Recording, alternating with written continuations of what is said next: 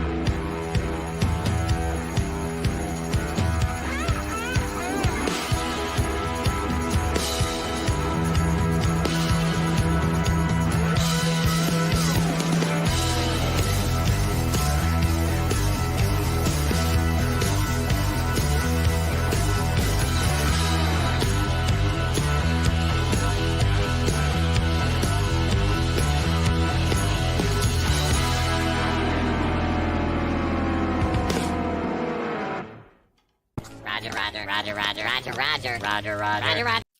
Hail and howdy to you folks, RogerRider here, the Ante here with an EUC, your Zero for Hire End host this evening. Welcome to Roger's Roundup.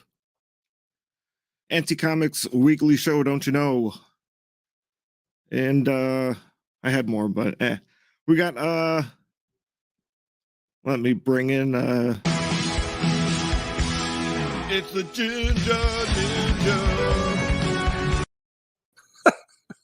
Hello, sir. How are you? Doing good. I wasn't ready for all that.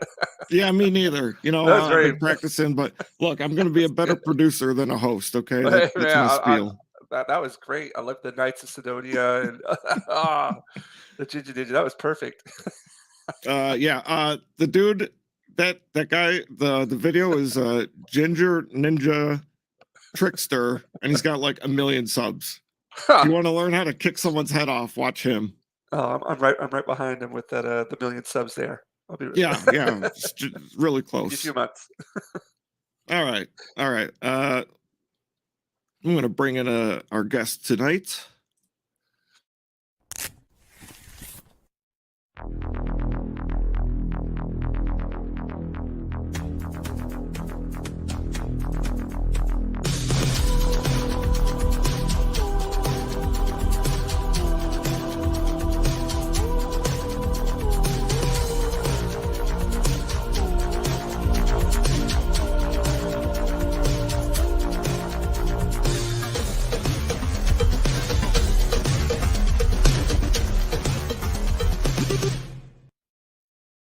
Hello, Shadowpunk. How you doing, sir? Hey, what's up, guys?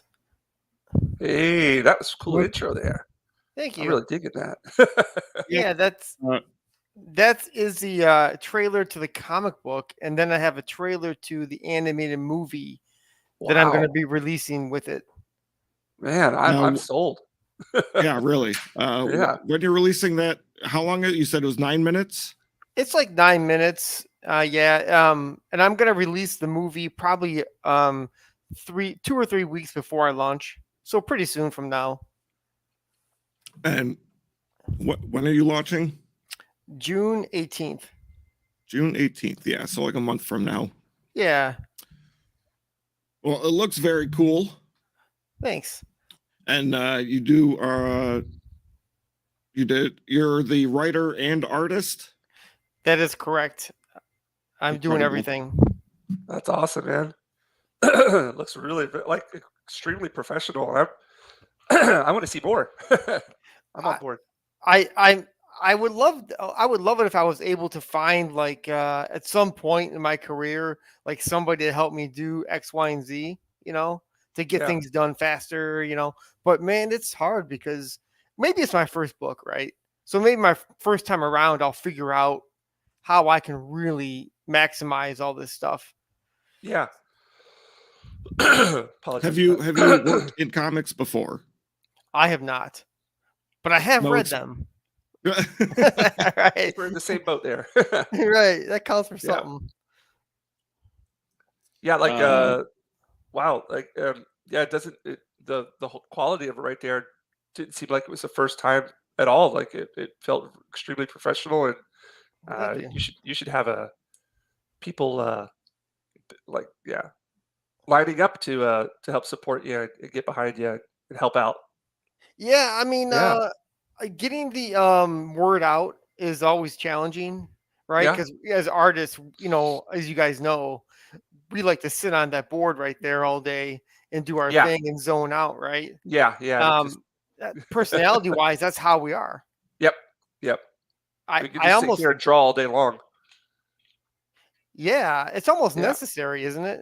It is. It's part of the game, and if you're not spending a lot of time doing this kind of thing, then at the drawing board, then it's not going to really kick off, is it?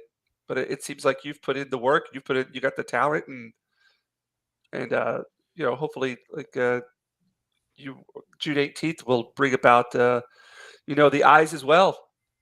Yeah, I'll tell you Yeah, something. I'm really excited for a couple reasons. Number one, I want to make the book and I want to see the fans enjoy it yeah, by yeah. backing it, But so I've actually been working on Shadowpunk for many years. The animated movie took me about 4 years to make. Holy cow! So I can't give you a reason as to why I did that. Right? Because I mean, no sensible person would do it the way I did it. It really doesn't make sense. But it's a passion. It really is. I've been living it and working the whole thing out. And uh, when I was making the animated movie, I wasn't going to make a comic book. Right, I would literally was just going to make the movie and maybe get a job doing animation, because use it as like a portfolio piece to get a good job. right. But I was always watching Ethan's streams. Hmm. YouTube plugged me into him, Right. and so I ended up when I was near the end of finishing the animated movie, I was like, wait a second, and it's been a long time since I've actually done that type of artwork, Yeah. drawing and whatnot, and inking, and so a friend of mine, I was talking to a friend of mine. He's like, well, why don't you just make a comic book and sell that? Oh, And he didn't know anything about Comicsgate, right. right? He has no idea what he's talking about. I don't think this guy's ever bought a comic book in his life, but he's also an artist. Uh-huh. So I'm like, that's not a bad idea. And he's like, you could even make like a figurine of your character and you can maybe sell Yeah. those, Yeah, definitely. Yeah. which is what I did. Oh, cool. Right. Yeah. Yeah. So, but he knew it was clear. It was evident to him, but it Uh-huh. wasn't clear to me at all. Right. I was Right. right. I was totally out of the loop. And so I thought about it and it just sunk in. I'm like, so what I did is I said, I'm really rusty at this stuff. What can I do? So I did a couple of versions of the character, drawing them and inking her. And then I came up with a strange approach to doing the artwork. Right. So I draw the stuff. So I do 3D work, right? So I build all my environments in 3D. Wow. The streets, I'll build them super Yeah. basic, like boxes Uh-huh. for buildings, right? But I use that as a template. But then the Uh-huh. characters, I'll draw the characters and I'll put those in the environments and work it out. But I realized that I could not ink it the normal way that you would ink something Uh-huh. because that is a whole nother level that I'd have to recall in my skills. Right. Right. It's almost like, the inking is is a whole art form unto itself. Yeah, I'm I'm going by the I check out what other people do, but I basically have my own approach to it. And it's just If I try to do exactly how the other people are doing it, I feel like I would have to spend years and years and years and years and years just learning how to do that. So I'm just kind of sticking with my style, if you know what I mean. Yeah. Yeah, yeah. So But I can understand what you're coming can I ask you, like in the Uh-huh. open, they had all the playing cards. Is that Yeah. Roger's work, or is that your work? Oh, that's my work. Yeah. Okay, We're yeah. working together. That Yeah, was yeah. Okay. promotional material we used out in Vegas Yeah. last year. Okay, yeah, those are really cool. I mean, Oh, thank you. the thing I really liked about it was the character work. Uh-huh. You have a lot of life and style in the work. Oh, I appreciate that. Appreciate that. There's a lot. It's not easy to do. Yeah, it's another thing too that you kind of this is like something I've been battling with as well, and Roger here can tell you. Okay. Like you want to you see all this really amazing stuff out there, and you're like, wow, I would love to draw exactly like that, or emulate that. But then in the end, you're like, you got to keep to your your style and your what's original to you. And what we're trying to work with is my original style and unique style, and try to just having confidence with that and promoting that, and sticking with it, and not trying to not trying to be exactly like everybody else. And it's just that style that that kind of thing has been going on since college. I studied art in college, and it takes me back to this one project we did, and we had to design these logos for a marathon. And I came in, I did this work that it was kind of loose, but it just felt very you know it felt very normal to do, very easy to do. And I brought him in. My professor was like, "Wow, these are great. Let's see the final, show me the final design next class." And for some stupid reason, I started looking at other people's. I was like, "Oh, I really like what they're doing there with that." And then I started changing my stuff, and I brought it in. He's like, "What happened to those original pieces that you showed me?" And I was like, I kind of went in a different direction. He's like, "Oh, that's a shame because I really liked what was going on there." And I find to this day, I still, battle that part of me that's like, "Hey, this is good and all, but why don't you try doing this?" But, I should just stick to like those playing cards. Those playing cards were it just was like, that's naturally how I draw. So, Well, you know what I mean? that Yeah. is the age-old dilemma. Is Yeah. that Yeah. the cool gesture drawing that you made that had so much life into it Yeah. disappears by the time you finish it, Yeah. Yeah. And right? it's like, yeah. Yeah. And, and, and one of the qualities about my work that people always, give me compliments about it, it's like it feels alive. It feels like there's kinetic, that movement to it.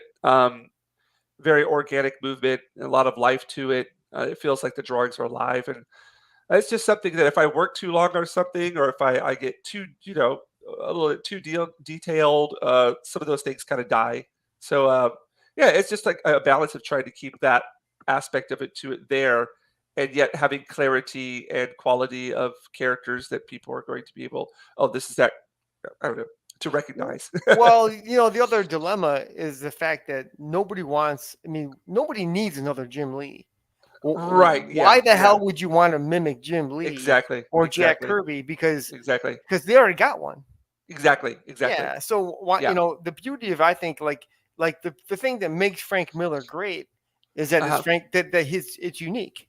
Yep. Who- Completely. And the beauty, and the problem is that one style could sell a million comics and another style would not. Yep. And Sells like 5. Yeah. well, that's a challenge, right? And I Yeah. think Yeah. as artists, like you have to go, okay, well, maybe I can try a little bit of what they're doing and see Right. if it Right. integrate it, Right. or Yep. but then it's tricky too, because then you end up, all of a sudden you've lost that thing that was great about it, right? So Yes. We're completely on the same level here. yeah, totally. And Yeah. Yeah. it's a dilemma of life, you just Yep. you are who you are, and you Yep. have to literally make that beautiful, I think.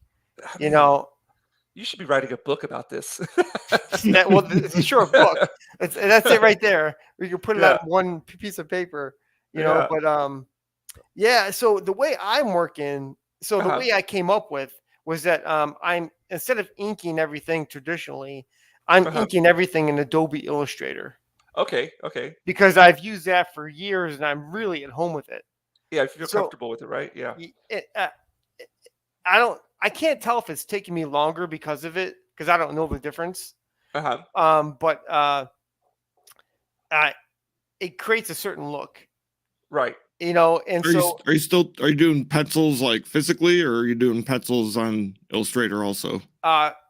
physically, yeah. When in the figure work, I've tried it both ways, and I found that my figures look better if in the ones where I draw them, because I think as an artist, you guys will know, like I can think faster with a pencil than I can with a mouse. Okay, yeah. So if I'm drawing like the clothing draping on somebody's arm, I can think that better faster than because I can't think that way with a mouse and connecting lines. I mean, I can, but it doesn't look nearly as good. So, but that's part of the learning out process, right?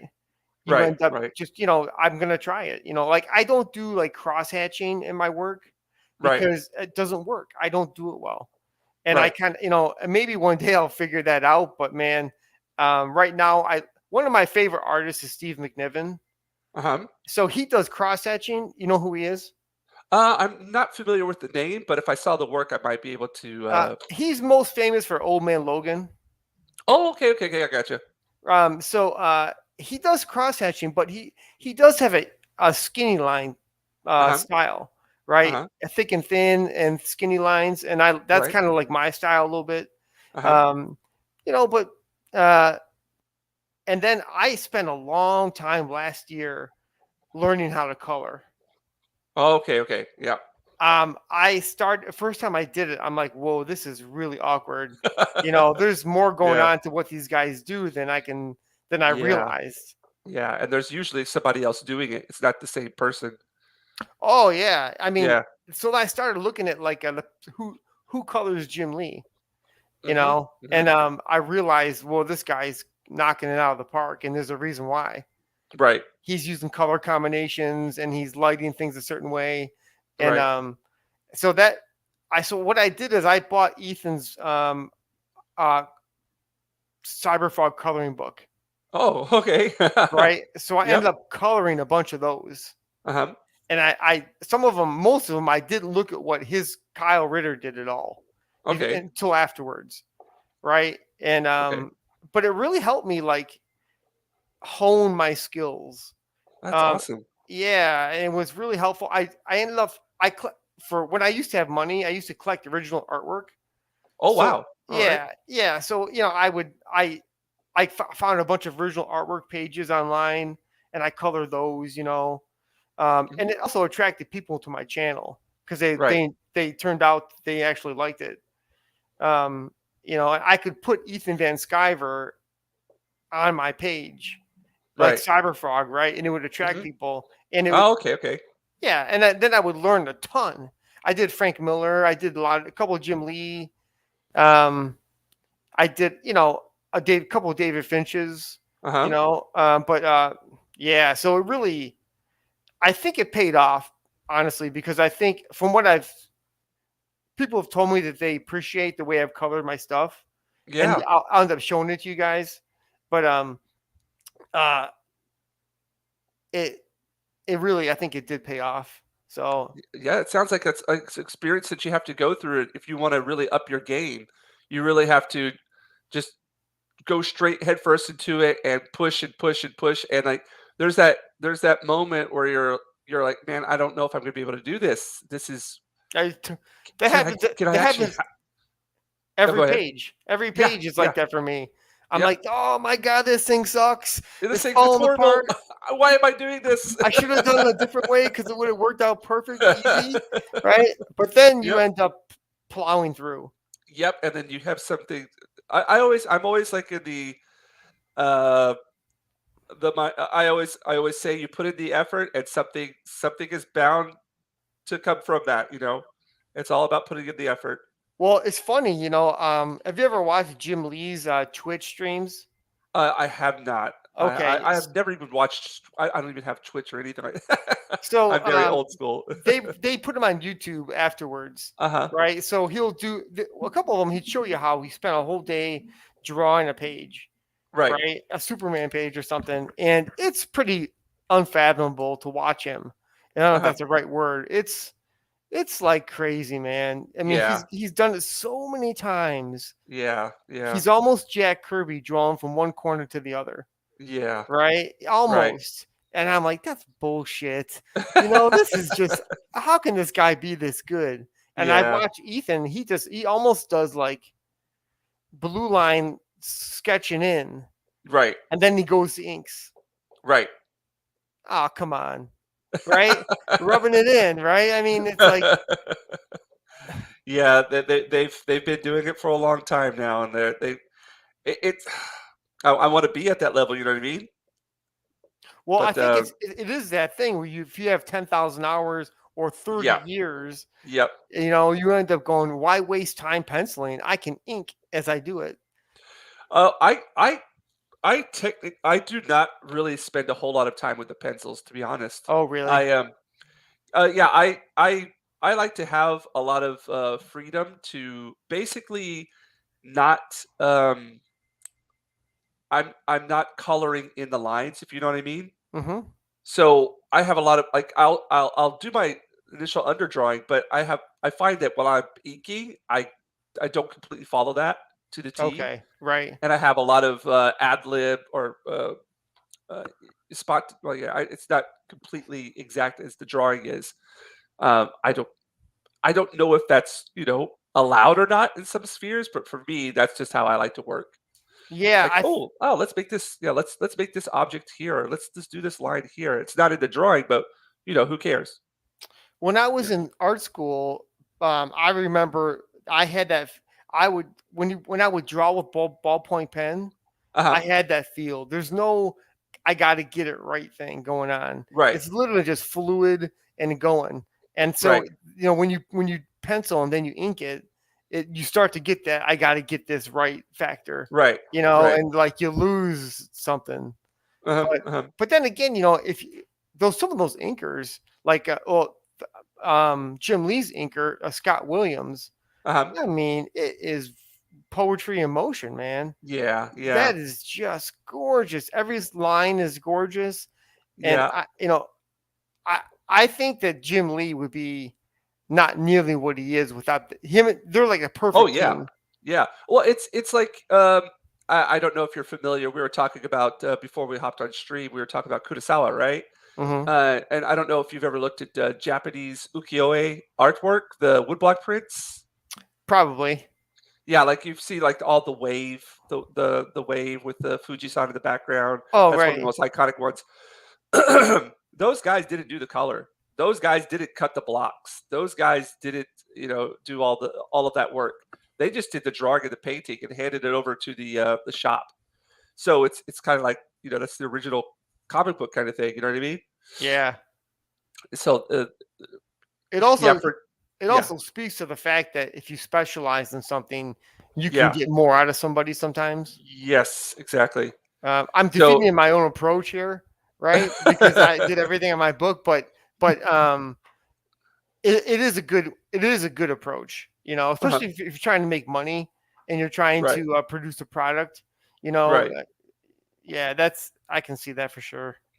Yeah, like for us, I think in our sphere, since you're doing this independently, and I'm doing this independently as well. Roger and I've called him Roger. I don't know what to call him. Whatever, it's Um, all good. yeah, we're doing this independently, so we don't really have much of a choice. Sure. You got to work to our our skills, and then that's all we can do. But man, that intro I was just sitting there like mouth agape, just staring at it, going, "Wow, where did they get Well, this video from?"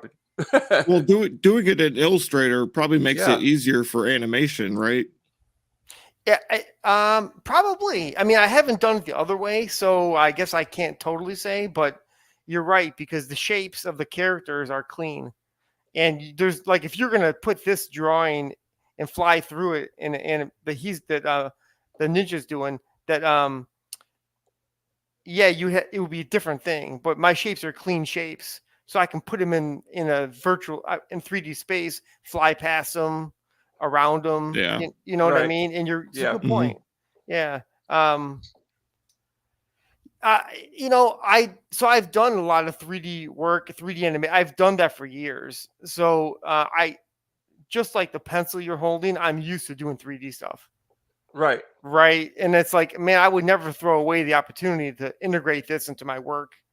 And it's so helpful. So you know how like people have the wooden figures that you can pose? Yes. Yeah, I've got some of those over in the other room. So I have those in 3D. Oh, okay. Oh, yeah. So I can put multiple characters in one scene Okay. and lay it out, right? And draw that.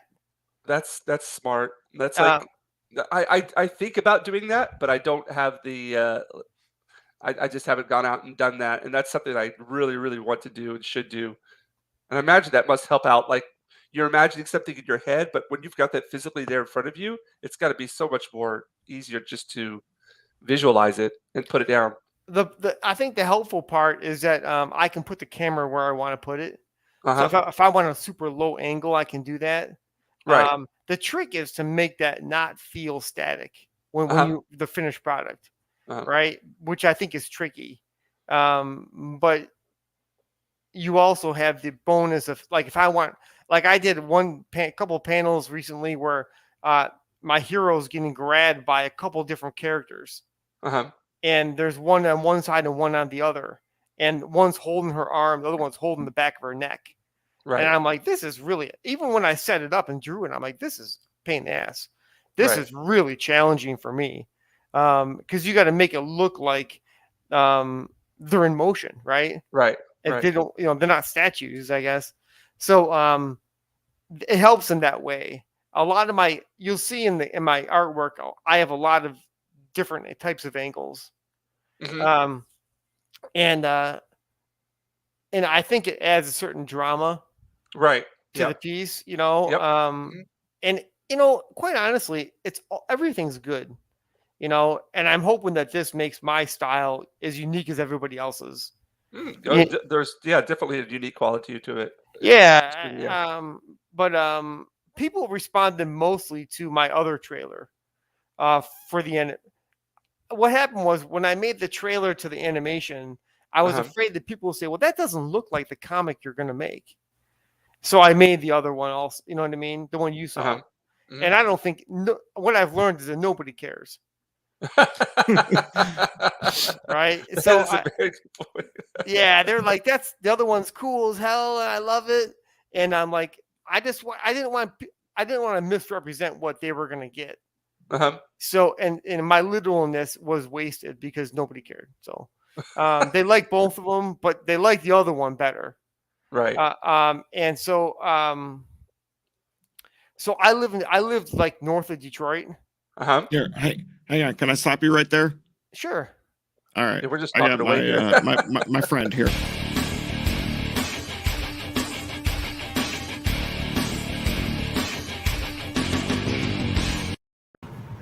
Hello, Chris from Sizzle Rock. How you doing, bud? Can you hear me? Yeah. Yeah. You guys hear me? Hey, Yeah, what's up? What's up? What's going on, guys? Welcome. How are How you? much? We got another boy from the Detroit area. Yeah, Oh, cool. yeah. Metro Detroit. Yeah, I'm in Berkeley. Okay. Yeah. I used to work at Mr. J's. Nice. Where's that? What is it, like Maine and like Oh, Royal Oak. no, it was in Berkeley. Mr. J's.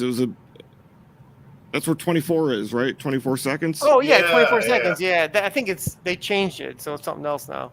But Oh, yeah, really? I live right around I can walk there.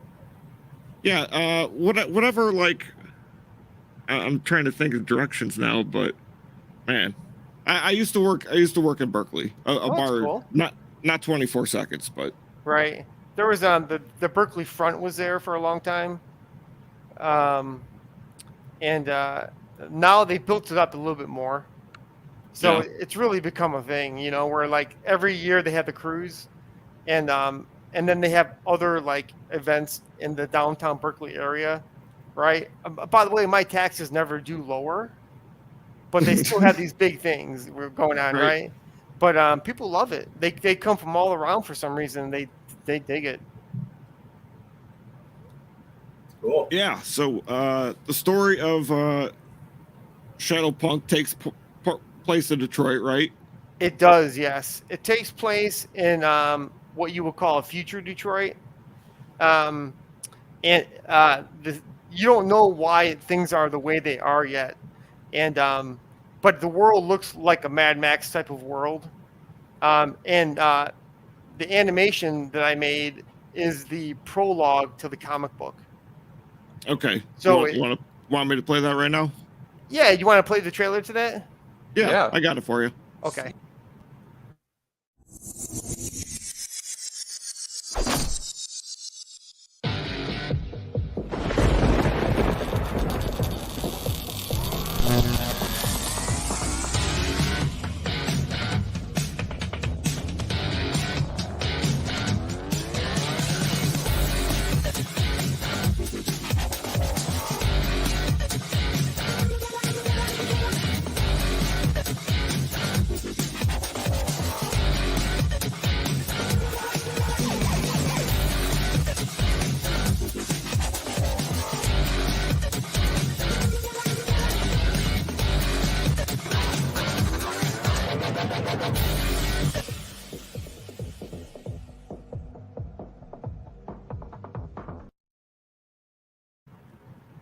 That is so cool. Awesome, good. man. Thanks. Yeah. Yeah. Man, who needs Hollywood? So what made you switch from animation to comics? Well, like I said, I thought about getting. So I didn't know how to do character animation before I made it at all. So, which is totally different than I did motion graphics for my job, but which is totally different. It's 100% a new thing. So when I finished the animated movie, I was gonna use it to get a job, and the whole whatever thing that happened a couple years ago screwed up everything, and I wasn't going to be leaving my house and get a job in some other city anytime soon, right? So like I said, I talked to a friend of mine, and I had been watching Ethan's streams, and I thought, could I possibly do a comic book? Yeah, I don't even know if I can. And I sat down for weeks and figured out if I could draw it, ink it, and color it, and I thought I can do it. And I like the idea of creating my own character, my own intellectual property. I love that. I mean, let's be honest. We all read comic books. We all love the idea of doing things like that. Yeah, that's.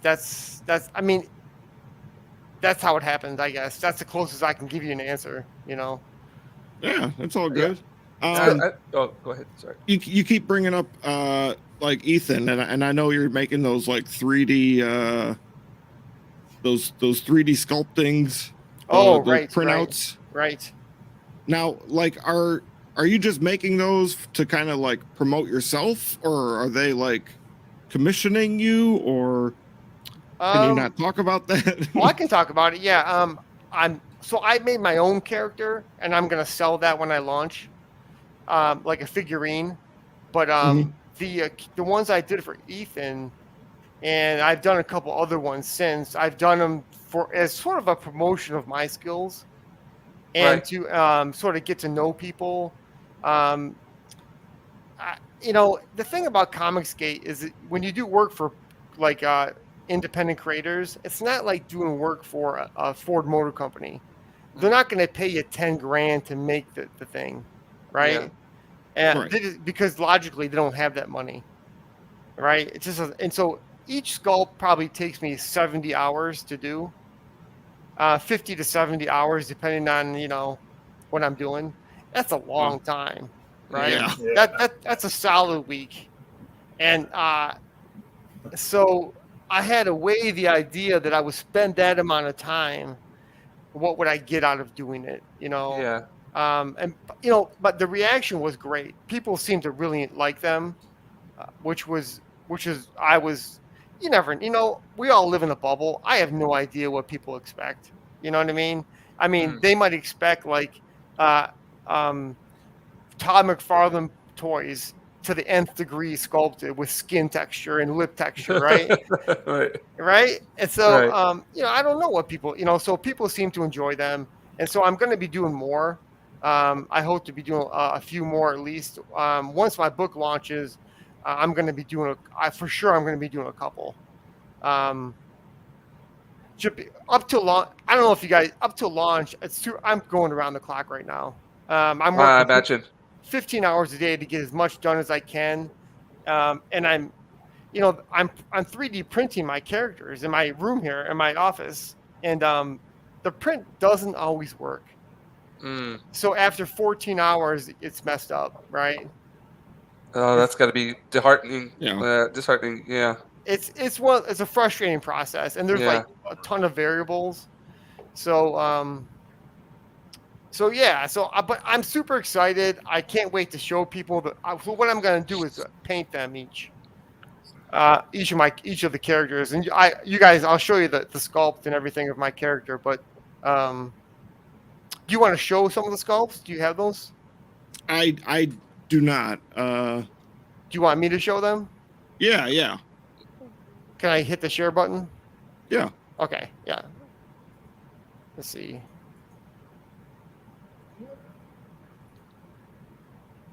All right.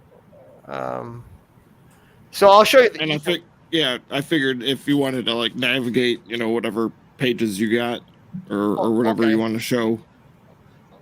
So here's the Cyberfrog one. Let's check this out. You're not shared yet. Oh, you can't see it? No, you gotta like. I'm sorry. You're right. Hold on. Yeah. I gotta hit that thing. Hit it. There you go. There you go. Oh, neato. Wow, you did these? Yeah. This is the one I copied his cover, which is probably like right there or something, right? Although you're looking down from his higher up, but yeah, I just Wow. Impressive. And so I'm doing a raffle giveaway. I painted him, and then right now people that retweet my pinned tweet are gonna get entered into a raffle to get the finished one. Awesome. Yeah. And people love it, right? People enjoy it. I did a lot of Cyberfrogs on Twitter, Right. Cyberfrog fans. Here's the Salamandroid. Holy cow. That is detailed. Yeah. I love that. That is awesome. Yeah, he's You're not afraid to like have him midair, like very dynamic, very. Yeah. Yeah, I mean, I've never done any sculpture in my life, honestly. And so when I sat a few years ago, I started making my own characters for HeroClix, which is like a tabletop superhero game, right? So, You said Hero Quest? I'm sorry, HeroClix. HeroClix. Right. Yeah. So it's like chess with superheroes. Oh, neat. But you have, instead of a chessboard, you have a board that looks like a city or a bat cave, So anyway, I spent a lot of time learning how to do that process. And I got somewhat good at making the characters, right? And I love the idea of capturing the motion, so it doesn't feel static. Yeah. And which is challenging. It's not, it doesn't always work, and I have to struggle sometimes to make that happen, Here is my character. It's my character. Whoa. Oh, neato. And this is Shadowpunk? This is Shadowpunk, yep. So she's got this suit that she wears, and she has you guys ever watch Batman Beyond? I never Couple watched. I watched episodes. Batman. I watched the original series, the Batman the animated series, but I never watched Beyond. So in the series, Batman is old, and Yeah, yeah. he has a young kid he's a mentor to the young kid who now wears the new suit. Is that Batwing? No, it's literally there is a Batwing, but Yeah. this is just Batman Beyond. So anyway, in Okay. the story, she has a mentor as well, Mhm. and he is the guy that's been fighting the good fight for a long time, but he's too old now, and Right. so he's gonna make the tech to help him to use her to help fight the people that are running the city. Okay. So her goal is that she has lost her family. Mhm. She's stranded in the ruins of Detroit, and she's living like a rat almost. Okay. And she's trying to find her family and get connected to them again. And what you find out through the story is that the guild that runs the city, the corrupt guild, they have Uh-huh. something to do with it. But Oh, they have okay, something fine. to do. So that's kind of the quick summary. But so this is I did this one for Mandy Summers, and this is her gem Oh, shock that's character. oh, cool. Wow. Now, you do this, okay? Because I don't know. Do they?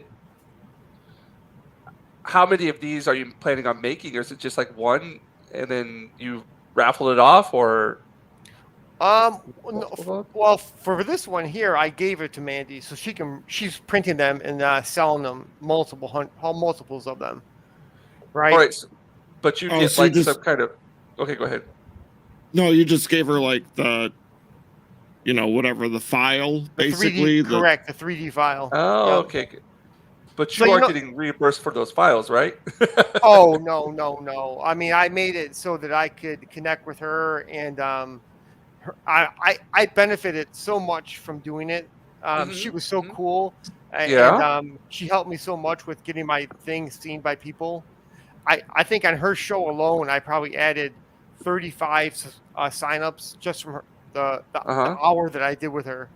Okay. So sign-ups for your Very comic book. cool. Yeah, that's awesome. Yeah. Nice. And then I'll show you the last one. I'll show you is I did this one. Come bearing gifts, as they say. I mean, it's a win-win for everybody, you know. Yeah, true. Yeah. I did this for Tiger Blue. Oh, neato. I don't know if you've seen the comic book Tiger Blue. No, I haven't. He launched the first one maybe 2 months ago or something. I don't know. But it's really cool, man. And this is his main character is like a samurai tiger guy. Uh-huh. And so created by Nazi scientists, right? But now he's breaking away and taking them on, kind of thing. And it's really kick-ass. And so he asked me to do this one for him, and he's in the process of printing them, getting somebody to print them. So Neato. yeah, They made a pretty cool like animated trailer too. yes. And his thing was really kick-ass. Everythdo about that thing is really kick-ass, to be honest with you. You're still sharing that. You want to stop or? Do you want me to show you my pages? Yeah, for sure. So this is a promo I made for the animated movie. So this is the girl, and then she becomes Shadowpunk, Uh-huh. right? And so in the story, she's traveling with her family, and they're in like wagons, and they're in this like wasteland kind of a deal, and so so this is just a promo. So here's a couple of pages from the book itself. Wow. Yeah, I like Yeah, that. these are extremely dynamic. Yeah. Those colors. Yeah. So red and blue is my color scheme, Uh-huh. obviously. And it took a while for me to get there because I color things naturally at first, and I was like, I did a lot of these promo images, like this one here, right? Blue. Red and blue, and I learned when I was doing it that I like that. So when I first colored the pages, they were natural colored, and then I'm going back and making everything the color scheme. That's awesome, man. Low spec Linux laptop. Welcome. Wants to know: do you design in Blender and 3D print? Actually, I had that was a question I actually was going to ask about Blender. I use 3ds Max and I use Mudbox. Okay. But I guess I could use Blender. I use Blender to do the edits of all my stuff because Blender does everything, right? Yeah. I mean, it does a good fair amount of stuff. And it's free. Yeah. I mean, I like that part. Yeah, for sure. I think everyone does. That's nice. So I've used 3ds Max and Mudbox and Motion Builder for a long time. Okay. So those are kind of my go-tos, but they're all equal, I guess. I mean, I think ZBrush is kind of the pinnacle of character sculpting. It has the most tools, but Sure. it is what it is, Yeah. So let's see if I can show you some other pages here. So here's a promo I did, and this is for when I launch. Here's another promo I did, and I really like the idea of integrating the text inside like the actual scene. That's That neat. is kind of cool. It kind of reminds me of the Into the Multiverse or the Spider-Verse. Sorry. Oh, does it really? Well, how they integrated text within their the animation in that. Oh, okay. okay. Especially when he was doing like the graffiti and spray paint, and then just other parts. It was really cool how. In college, I took typography and things. It was always cool to see how typography is integrated within those shots. An appreciation for the form of text. Right. Yeah. I mean, I kind of use like Jim Steranko's Hulk, where he's holding, right? Yeah. I mean, yeah. I'm gonna do something like that because That I is love that stuff. Yeah. It's a merging of graphic with organic things. Yep. So this guy on the left here is the guy that controls the city. Yeah, this is a promo I did for the whole comic book. I don't know if you can see it, but this is probably the one I did where I'm like, yes, I think I can do red and blue over the whole comic book. Yeah, you've definitely zoned in on it. You've got the color scheme. You've hit it out of the park. Like you're talented, dude. Thank you. Well, I think I can say the same for you, but I appreciate that. I bow to you. So this guy here is her mentor.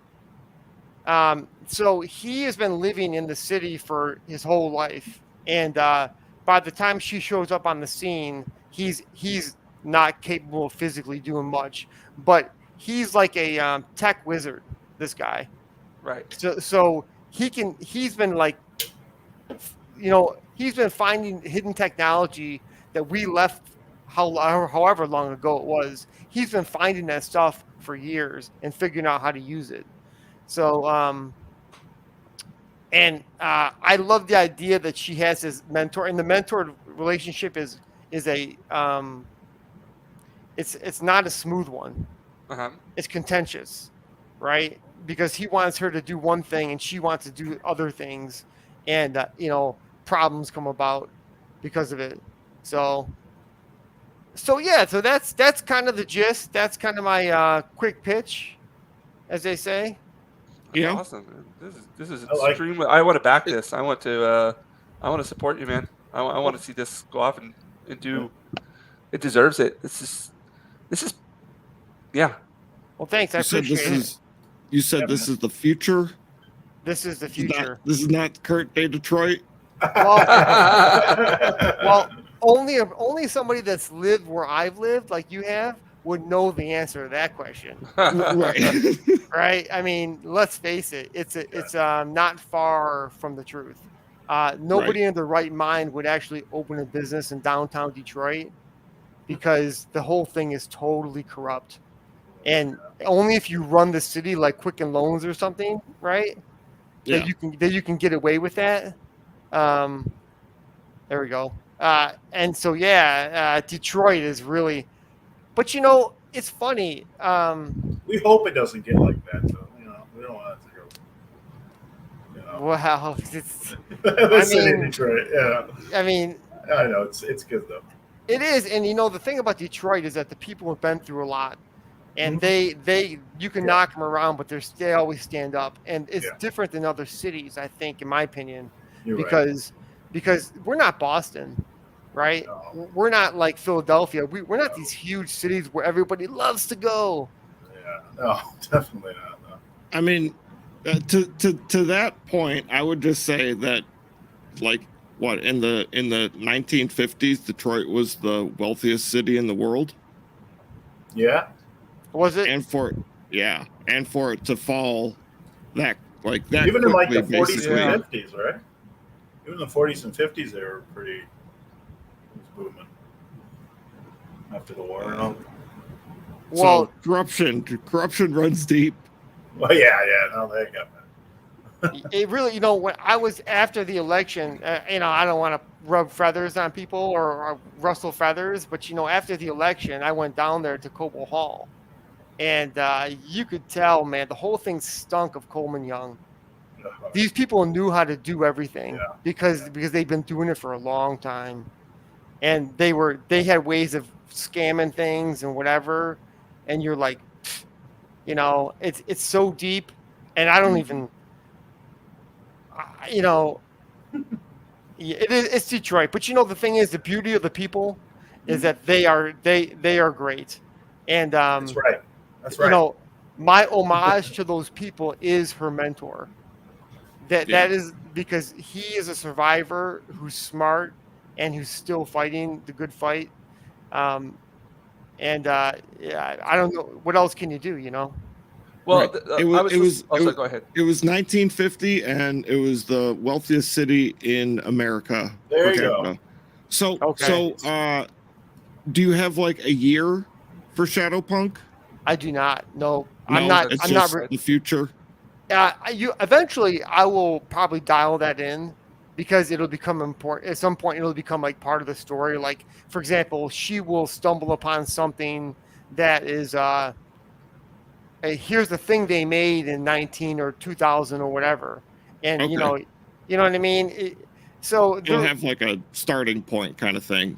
yeah, it's not necessary now because the story's just starting.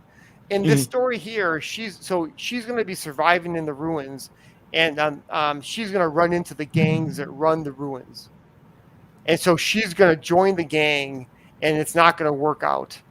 And in the process of her world falling to pieces even more, she's going to find her mentor, and then they're going to come up with a way to find her family and fight the guild at the same time. That's kind of the idea. Very cool. How important is the prologue to like just starting reading the book? You know what I mean? You don't have to watch the prologue because the comic book will explain most everything. But the beauty of the prologue animation is that you kind of learn something about her, right? Her personality. So in the prologue, she's kind of she's not a tomboy, but she's not a typical follow the rules girl. And her mother wants her to do it and help her out and do these things and solve these problems while they're all traveling across the country. In the animation, the story, so the family's been promised like a land of milk and honey somewhere, and they Kind of like frontier, yeah. Exactly, like a frontier, like Oregon Trail type thing. And Yeah. so there's a caravan of all these families traveling, and they in the story they go off a totally different path that they were supposed to go on, and at the as you're watching the movie, you might realize that something's up, right? That there's more to it. There's something wrong, And when I was doing the animation, I actually did an animatic for 30 minutes. And I realized, because I'm a moron, that I couldn't do 30 minutes and ever finish it. Right? I was right. And I was in like, your lifetime, at least. in my Right. lifetime. And I'm like, so okay, I've got to cut this down to like a third. And so I leave you on a cliffhanger at the end. And so you know, her family, she's not separated from her family yet. What I might end up doing is, if people enjoy the story, I might end up doing that story in the comic book. You know, the rest of it, showing you how she was separated from her family. You know, because it's important to maybe, I don't know, learn her motivation. So one of the things I did when I was doing the animation is I had my friends and family do the voices of the characters. Oh, neat. Yeah. And so I tried a bunch of different people, and then I found my friend, his wife, and his daughter. She did the girl, and then they did the mother and father. So they're not actors, right? I mean, it's just like us doing voices kind of a thing. But I benefited from the fact that their voices sounded similar together, right? They actually, they are a family, so they really, I had that quality. Cool. Yeah, they got some of the same kind of vocal or speech pattern, right? Yeah. Yeah, totally. But they thought I was crazy. They were like, okay, I'm coming back tomorrow. I need you to reread this, but I need you to do it different. Or I have a whole list of new dialogue that I'm gonna want you to do. And they're like, oh, okay. And they did that for a couple years, you know. And I paid her every time I got her to do it for me, the voiceover, because, you know, she could tell she was like, you know, what's going on here? You know, this is kooky. How many times can I say this one line over and over again? Right? I'm like Stanley Kubrick. I'm like, do it again. You know, I don't know what I want, but I want something different, right? So give me options. But yeah. So I don't know if that answers your question, but I forgot what the question was. yeah. It's going along with the story here. But it's a crazy thing, man. I mean, the CG community is pretty cool.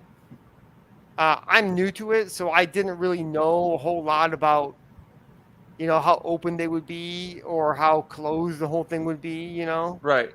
Yeah, it's weird. Like I've been hanging out in the chats, trying to learn from people. Not, you know, I haven't been on Mandy Summers like you, but maybe one day. One day. It just, like, to me, it feels weird to be like, oh yeah, I'm you know, we're CG, when it's like we haven't put a book out, or like no one knows who we are, kind of thing. It's just like, you know, it's just weird. You know, I think of CG. I think of CG as, like, you know, the Kings, basically, like people that used to be in, you know, mainstream comics, got kicked out and started doing independent. I mean, I got nothing against them or nothing. It's just, but that is what it is, right? That's, I mean, but you know, the other part of that too is that we wouldn't have it unless they did it. Yeah, exactly. Right. So it's a big boost to us, even if we're not connected to them, or, but you know, there's also this thing where, let's just say, Tiger Blue, like, or the one I just showed you, right? Like that takes off and people love it, right? So I think we kind of benefit from that as creators, because more eyes come to it. There's a lot of people that are just Ethan fans, right? They're not into anything else except Cyberfrog, but some of them are, and some of them I've gotten to be like fans of my stuff. Luckily, I put, you know, they saw that I did Cyberfrog coloring, and they saw that I did the Cyberfrog miniature. You know, some of them might come over, you know. I mean, I think your stuff stands out on its own. Just the color scheme and, you know, the line work. It's different, but it's good. You know what I mean? Like, it's eye catching. It's just, it's I clean appreciate looking. that, because, you know, I'm in, like, I cannot see the forest for the trees at all. Uh-huh. Right? Because the artists usually can't. You're stuck. you know, and you're like, I'm looking at that board all day, and I don't know if people like it or not, right? And you go, well, it's not Michelangelo, so why would people like it? That's the challenge, isn't it? I mean, Well, but it's nice that people do, so I appreciate that. Yeah, no problem.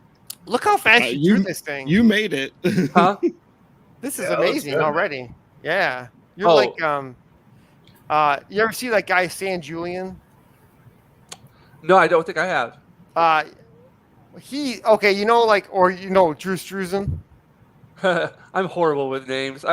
Oh. Okay, so I'm kind of in the same boat. I'll just give you a little. A couple of years ago, I started drawing comics. Before that, I got out of the comic world since the late 1990s. We're talking about like when Spawn first kicked off. A couple of years after that, I just stopped reading.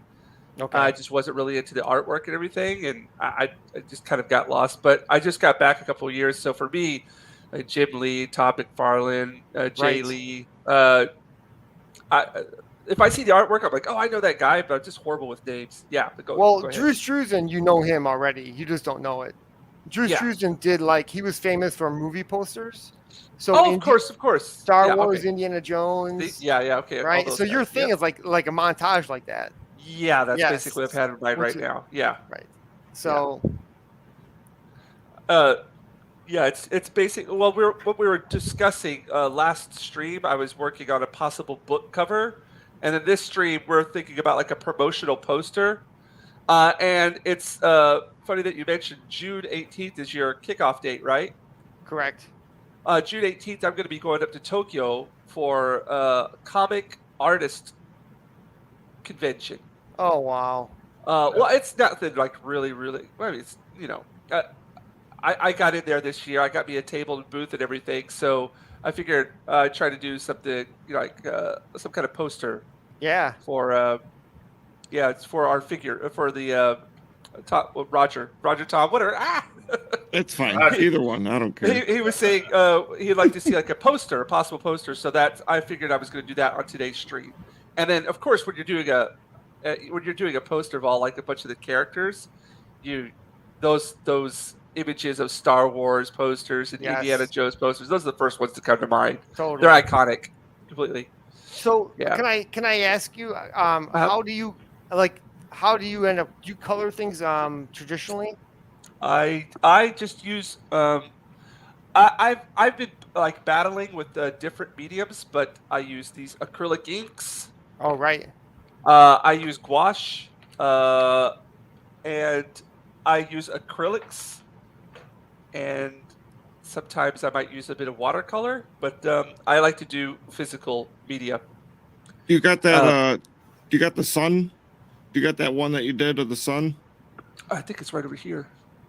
Hold on a second. Oh no, these are storyboards. Whoops. Huh? Okay, it's on this side. Hold on a second. I haven't colored it, but Yeah. So I'm kind of. I got the sign up page going, but I signed up on it. well, thank you. I Yeah, appreciate absolutely. that. Yeah.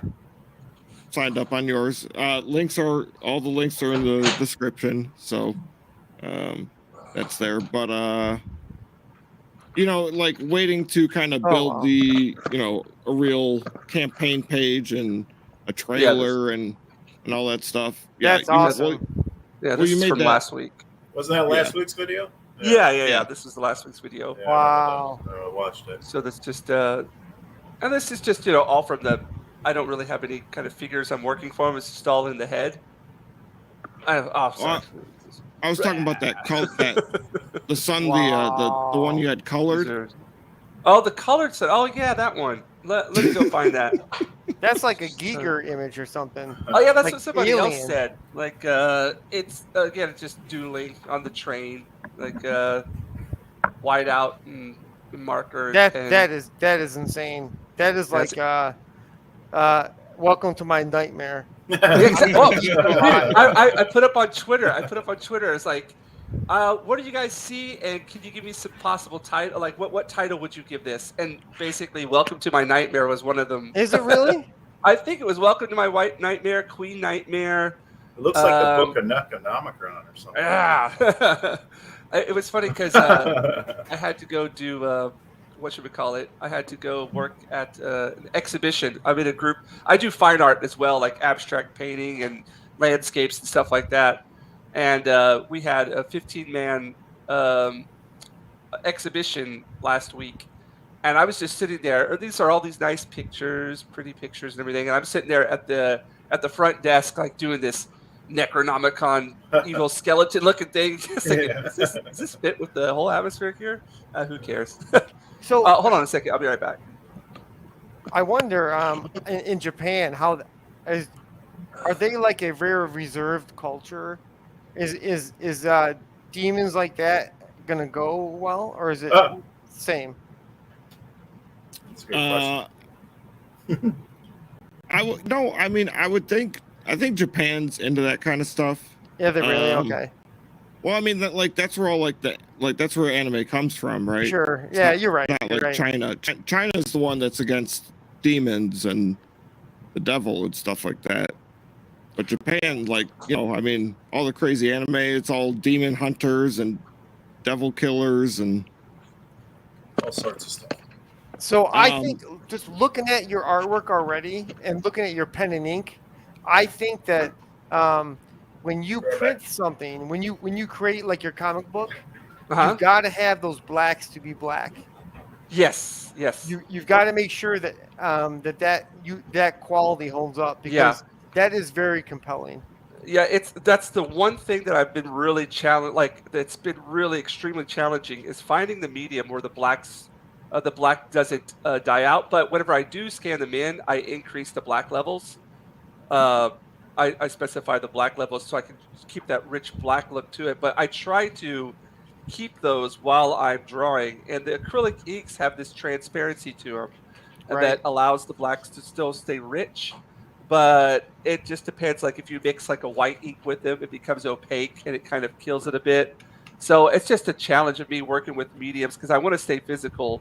I've even been thinking about like keeping the black and whites and like printing those out on some kind of transparent thing, and then doing colors underneath, and then like layering them over that. It's just a work in progress right now. Well, can I ask you this? Can I ask you something?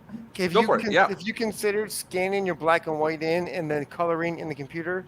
I have. Oh, well, coloring computer.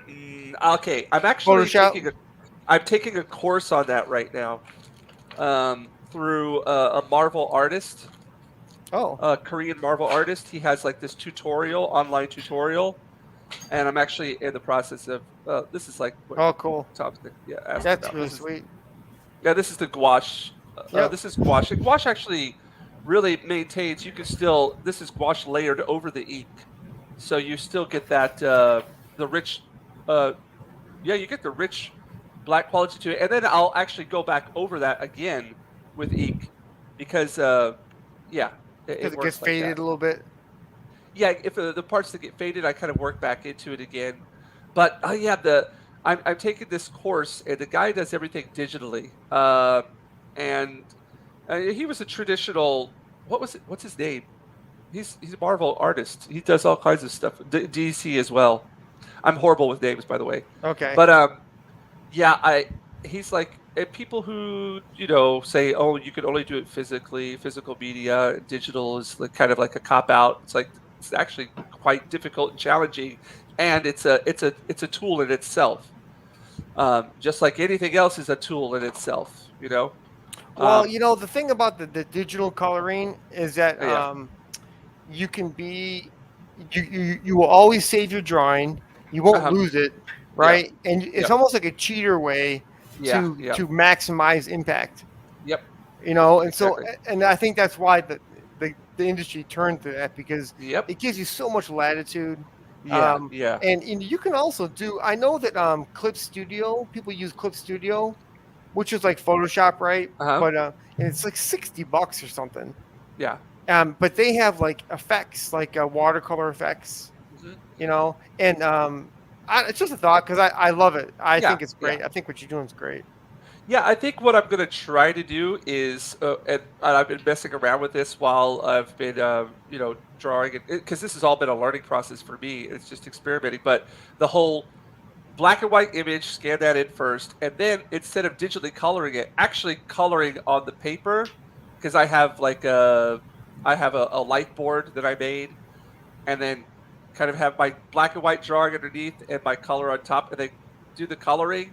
That's what they did for Batman Year One, the comic book. They went Right. back and recolored it. So they basically each cell, each panel, they went in there and they physically colored it and then scanned that in and then had the black and white overlay it, which looks great. So I don't know, it's something I could try myself as Well, well. the other Yeah. the other idea would be Uh-huh. also I wouldn't do this for me Uh-huh. because my style doesn't work that way. Right. But you could pull off a black and white book. I see. That's another thing. Everybody around me is like, man, black and white, and it just looks so rich. And I feel too, my black and white has so much more strength to it. And then when I add the colors, it loses something.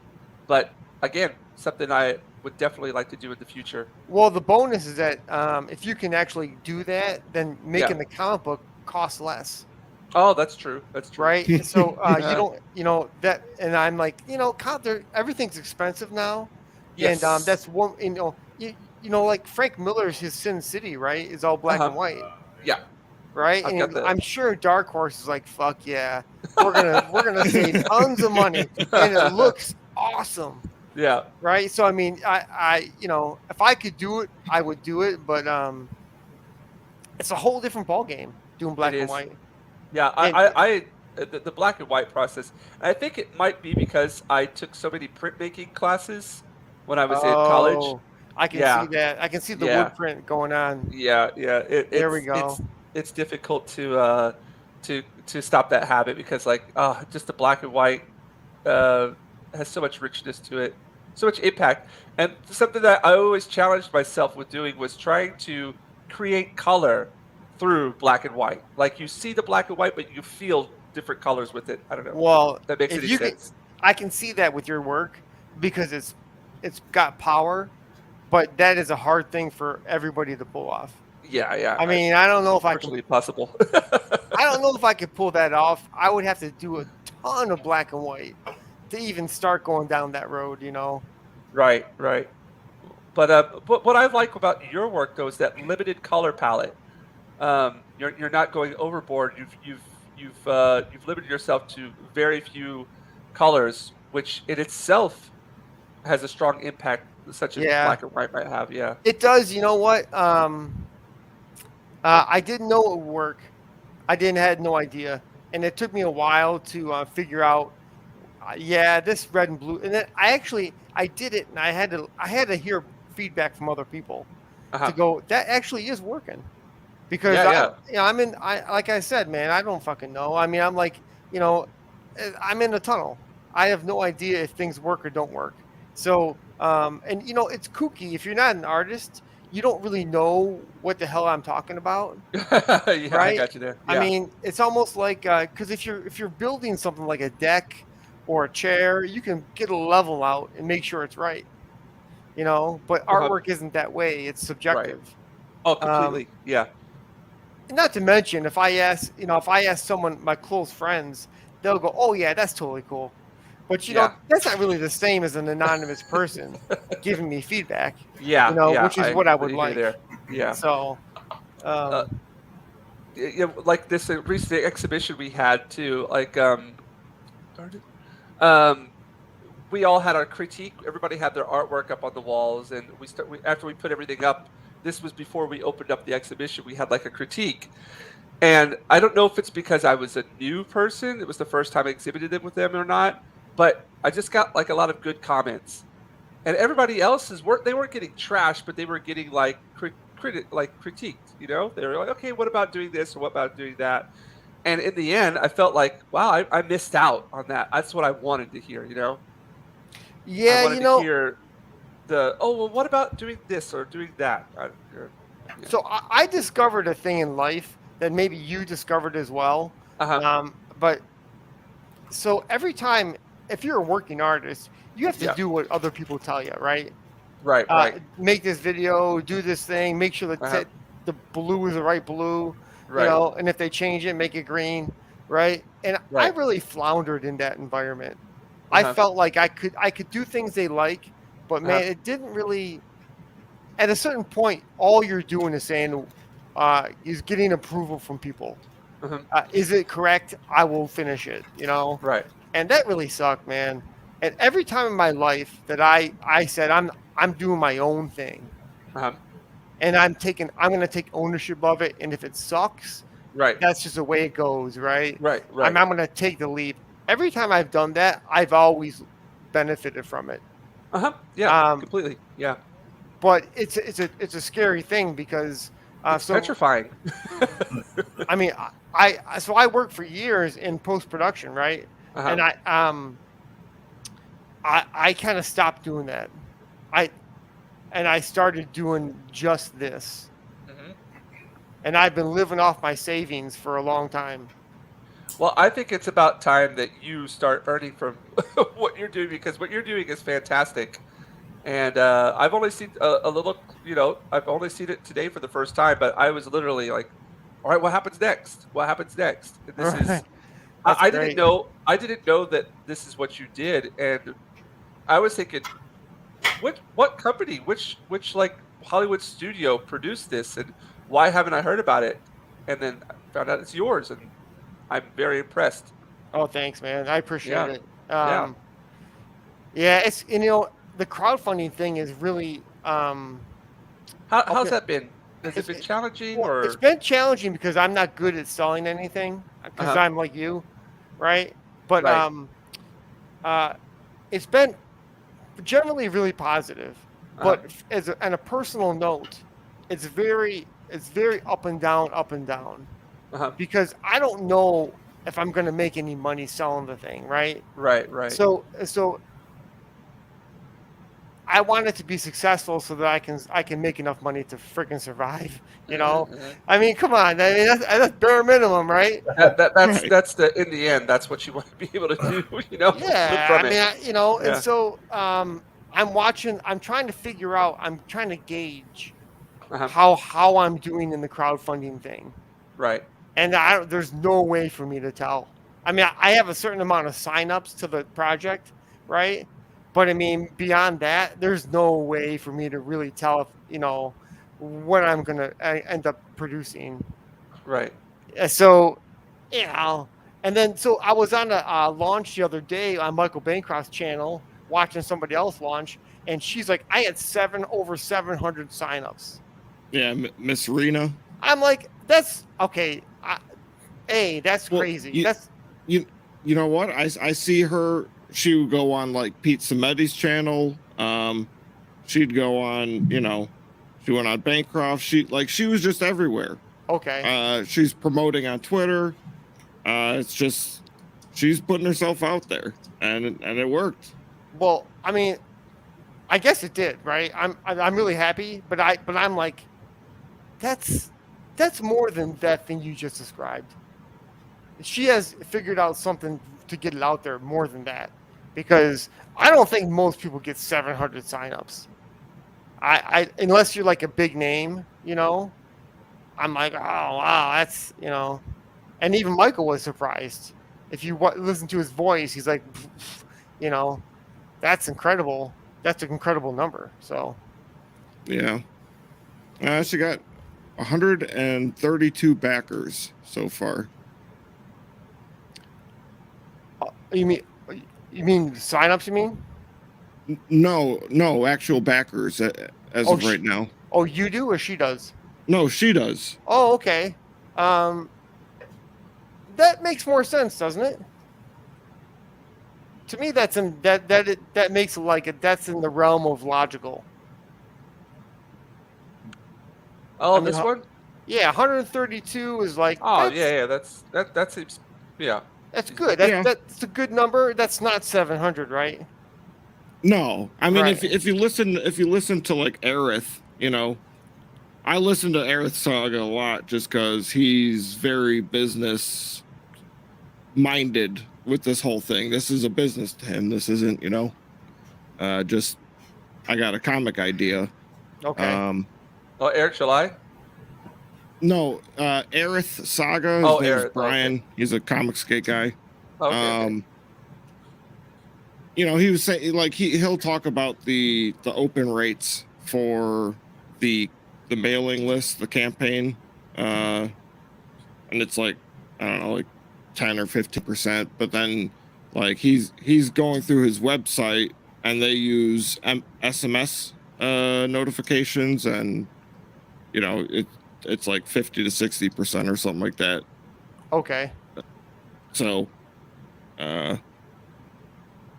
Well, I'm wondering if I should. I have not used my mailing list yet.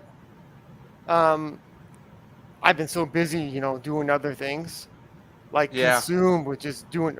But I'm thinking I maybe I ought to like use the signups I have to send out the word. Does it make a difference? I mean, is it something I should do after?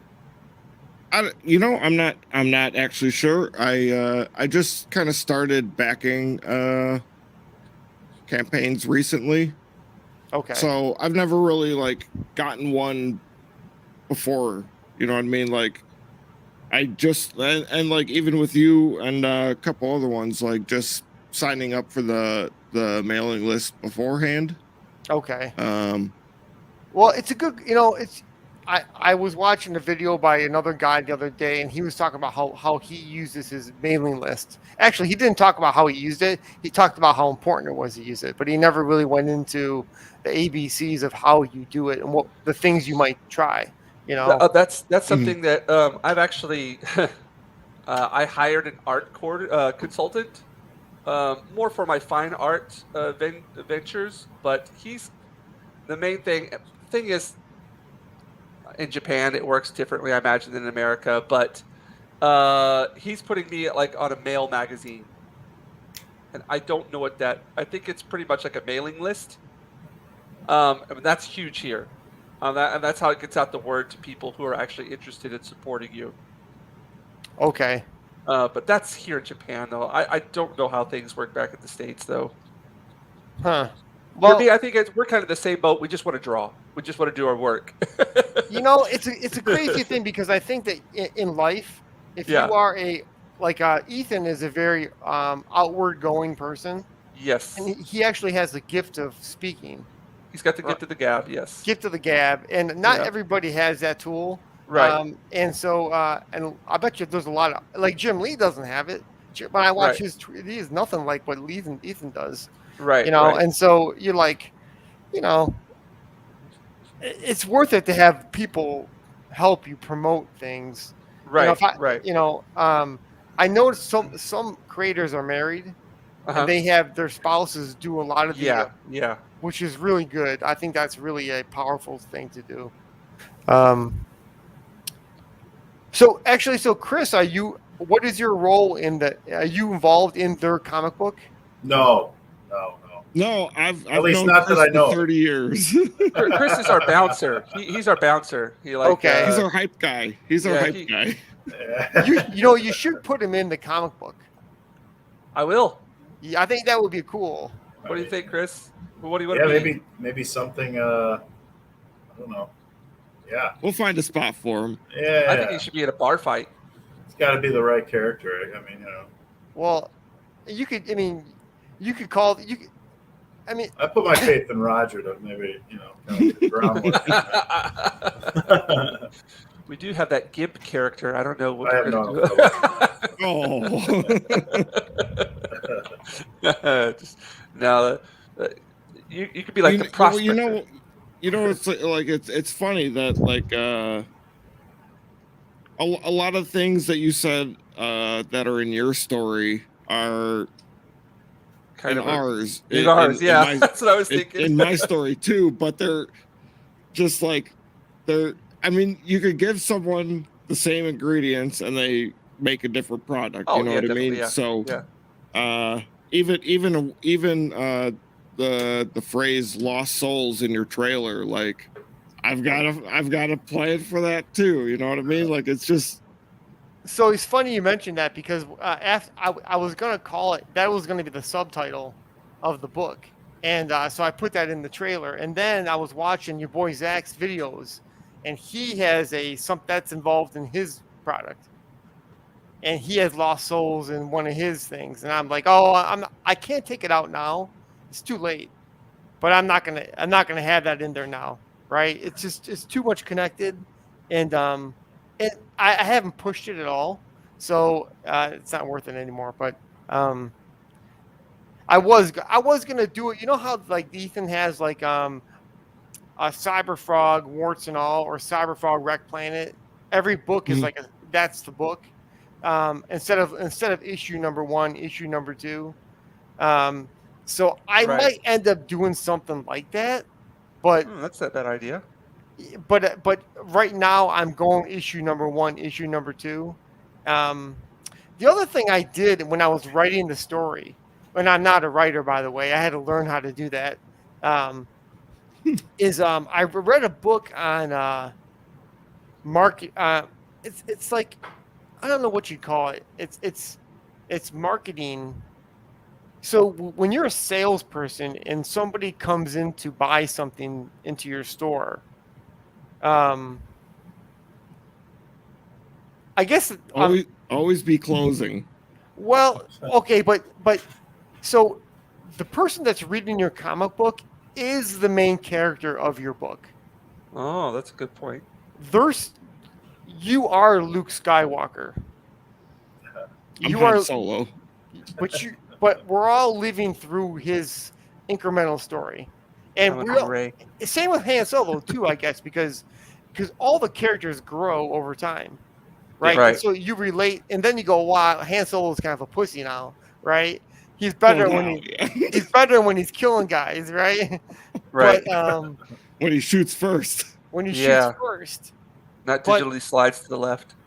But it was like a thing I took note of that.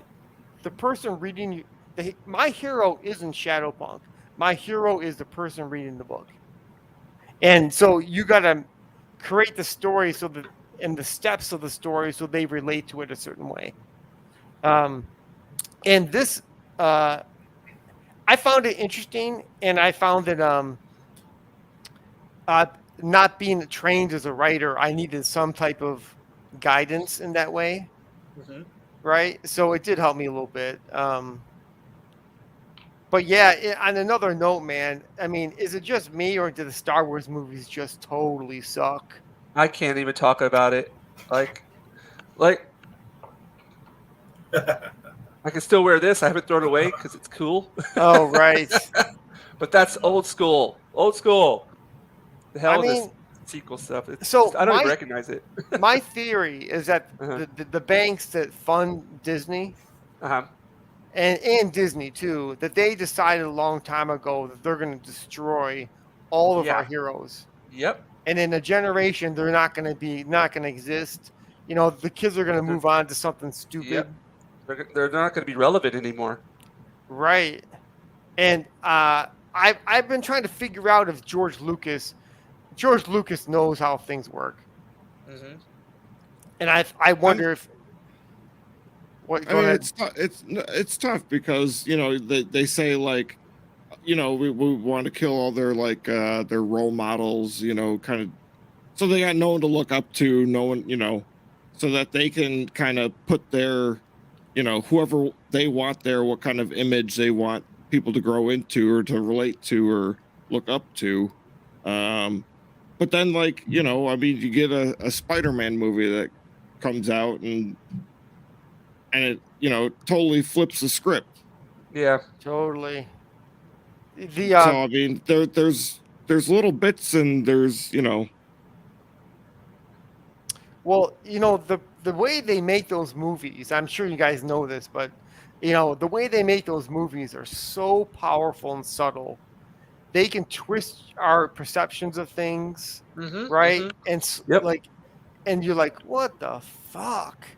I mean, and there's things working on your brain. It's like the story goes in through your eyes, but the bullshit ideas come in through the back of your head, right? Right. and you don't know it until years later, and you're like, oh, I think this about this, and then you Mhm. realize that it's somewhere along the way that seed was planted. Yep. And It's it's extremely subtle, but it's there. it's and it once you see it, it's like those paintings where with all the dots, Uh-huh. where you can't see the sailboat, but I can see the sailboat, Yeah. right? And I'm like, Yep. once you see it, you can see It's a the scooter. bullshit they're doing. Yeah, Yeah, you you can't know, unsee it either. you can't unsee it, and it's really like disheartening because I'll watch all these old movies that we grew up watching, Yeah. and now I'm watching them, and I still like them, but they're all tainted. Mhm. They're all tainted because they're layered with all this stuff. Yeah. Alien is a good example, Oh yeah.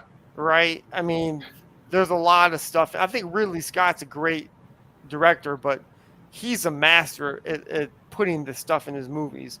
Jim Cameron's another one. I was watching this is I don't know how in tune you guys are with this type of thinking. So, I'm not saying you should believe me at all.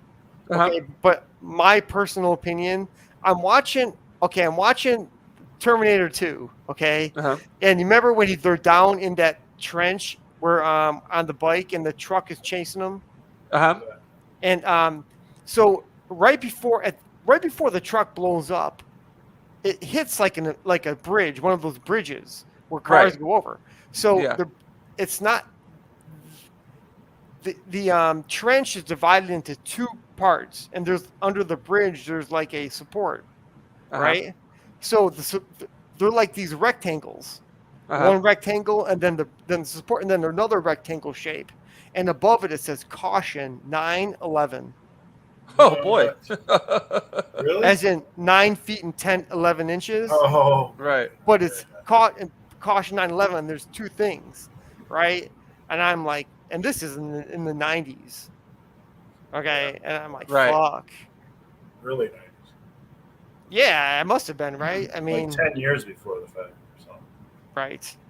And there's other stuff like that in the media. There's that. I don't know if you ever seen that Supertramp cover for their album.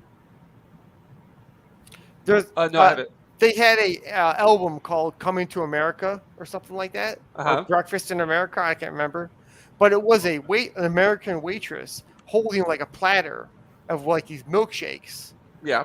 Okay, and so it says Supertramp, and then it looks like it's Manhattan, but everything's made out of white plastic shapes, almost not real Uh-huh. buildings. So when you look at it in a mirror, you can see 9/11, and there's two towers right below it. Huh. It's weird, So- isn't it? When you see it, you gotta take a double take, and you're like, "This is fucked up." I Yeah. don't know, man. We could go off onto some really crazy theories about this Totally, kind of stuff. Like, is Yeah. this actually reality? Are we in some kind of, is this all a conspiracy, or is this actually some kind of, are we being programmed? I don't know, man. It's Well- interesting to think about those kind of things, though. It's good for stories too. So I'll tell you one real quick one, and then you can Yeah. like barf on me when I tell you it because it's Okay. stupid. Okay, Uh-huh. but so have you guys ever watched the movie 2001: Of course. Space Odyssey? Yeah. Okay, Yeah. you guys remember there was that black rectangle thing? Yeah. Was it the monolith? I was gonna say, do you remember the name of it? Monolith. Yeah. Monolith. You know why it's Yeah. called the monolith? I do not know. The reason I it's mean, called.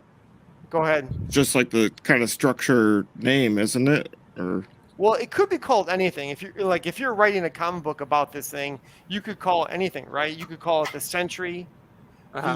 the The Overseer, or whatever, Yeah. right? You can come up a zillion different names, right? So the reason why it's called the monolith is that a couple years, the movie that Kubrick was making before, while he was making it, Kennedy was killed, Mhm. and then he made 2001. So before Kennedy was killed, he gave a speech, and in the speech he said, quote, "There is a monolithic, ruthless conspiracy that's going to take over the world, and they're doing it, and they've been doing it. And he describes the conspiracy in the speech. And at the end of it, Kennedy says to the press, he says, I need your help because I need you to get this out to the American people because they don't know. Right? So Right. the monolith in the movie of 2001 represents that conspiracy. Whoa. And I feel like I've heard about this before. In the movie, Uh-huh. okay, do you guys remember there's a scene on the moon where the guys are on the moon with the monolith in the crater? That makes the loud noise. Right. So Right. there's a guy on there. He's taking photos of the of the guys in spacesuits next to the monolith, right? And they're Right. posing. So every time he takes a picture, he takes it, then he rotates the camera, and then he goes like almost like he's loading the film, right? Right. Throughout the movie, Kubrick is doing rotations on everything, all through the movie in different ways. Right, like with the spinning space station, the docking scene, all that stuff, right? So the reason why he's doing that is because he wants you to rotate the monolith. Oh. Because when you rotate the monolith, it's the same dimension as the movie screen. Oh, really? That's crazy. The monolith, part of the monolithic ruthless conspiracy is they're going to use media and your cell phone and the TV screen and the movie screen to reprogram the way that we think about everything. That's insane. Yeah, like definitely could see that happening. I mean, it's it's kind of in your face now, isn't it? That's how it's going to be. It is in your face, and it's one of those things where you go. The thing is though that he knew this in 1960 or whatever. Right. He didn't have to see 9/11 and COVID to figure this shit out. Right. He knows it. He knew it a long time ago. So the movie is loaded with stuff that if I told you, you would go, "That's fucked up." Right. Right. So one example of this is there's a scene in the movie where the apes are the cavemen people are in the rocks and everything, right? So in the background, you can see, that it's on a set when you're watching it, right? Right. So in the background, there's a giant painting of the clouds in the sky, right? And that it's not real, but it looks almost real, okay? Right. So you can see, if you really watch it, like on Blu-ray or something, you can see how when people paint walls with the rollers, you can see the roller streaks, right? Okay, you can see that on the sky. Okay. The reason why he made sure that you could see it on the sky and that it's super subtle is because that's how the world works. When you watch the tower down the street go down in 9/11, but nothing hit it, right? Right. You're like, well, that doesn't make any sense. Yeah. It's fake. The things are fake, right? And so all those clues are all throughout his movies, The Shining and the Eyes Wide Shut, right? So, it's just wild stuff, and it's wild to know that somebody knew it so long ago and was trying to tell people. Well, there's somebody, I can't remember what the quote was, but it was about the invention of the TV. You probably have heard it before. I don't know. It's like this basically changes everything. Yeah. And then, there's the wackiness that we've seen these last couple of years.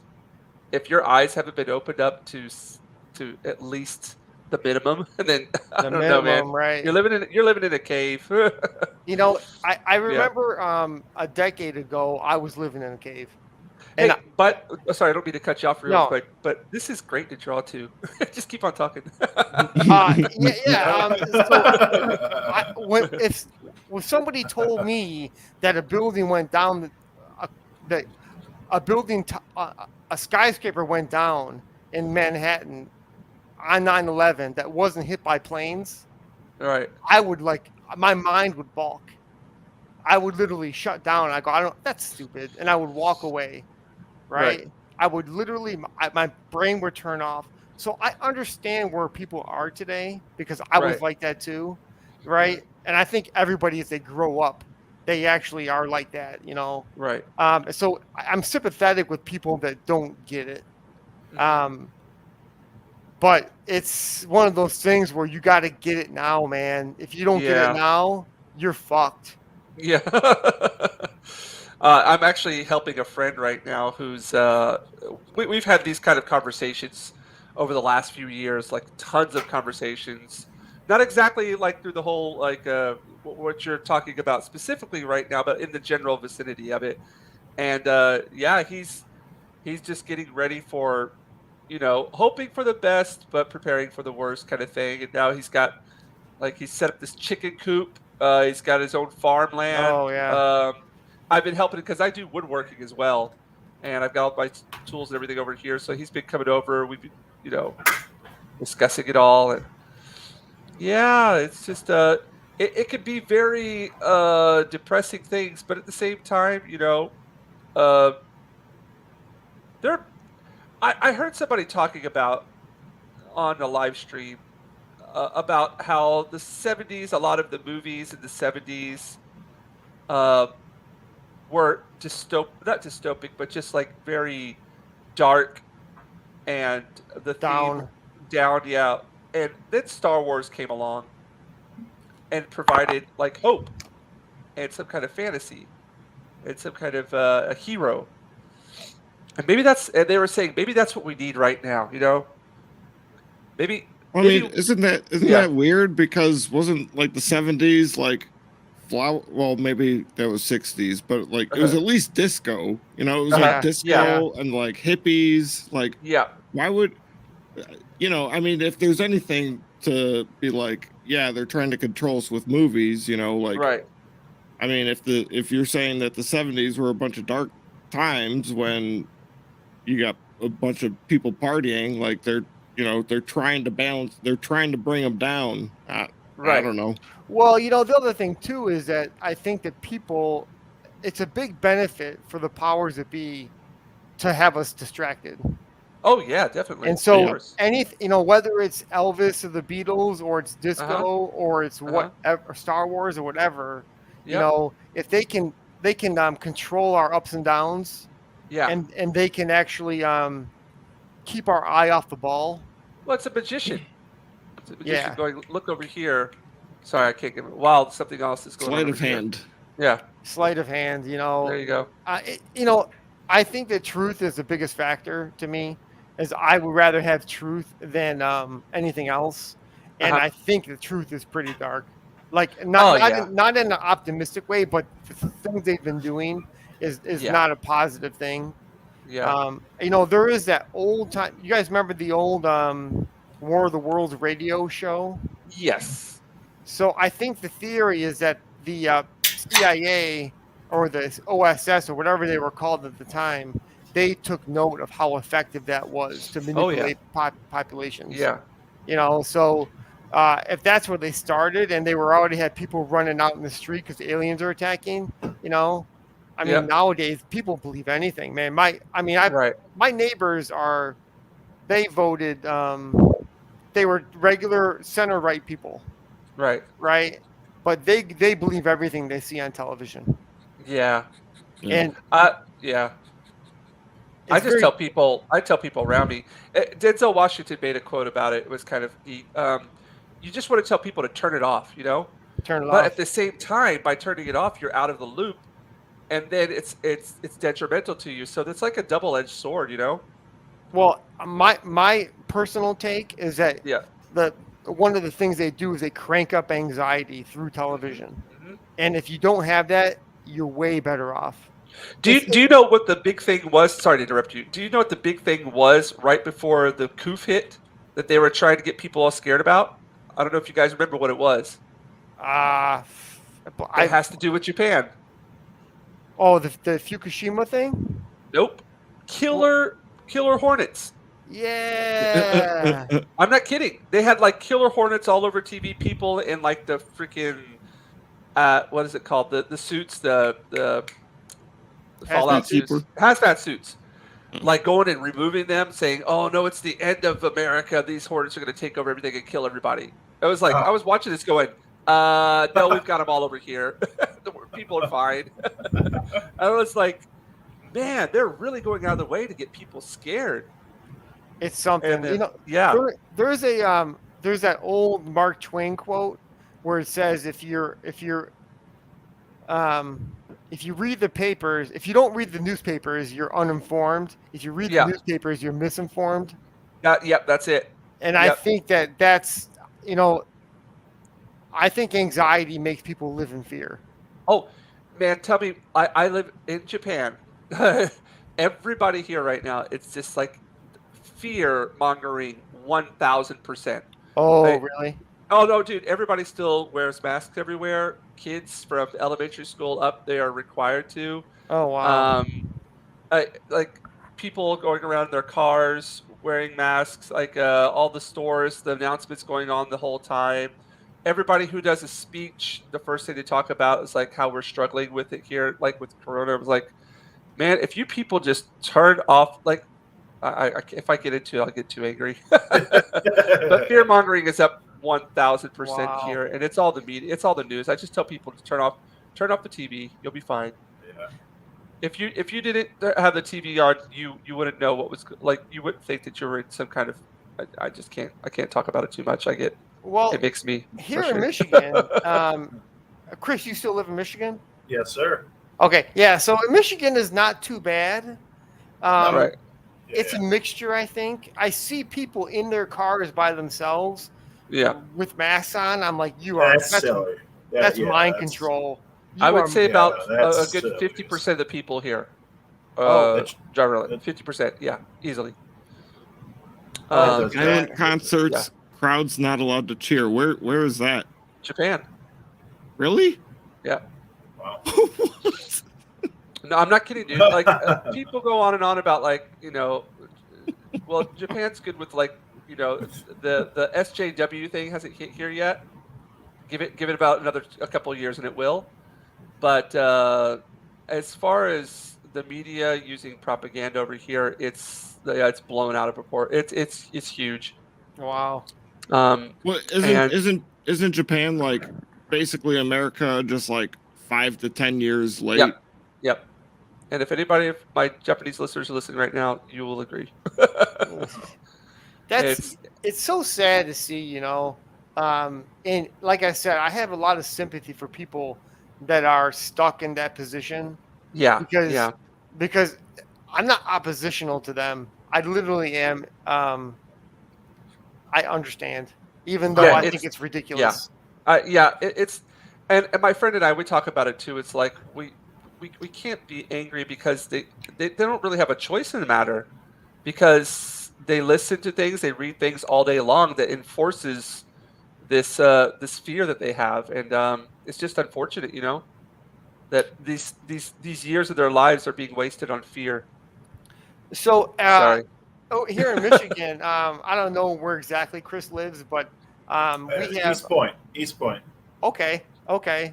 So every Sunday and Saturday, we have it's like a freedom rally kind of thing. And the one here is in Sterling Heights. No, it's on 23 in Van Dyke. Shelby Township. Yeah. Anyway, so we'll go out there and we have our signs. My sign is no vax, right? Yeah. I have a no vax sign, and other people have just Trump signs or just a flag, whatever the thing is. Yeah. And so people, like, there are people drive by and they have their kids in their car with them and they're flipping me off. Yeah. Really? Yeah. And I'm like, but then some hot babe drives by and she's like, she gives you the thumbs up. And I'm like, this woman would never talk to me normally, and she's, I'm like, this is great, so people, I would probably say that 75% of the people that drive by on a Sunday are supportive. Yeah, there's actually a lot of supportive people out there, but the problem is it's as one, it is very difficult to support. It is. And it's extremely difficult to go out there and to take the courage to go against the flow. It It's is. extremely difficult. It And totally is. And you know what? But Yeah. you also realize that when let's say you want to talk to your neighbor about something like Uh-huh. that. Yeah. Okay, it's impossible because you can't unpack everything. Yeah. So, like, for It's not going to be a short conversation. I was talking to my neighbor one day last summer, and I said about the whole thing, and he's totally brainwashed. I said, Yeah. well, I said, let me ask you a question, and I tried to make it as simple as possible. I Yeah. said, I'm not even going to tell you anything. I'm asking you how, like we mentioned before, how is it that 3 buildings collapsed on 9/11, but 2 of them only got hit by airplanes? And he literally turned into an animal. Uh-huh. He was like snarling at me. I don't Yeah. care. I don't Yeah. care. And I'm Yeah. normal. I'm totally smooth. I'm like, Yeah. I'm not telling you anything, dude. I'm Right. asking your opinion. Right. And so that is that cognitive dissonance that people live Yeah. with. Yeah. And I think we all live with it but not at that level. So Yeah. Well, it's Well, I mean, always like, good to question people. So go ahead, Roger. no, it was just, like you're talking about like people just buying into the fear and this and that. And, like my mom, was pushing me hard to get the jab, and it's like, I was like, look, you can still get it, you can still pass it, Yeah. like risk to reward. It doesn't make sense, especially like Right. age demographics. Like right. for her, yeah, my mom, 70s or whatever. Go get it. That's So for you, Yeah. but it not for me. So, Right. but I mean, she watches the news every day, and she's just completely bought into Yeah. everything that they're selling. Mhm. It's so powerful. A friend of mine, she had went to this thing one years ago.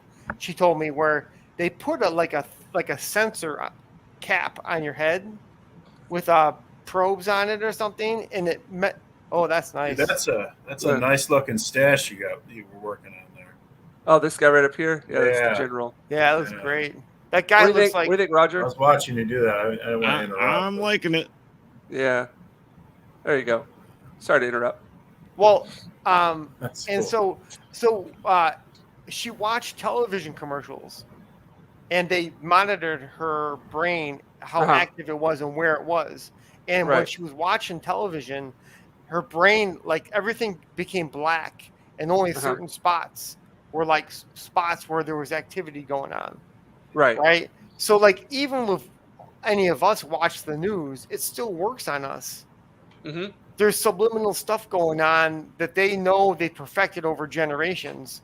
I'm not even, I mean, it's not like it's like they live or anything, but it's close to they live. It's pretty much. I had an uncle. He's passed away now, and he was talking about this stuff a long time ago. Really? We're talking about like whenever I was in my when I'm 43 now, and this I'm talking about like when I was from 5 years old on. He was in the Marines. He had his own gun shop. He made his own bullets, did the whole thing, and he would tell us. He would bring out. That's when they had the VHS tapes about these kind of things. They were already talking about the NWO, the Right. WF, the World Financial Forum, whatever it is, Economic Forum, the WF. And he would bring out those videos and talk about it way back when. And he's like, "You guys got to watch out for this. Just be prepared." And then everybody thought he was a kook. Well, they loved him. He was a great guy, but he just had that part of him where he would go into those theories. And I was probably one of the only people that was like, "Hey, you know what? We might want to listen to this guy a bit because he seems like he's been in the muck and he's gone through the through 2 wars, and yeah. So a lot of what he was saying is come to fruition, and it's kind of scary." So I have you guys ever watched the Zapruder film of Kennedy which? Kennedy getting shot? Oh yeah. Okay. So What frame is it? What frames are they? Yeah, I The forget. critical frames. I forgot what 316 maybe or something, Yeah. or 216. number. Yeah. So I came up with this theory because I did motion graphics for years. I Uh-huh. came up with a theory that I think might actually be correct. And my theory is if you watch the movie, there are telltale signs that say this thing is fake. Uh-huh. And I'll tell you some of them. Number one, when they're driving in the car, all the people right before Kennedy gets shot, all the people in the car at the same time, their heads lurch forward, the whole bodies, and then they go Uh-huh. backwards. Like Right. somebody hits the brakes, right? That's Mhm. the only way they're all going to do it in unison, right? Right. Right. Yeah. But the car never does that. It goes smooth, Physics. right? So another one is the fact that there's next to the freeway sign over to the left, there's a line of women. You Uh-huh. can tell they're lined up to see the president and the whole thing. So they're sitting there and they're not. The car's going by. Jackie's like 10 feet away from them, and none of them are waving. I'm like, and they're all kind of standing very still. I'm like, Hmm. all the women went there to see Jackie, right? That's Mhm. the whole point. They wanted to go. I mean, yeah, they liked the Kennedy, but she was a big deal. And I'm thinking that doesn't make any sense. Okay, so here's my theory. My theory is that Zapruder did not take that film. My theory is that there's a stone structure behind him, and that what they did was they put a camera, and there's these window slats in the structure already. They put a camera in there, like a lockdown camera, right? Uh-huh. It'll take a wide angle lens of the whole scene. Okay. So they filmed the whole thing happening, but the camera never moves, right? It doesn't wiggle around because you're holding it. It's locked down. Back then, they couldn't track things in 3D like we can now. Right. Okay. So they had to find a way to do all their work to the film, and then after they did all their work to it, like they projected it onto a movie screen, and Release somebody. it to the public. So Well, no, and then somebody stood in front of that movie screen and did the camera moves, right? Like if you stood in front of a painting in your house with your camera, and you moved it around, right? That's what they did to the giant image that they created. And this way, what they ended up doing was they took out where the guy who's driving the car stops the car. That's why the people's heads go forward and everything, but the car keeps on moving smooth. Because everything's a lockdown, they cut the car out and they slid it. And so that way they could do all their work to it, and they could go back and then make it look like it's Zapruder with a handheld camera. Because the other thing too is Zapruder doesn't react at all when he gets shot. I would shit my pants if that happened to me, right? And if nothing else, I would look up. Right? I would look up from the camera or something.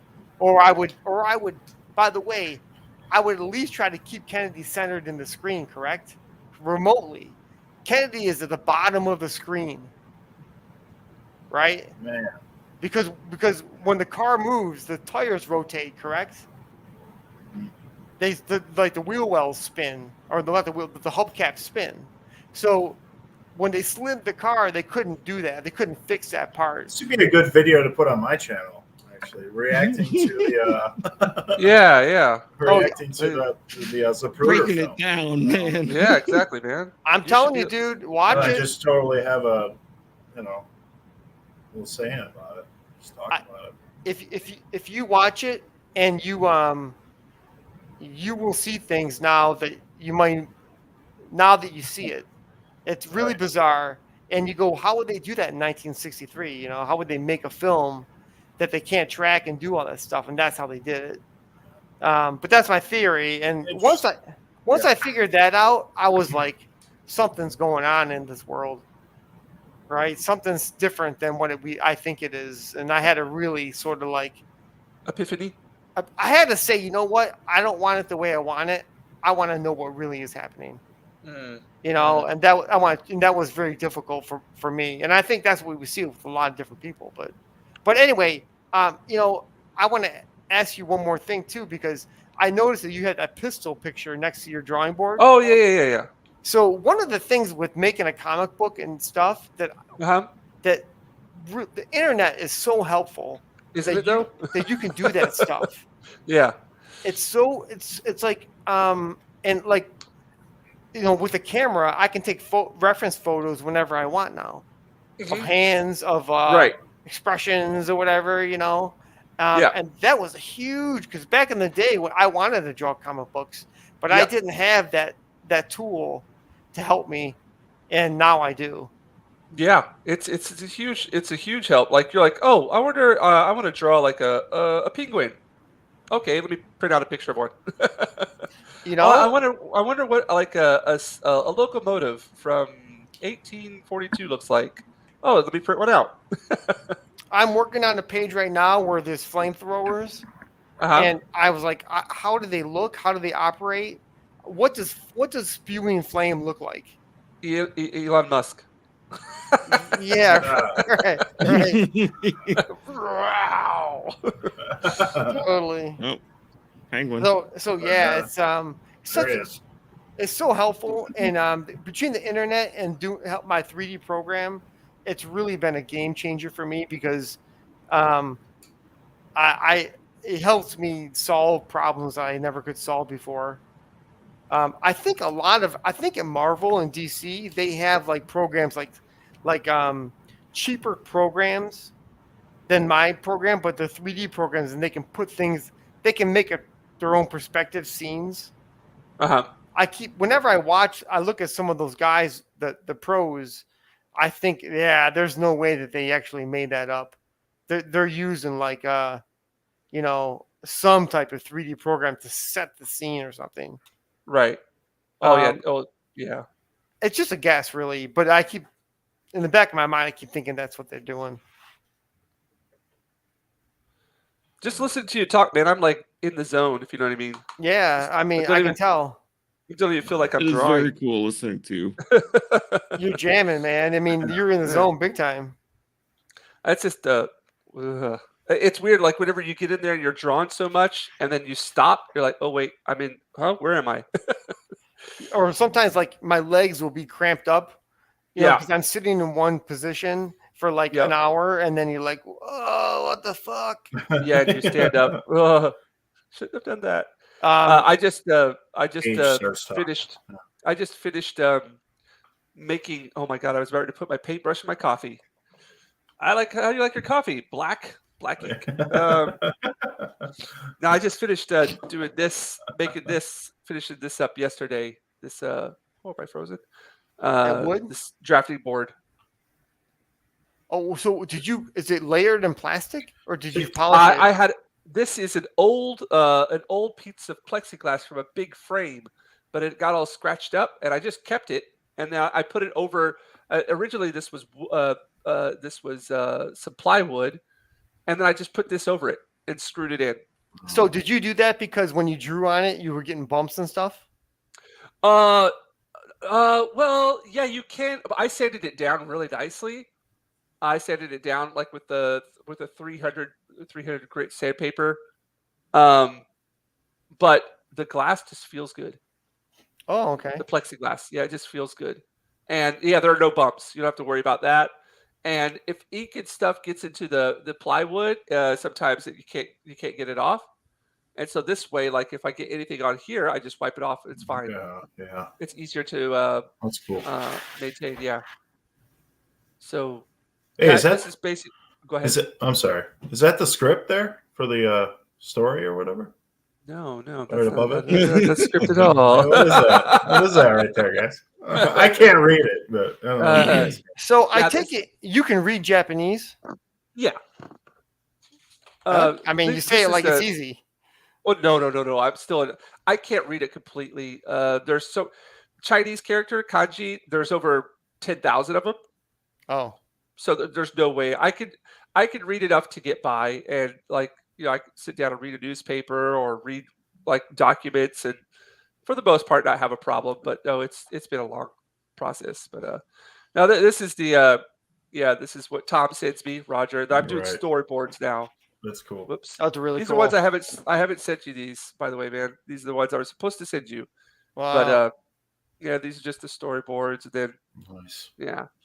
So Cool. I've go ahead. Well, one thing so what I did, I kind of did the same thing. So I laid Uh-huh. out my entire book, scene for Yeah. scene, and Yeah. then I went back and I really honed it. Oh shit. So Go ahead. it really was help because there's that thing with making a book where there's continuity in the whole story, right? You're right, And then right, you want to look at it all and go, does this thing even make sense? Or right. is if you were going to make sense?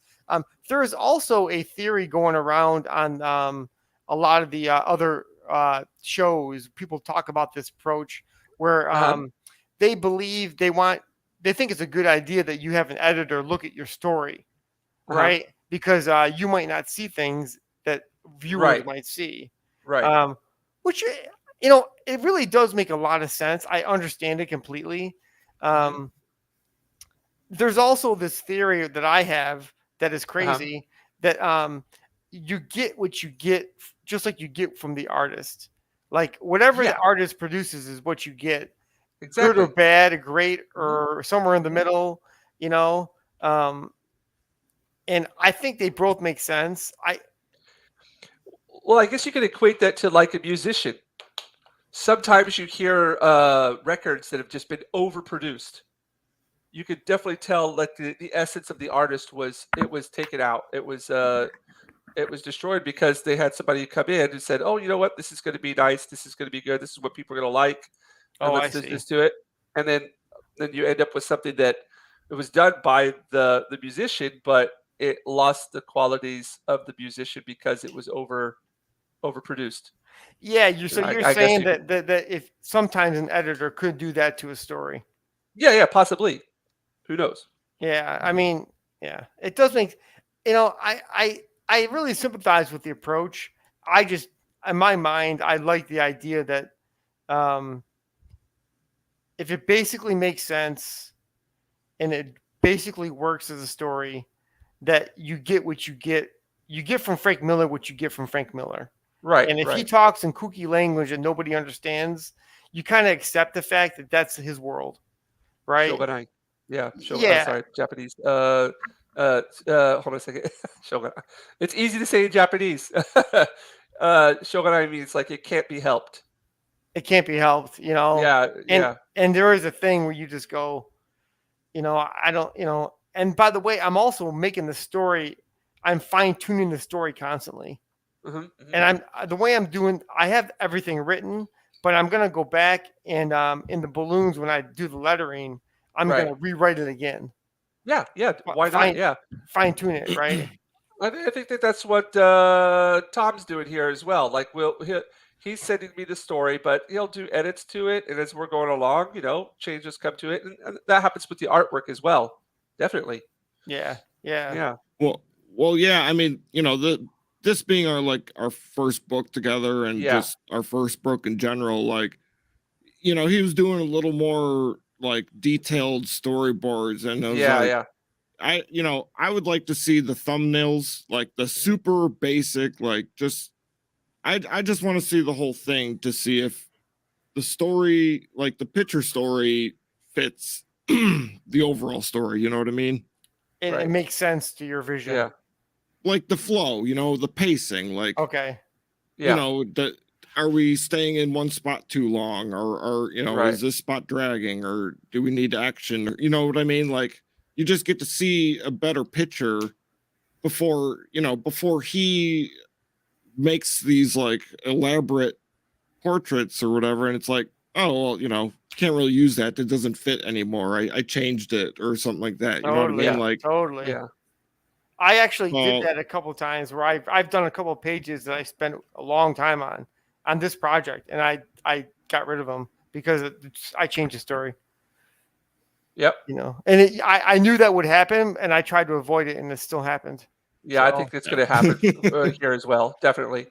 I mean, what the heck, man? That hurts.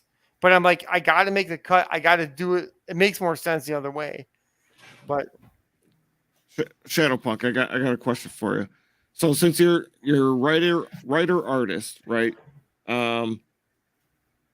I just kind of started picking up some comic books and like reading, and what I've realized that like in the script that I've written, I don't have like anyone kind of like narrating to themselves. Like basically I want visual, like facial expressions and stuff like that. I want them to like speak for themselves. You know what I mean? Like not like, Right. oh my gosh, I was so scared in this moment, kind of like Yeah. thinking to themselves when I'm showing them, with a shocked expression on their face. You know what I mean? Like, where's your balance on that? So, as of question. now, a couple times I do have very few times I have thought bubbles, but they're really limited. And then in certain parts of the story, I have two people talking, having a conversation while we're watching her. And these two guys are part of one of the guys is her mentor, and there's another guy. And they're talking about how they want to get her along the road so they can get her to do what they want her to do. And they know that she's not there yet.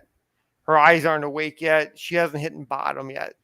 So, and they're talking like they're talking on a radio, which implies that the people are advanced. They're not living in the ruins like these people.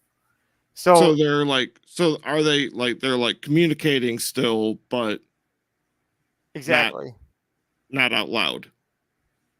Right. Well, they're talking to each other over like what do they call that? CB radio, Yeah. shortwave radio, Mhm. right? And but only they hear it, right? It's Okay. Oh, okay. So but yeah, it's a good point because you do have to. The thing is, as a writer, you have a lot of these ideas that you need to get through the book, right? So Yeah.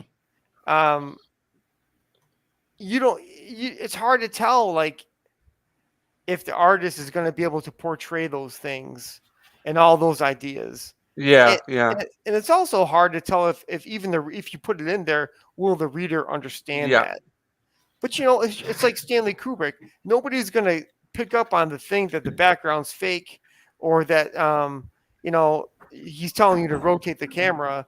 There's the superficial story is always the best. Like that superficial narrative of the events happening and things happening, that alone should drive the story, right? Mhm. And then the underlying things that are happening to the characters are like in my mind, are like a bonus layer. Thank you for saying that. That's exactly what I was about to say. Like, I don't know if you've read Game of Song of Ice and Fire. No. Okay, so it's all the Game of Thrones are based on that. Okay. And there's this superficial, well, the story that's the top layer story, right? Let's think of it as a cake, and you have the frosting, all the beautiful thing. That's that story that people get when they read it. But if you really look into it, there's all kinds of elements of astronomy, astrology. All the characters represent certain stars or astronomical or space events, and it's just like you could completely read it as a completely different book, which is kind of like I guess that's something like you're talking about right now. But it's just such an amazing thing that some people can do with their writing. Well, I think what he was asking me, because that's more like hidden cool things. But what he was asking is more like, if I understand your question correctly, taking advantage of the visual medium, right? Basically. But if the character is going through an emotional state, for example, you want to make sure, per your story, that that's on the page, right? Yeah, I mean, basically, to avoid being like, I don't know if you're into anime or anything like that, but like, oh my gosh, like, oh, they're doing this thing, and like I gotta explain everything, even though, I mean, this is kind of a bad example, but even the feelings, like, oh, like this bad thing just happened to me, I'm really sad now. Like, right? Yeah, we saw the bad thing happen, and we see that you have a sad look on your face, right? Like, But is you it don't enough? need to. Yeah, you don't like. I almost feel like sometimes that narration like takes you out of the story. Mm. It 'Cause, does. It You know, takes you, you're not looking at the art. You're looking at the words. in my opinion, I think that unless you're like it takes you out of the emotional experience, the visual experience, and it puts you into like a cerebral type thing, right? Where you're thinking and like that.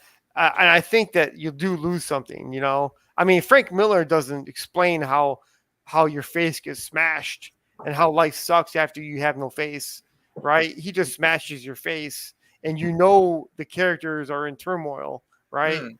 I Mm. mean, that's a very bold scenario, but um, yeah, you got to get that stuff to come through in the artwork, and I'm not saying that it's easy either. You know, it's a challenge, but I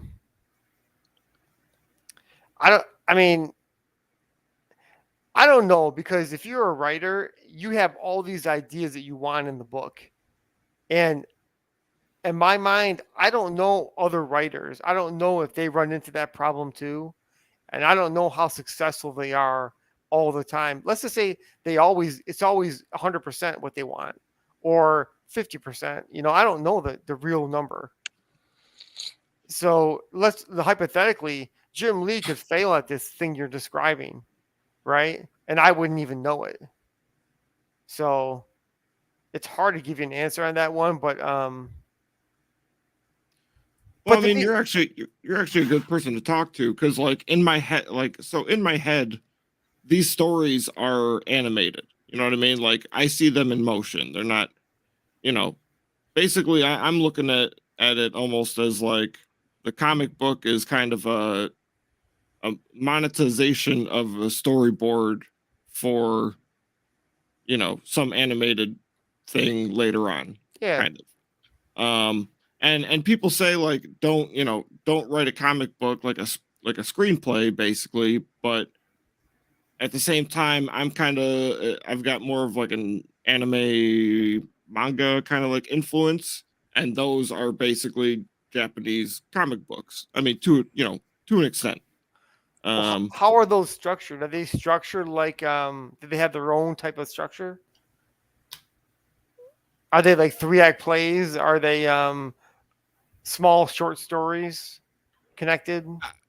uh so I mean, usually what I'm kind of thinking of is like longer form storytelling. You get like a 4-man band kind of thing, uh more of like a on like an epic kind of scale. Okay.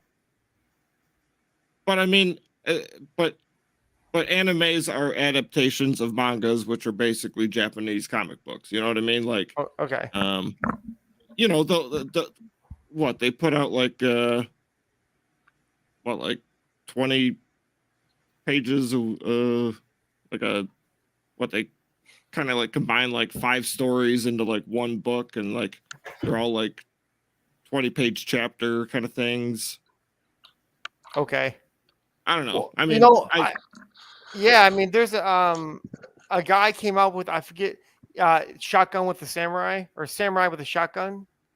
Okay. And that book is all like a manga book. It feels like, and it's all black and white, and the stories are like 4-page stories, and then there's another 4-page story, and they're all connected into one giant. But they almost feel like a Samurai Jack thing, where like they might not always make sense together, but sometimes they do make sense together, you know. But I mean, it's. I mean, this is your first comic book Yeah. yes. together, especially, right? Well, Yeah. forever, I mean, like, ever. ever. Yeah. Both of us ever. I've been thinking about the story for like 10 years now, kind of molding it. I have a feeling that what will happen is that the first time around, you will kind of work this process out. Yeah, that looks great. That does look good. You know, that guy on the bottom looks like Old Man Logan. Well, he does have a mustache, but something at the Yeah. bottom when you're drawing him looks like him. Yeah. There you go. Just good. That's good, man. Is that Lady Just the Death? intensity. Yeah. I Yeah. like that. There you go. Got to get that guy up in the corner, man, with the stash. Yeah, I'm gonna start working on this stuff. You and I'm that up. stash. I know, it's great. Oh, yeah, he likes that stuff. Yeah. Oh, So yeah, I think you guys will end up ironing out the process, you know, and I think that's just you can't. I mean, that's going to be the fun part in reality of you learning how to get out of the book everything you want, because it's not easy, right? It's a whole ton of things going on. From the writing to the artwork, there's so many things you're trying to put in that. Yeah. yeah. Yeah. Do you Process. watch like anyone outside of like Comicsgate? Do you watch like Mauler or like EFAP or any of those kind of channels? No, but I mean, I would if I knew more about them. But- I don't know that. I mean, I watch some CG stuff on a regular basis. I do, but not all the time. I'm more of a cerebral type person. So the podcasts are more like an experience, like hanging out with people. And I'm more of a overload me with information type person. I want data coming into my brain constantly, right? Information, and so I don't always watch them, but why do you ask? Well, no, I mean, you said you weren't like a a writer by trade. I mean, I'm not either, but I kind of I had this idea in my head, and then I kind of just watched everything on YouTube about like writing and just like how people think about stories, Okay. like logical consistency, like, internal consistency, and just characters behaving the way you kind of set them up to, and just all that kind of stuff. So, I mean, Educated yourself, in other words, on all this. well, I mean, DIY that's what I- writer. Which is awesome. I'm a big fan of self-education and just learning about, how to do things and go the way, just on free will. Yeah. That's There's the nothing beauty like of YouTube, right? yeah, Yeah. that too. That's The DIY that's generation. great. Yeah. So when I was working on the animated movie, I had to learn how to write. And the way I ended up doing it was I decided I'm not going to overthink it because I'm not skilled enough as a writer to do that. Mhm. Right. B, so I started out, I recorded, the way I wrote it was, what do they have to say in this scene right here? Then I did super basic dialogue, like yes, no, I need to do this, right? Super basic. And when I got that all set up, then I went back and I made that dialogue feel natural. But I always knew that this is a scene where she says something to her mom and it means this. Then I came with a better way to do it. And that was my super beginner, like basic way of making it work. But I think the themes with the characters is layering making the character grow over time, making their themes pop up with the character every once in a while. For example, like she's young and she wants to be her own person from her mom, and by the end of the story, she's gonna come to the realization that was wrong, that she needed her family more than anything, right? So how do you make that work? How do you flesh that idea out? Because the other thing too is I think we all must realize this at some point, that when you read a book or you watch a movie, the viewer needs to be satisfied, right? Without even realizing that they're being satisfied. When Luke Skywalker beats Darth Vader at the end, right? Or when he escapes in Empire and falls down the tube, right? That's so satisfying for us to watch. And so that stuff is dialed in. Those writers dialed that stuff in really good. So I had to. It's way harder than it looks, And I'm sorry, before you go on, I was actually thinking about that scene for a while, the Luke Skywalker. So just narratively, right? Just my critical whatever kind of opinion. What is the point of him getting his hand chopped off, right? He's already losing the fight to Vader. So then he gets the hand chopped off. His choices either climb up to his death or fall down.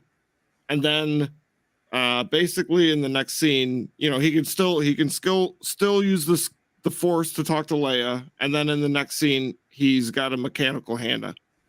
Like there's no like story behind the hand besides having the hand. There is a story. There is one. The story is that so at the end of the story, you don't know if Vader's full of shit or if he's real, correct? When he says, I'm your father, at this point, the viewers, half the audience is like, that's bullshit. And half the audience is like, whoa, this is serious stuff, right? So him getting his hand cut off is an indicator to the audience that Luke is on the same path as his father, that he's going to become quasi-man. He's going to start, and obviously with the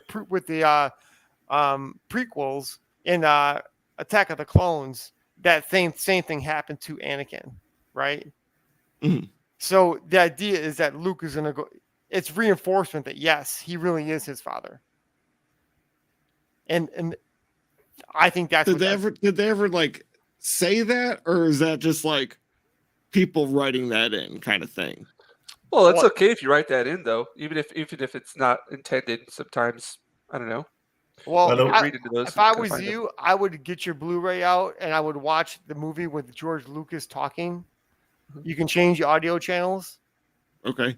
And so, you can channel whatever, different languages, then it'll go to like English, George Lucas talking, and you'll find out stuff about the movie that he'll tell you. Yeah. I mean, I understand that. Yes, that is very symbolic of like him being like Vader, basically on the same path. I'm just saying, like, as a viewer, right? As a viewer, to me, there's no story there. Like the way I described it, he was losing the fight to Vader anyway, and then basically in the next scene, he's got a mechanical hand that you can't even tell that he had replaced. You know what I mean? Like there was no like him having to struggle with only having one hand outside of like. Well, I mean, like in 5 minutes, he had a new hand. You know what I mean? Well, for me though, like, dude, that looks good, man. By the way. Oh, thanks. Yeah, that mustache, man. The beard, everything. It's great, man. It's kind of looks like George Lucas a little bit. Yeah, it does, doesn't it? Well, it's morphed into him. There you go. But to your point, Tom, yeah. I think what happened for me whenever I watched it, I looked at it as it's action consequence. He was warned. And as a result of his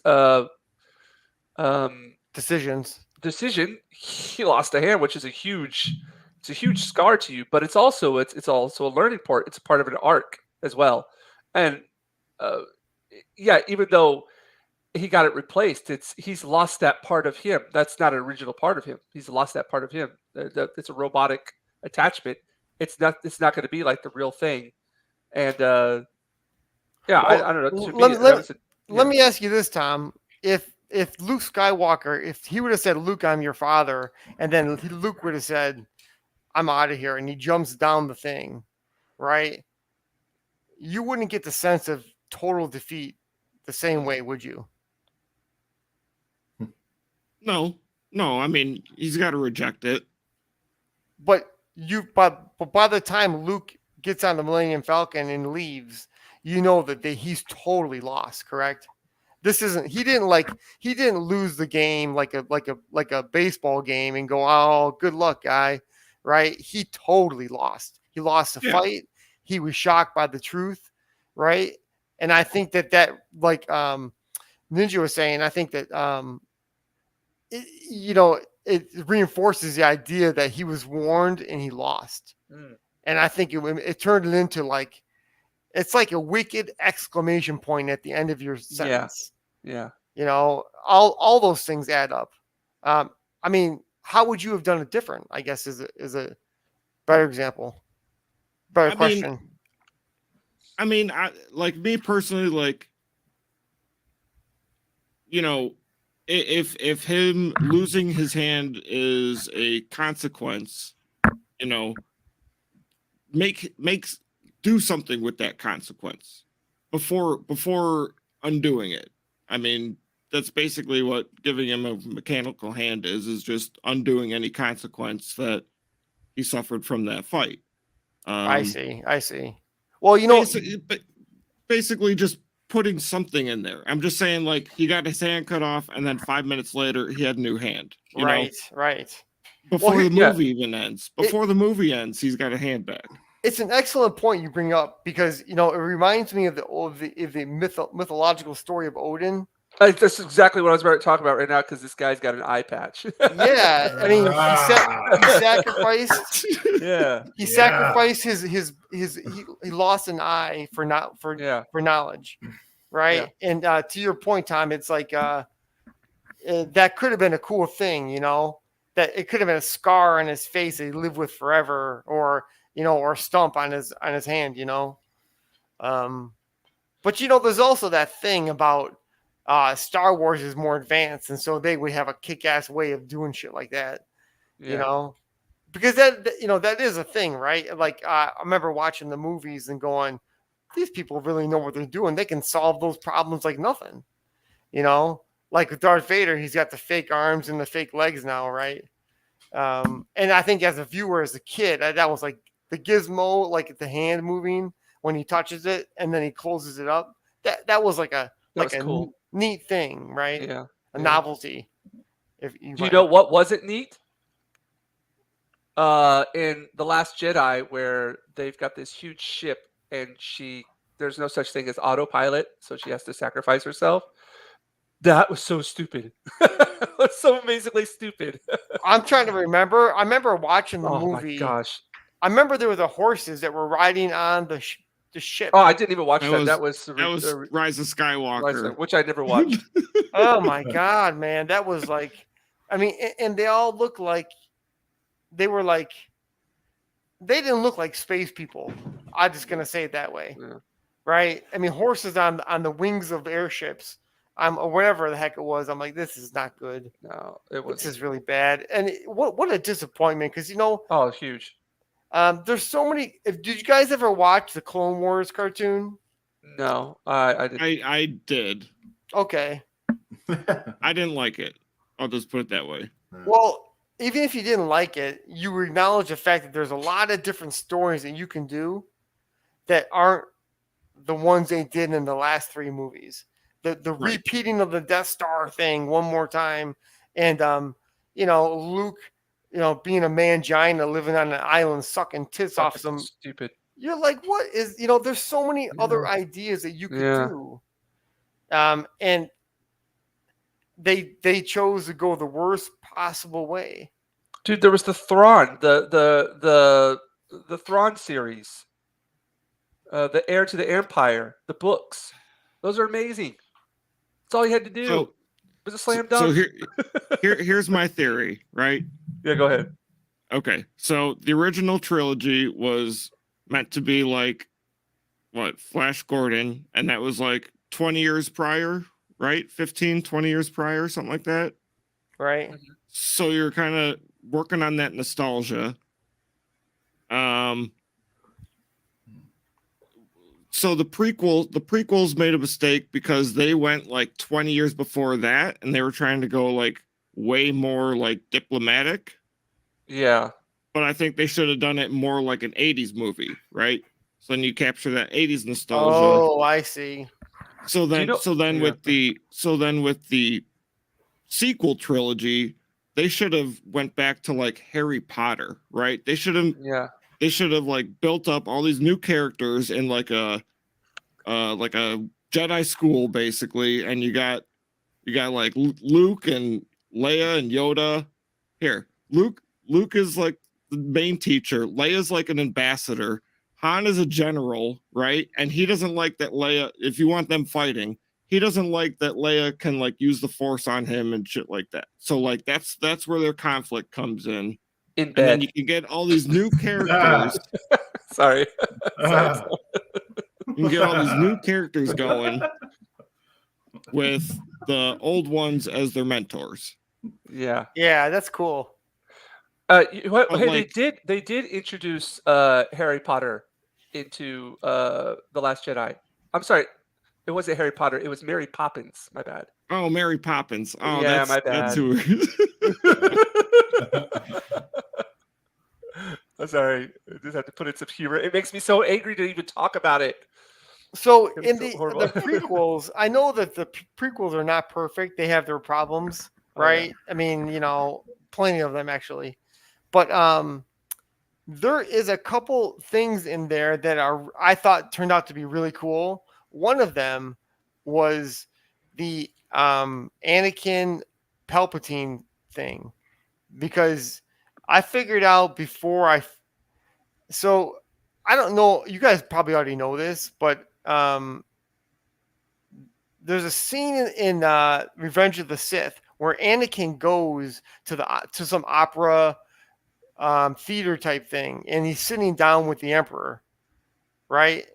And the Emperor is tells him about Darth Plagueis and how he could control life or whatever and generate life. So I think what they're doing is, I think, and the thing they're watching, the theater looks like a giant egg and these spermy things floating around.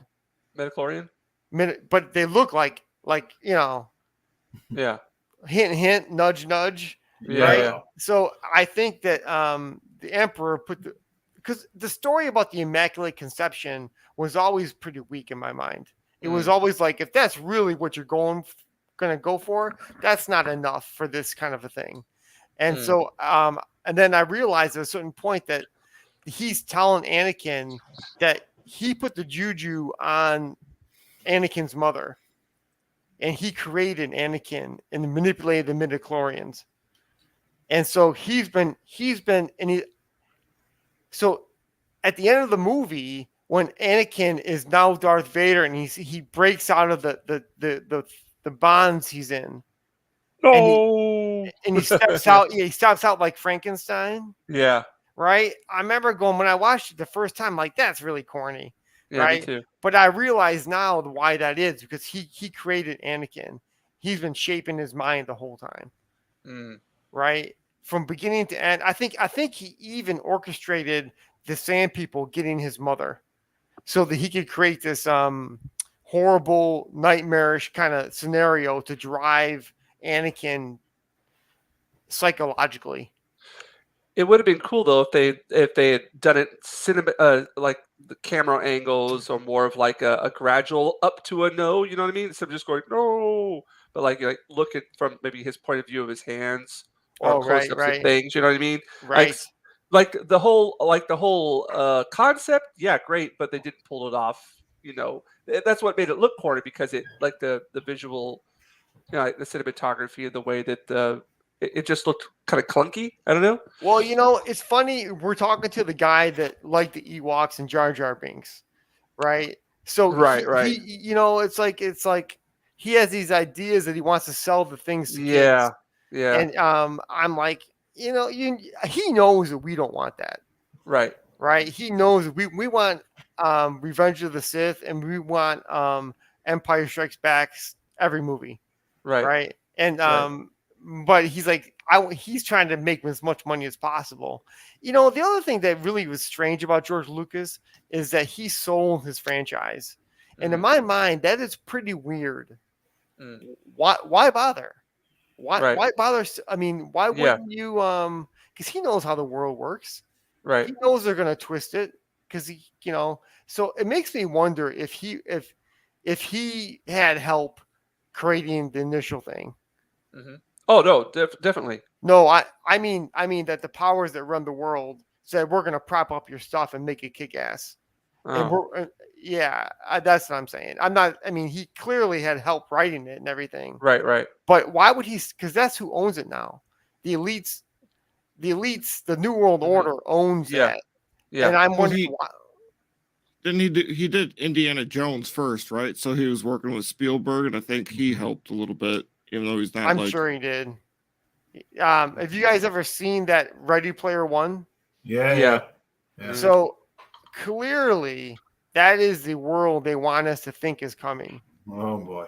Right? Yeah. Oh, definitely, 100%.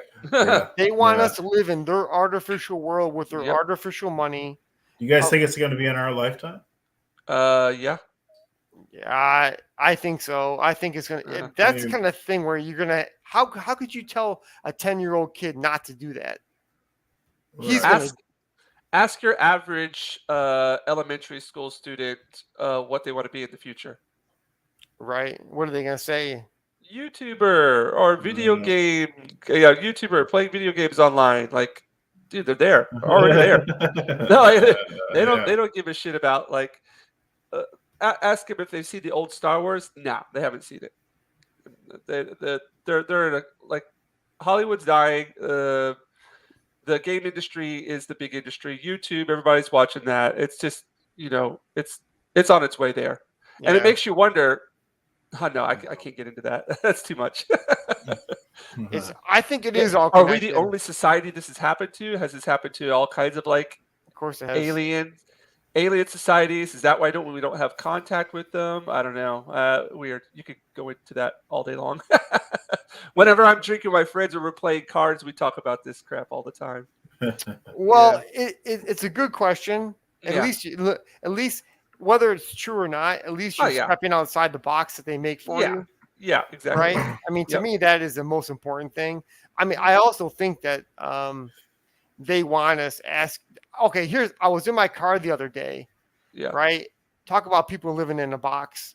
So I'm in my car, and the bumper sticker next to me has a it's like not a bumper sticker, but a sticker on the window, and it says, "This car is protected by witches," and it has this. It has a satanic pentagram. So now that pentagram doesn't mean the devil; it means cool witches. Yeah. Right. So now they've been successfully, and this is a middle-aged woman. I creeped up on her to look at her, and she's a middle-aged or whatever. She's a feminist, or what you can tell. Right. And so you're like, they've marketed this now. So 100 years ago, they would hang you. Oh yeah, definitely. So now that's like a thing that's in front of your face every day. Is a satanic symbol, right?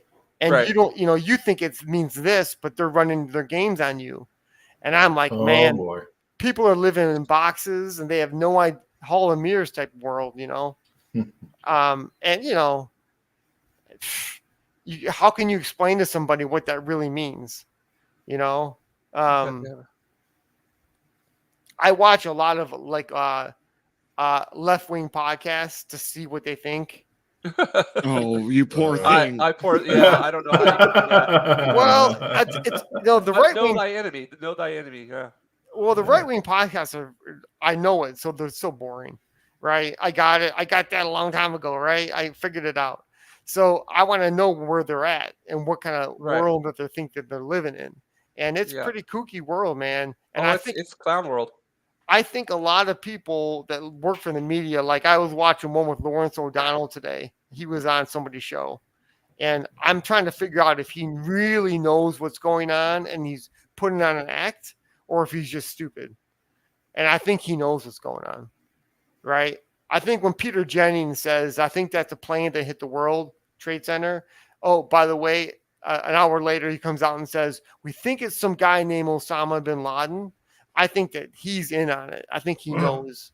Oh, dude, Peter Jennings? Yeah, he did that on 9/11. Oh, man. So, and he passed away, didn't he? He did, yeah. But I know Walter Cronkite. Mm-hmm. Cronkite. He was a big globalist left-winger. Mm-hmm. And I saw him, a speech he gave. You can find it on YouTube. And he's talking about how the founders were great and they did a good job, but we had to do a whole new global citizen thing. And that he's fucking in on it, right? When he's on the news, he's doing a role. but he knows these people and what they're doing and what they're gonna do. So I think all these people in the news, like the cable guys, I even think sometimes these people, these right wingers that are on there, know as well. Oh, they do, man. They do. It's obvious. Yeah, I mean, I don't. For me, it. I know I'm going to piss off people when I say this, but they're all in the same boat to me. The Republicrats. Yep. Yeah, I mean, it's two sides of the same coin. It's so deep, right? And you don't know. So if you can say whatever you want about how the world should work, or how the USA should work, but if you don't say, hey, you know what, there was a 10th Amendment for a reason, that the federal government should only do these certain things only ever. Right. If you forget that fact that they put it in, then it doesn't matter what you really push, right? You can push small government your whole life and never, you have to get back to the basics. And these people never do that. They keep on talking about the current issue of the day or something, right? And you're like, no, don't you, the government shouldn't be taxing us 25, 35%. Nope. That's called theft. If your idea was such a good one, you could come and ask me, right? Hey, sir, would you like to fund the school this year? We're going to be teaching communism to the kids. Well, no, I don't think I will. Or if they said the opposite, I say, yeah, I would love to. There you go, Chris. There he is. Man, looking good, man. You're fast. That's what she said. Right. Yeah,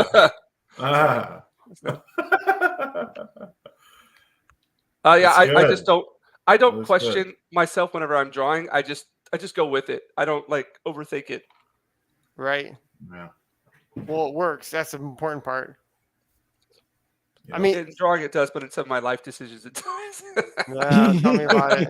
I should have thought about that a little bit more when I did that. If we all knew what we knew today, what we knew like 20 years ago, we would all buy gold and silver. I'll tell you what, that's true. When they came out with the crypto, I'd be like, I have no idea. I'm an artist, man. I don't know if that's real or not. Yeah. Right. So, but I would have bought it or something. I would have done something. Well, apparently they're talking about a big crypto crash today. I don't know. I can't follow it all, man. I heard that. I can't keep track of it all. It's holy shit! It's almost 2:00. Oh wow! Whoa, who was Tom? You were saying somebody was only able to be on here for like an hour. I don't know. I lost track talking to you guys. Yeah, this has been great. Right. I could just sit here and listen to this and just draw to this all day long. Yeah. I don't even remember. I'm gonna finish this today. I'm I won't remember drawing any of this. Oh, is that right? When did that happen? When did that happen? Autopilot. I don't remember this. Yeah. Well, I'll tell you something. I'm so busy right now. If I had any time in my hands, I would ask to get a copy of that so I could color it. Oh, really? Yeah. I mean, I love coloring other artists' work. But some guy a couple people asked me to color their comic books. And I'm like, oh my gosh, when would I do that? That's very humbling. I would not say no to that at all. Well, but, I can't. Say I know you've got a lot on the plate, but I mean, I can't say yes to it as much as I want to be honest with you, because I'm I got to get my book out, and once you get your book out, you're obligated to get it to your backers, right? Right, exactly. So at some level, I can't just go put that on the shelf. I really want, and then I want to do issue number 2. So yeah, you know what I mean? They're you're kind of on the train kind of a thing. But I was very flattered that they asked me. Yeah. So. Man, how long? I know you said you're re-editing this and that, but how far along is your book? Right now, I have penciled, inked, and colored. I have 10 pages completely finished. And then I'm working on pencils and inks for the pages now. And I'm going to, from now till when I launch, I'm only going to be doing pencils and inks. So I have enough. How many pages do you plan on having? 52. Oh, same. That's a good number. 52 Wow, look at that. pages. Yeah. Same as us. It's a conspiracy. Well, I had 48, and then I rewrote the ending, and then it grew. And I was like, I can't not do it. I don't want to add more to my plate, but man, it made the story perfect, and I had Nice. to do it. Yeah, so you know how it is. You know, and I thought about putting extra artwork at the end. So the way the I'm same gonna questions that we've been going through. is it. It's like the exact same conversation that we've been having, man. So what I'm gonna do is I have the book, and then I'm gonna do I'm gonna have stretch goals, right? How people do that. So here's my idea, and you guys tell me if this makes any sense. I don't want to overcomplicate it, but I do want to have them. So the first stretch goal is going to be a sticker, a big sticker of my character, like my icon. Mhm. The second stretch goal is probably going to be you ever seen those metallic prints they have? Oh yeah. So I'm gonna do one of those, of the one that I have like the montage of my character with all the red and blue. And then the third one, I'm thinking about doing a metallic cover as my last stretch goal. Cool. Like a foil? Foil, yeah. Because Yeah. if you remember my cover, it's all black, red, Yeah. and blue. So I'm thinking that would Foil's great, dude. Man, do it. Like foils. I remember whenever I was a kid, I would just go to the. I didn't even care if I followed it or not. If I saw a foil cover, I was like, I'm buying that. So let me ask. So the foil is a smooth color, right? It's not like crinkly or nothing. Usually it's flat. Usually it's just yeah. like flat reflective. Yeah. Okay. Mhm. So then I have t-shirts that somebody might buy because I made a logo and I want to do that. And then I have the figurine that I'm printing and I'm hand painting each one. Wow. So I'm gonna that one figure of my character, I'm painting that one. So the way I'm painting that, I try to paint it. I'm gonna do it like I did the book, like a limited color palette. Mhm. So Oh, definitely. So the way I try to do a blue and red, but it didn't work. So the way I'm doing it is, have you ever seen like graphite? Like Oh yeah. okay, Yeah. so it's gonna look like a high gloss graphite, Mm. and then her eyes and the lights on her wings are gonna be red, Okay. and then her spikes, just like in a comic, are gonna be white. Now that's for like people who back you for a certain amount of money, right? No, that's gonna be a separate thing, like an add-on. Oh, okay. So if you and I'm gonna maybe I'll print like 10 or 20 of them tops, Right. because nobody knows my character, so I don't know who's really going to want to buy it, but it's, the 3D thing is my thing, right? So I want to get that in there so people know that I'm also about that kind of stuff. But that's kind of my overall approach. And I'm thinking that my stretch goal numbers might be like, I'm going to do 2,500 to fund it. And then maybe a $5,000, I'll do the first stretch goal. At 750, I'll do the next one. Then at 10,000, I'll do the metallic cover or something. Does those numbers? Yeah, I mean it's not bad. I mean, there's Yeah. people do a bunch of things. Some people don't even like. Some people will just like include it and not even do the stretch goal. You know what I mean? Like it's just like really? giving back to the backers. It's not a bad Yeah. idea, because in the end, you're not charging for any of it anyway. Right. Right. So you could just give it away. Give it away. Yeah. I got to see how much it costs to do the foil covers. Yeah, I imagine Yeah. that would cost you a penny. You think so? Oh yeah. Because if there's such a big difference between color and because if it was easy to do, I think a lot more people would be doing it, right? True. I think it's like another like $1 or $2 per book. That's all? Here, let me. So that's not too bad. While you're looking that up, the other thing I might do is that the first person that buys the number one backer, I'm thinking of giving them a free figure miniature. Wow. You know, Well, I mean, the more the perks, the better. And like, it's good to, I think, have a nice amount of perks at the beginning too, because that'll get people to start to get into it. You know what I mean? And then to bring them in. well, yeah, and you know what though? The thing about these stretch goals is, I think it's set up that way to incentivize the word to get out. Uh-huh. Fund more of it, and you can get more, right? Right. So, to Tom's point, he said give it away, and there's another approach too, where you try to incentivize people to get the word out so that you could make more. So I don't know if you've talked to this 3D Zach guy or anything like that, Yep. but I don't know if that would just be a reflective cover, or if that would be the prismatic cover. Oh, But I see. either- Right. Yes, that's right there. Right. $1, $2.50 prismatic. I think that's reflective, where you can see like the rainbow inside the metal or something. Isn't that what that is? Yeah. So $1 a cover. That's not that's a bad at chunk. all. But Huh. So the shipping cost, right? It does add up, right? Right. But yeah, I like that. That really helps me out actually. Seeing the breakdown. And in Michigan here, I found a printer that has a good reputation. I have to talk to them. They have a website where you can kind of figure it out, but I gotta. Yeah. But I like that.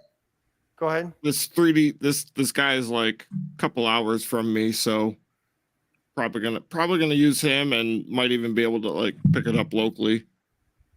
I remember I looked at his profile once. Was he like in Texas? That's what it says, but he's not. Okay. I like the idea that if you're close enough, you can go and look, right? And yes, seeing the product before you get it. Yep. Make sure things are working, because that whole process is, I have a question that you guys probably don't have an answer for because you haven't done it yet. But if my blacks in my book are different slightly, does it print that way? Like if you have 100% black and then you have another part of the panel that has like 100% and then part of it's like less than black, because in Photoshop, if CMYK are all 100, that's different than just the black 100. And right. I want to know what that looks like in the book when you print it. Will it look fucked up, or will it look like it all blends together? I don't know. Well, for printing, don't you have to use RGB? No, CMYK. RGB is for video. But you can do both. Yeah, for sure. No doubt about it. CMYK is for print. Because that's CMYK, cyan, yellow, black, and magenta are the colors that ink colors.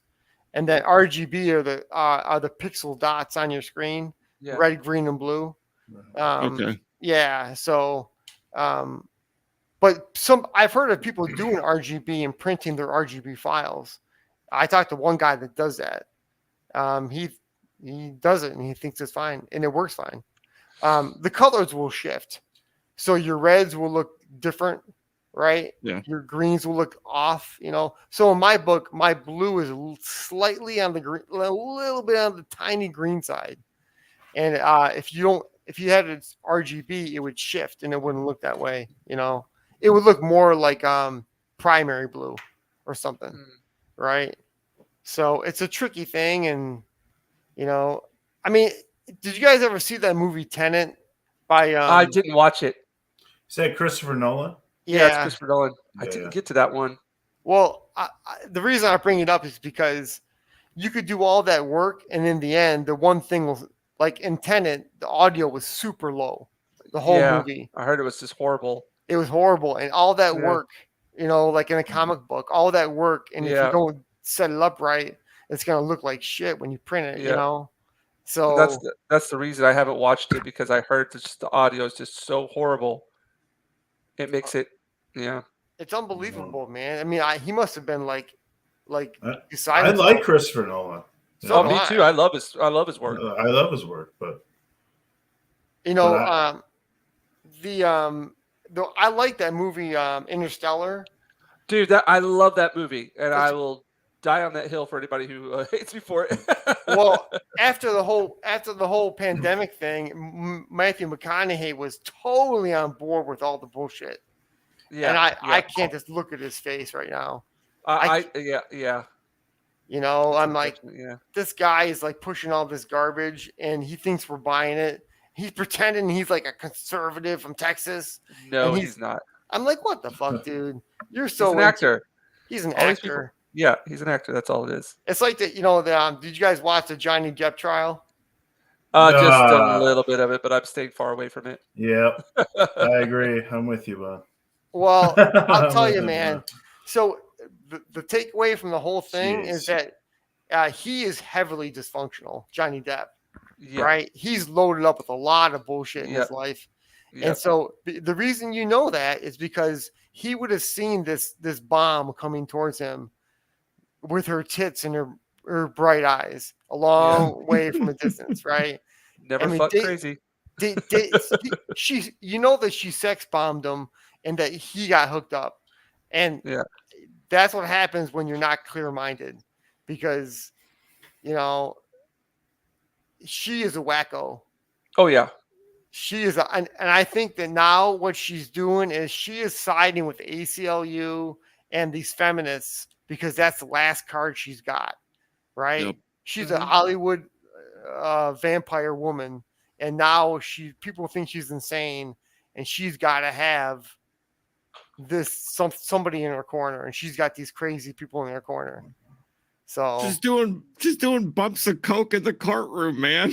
I mean, Look like it. Hey, how's this material for your drawing, man? Or your... Oh, sorry. I've been. This. Yeah, it's coming out. Doing a great job there. I was about ready to draw a big pile of poo somewhere. Yeah. Your style, that drawing and your style, it reminds me a lot of the Old Man Logan thing. Yeah. It really does. Right now? Yeah. This has been like so fun. I don't. Chris, are you having a good time? I mean, I am. No, I am. This is fun. I mean, you just listening, you're just going on and watching what you're doing over here too is pretty entertaining. It'd be kind of cool if your camera was even closer. Okay, right? so it usually is, but I'm gonna set. I still can't read that script though. I'll tell you that. Yeah. The problem is, I'll show you my setup here. I've got a lot of my stuff is. I like to make my own things, so my camera's on a tripod right here. That's why I can't get it close because the legs. It's literally like right on top of my feet. So I've got to get something like an arm, and I'm gonna make it. The camera up here is held by duct tape. Oh right.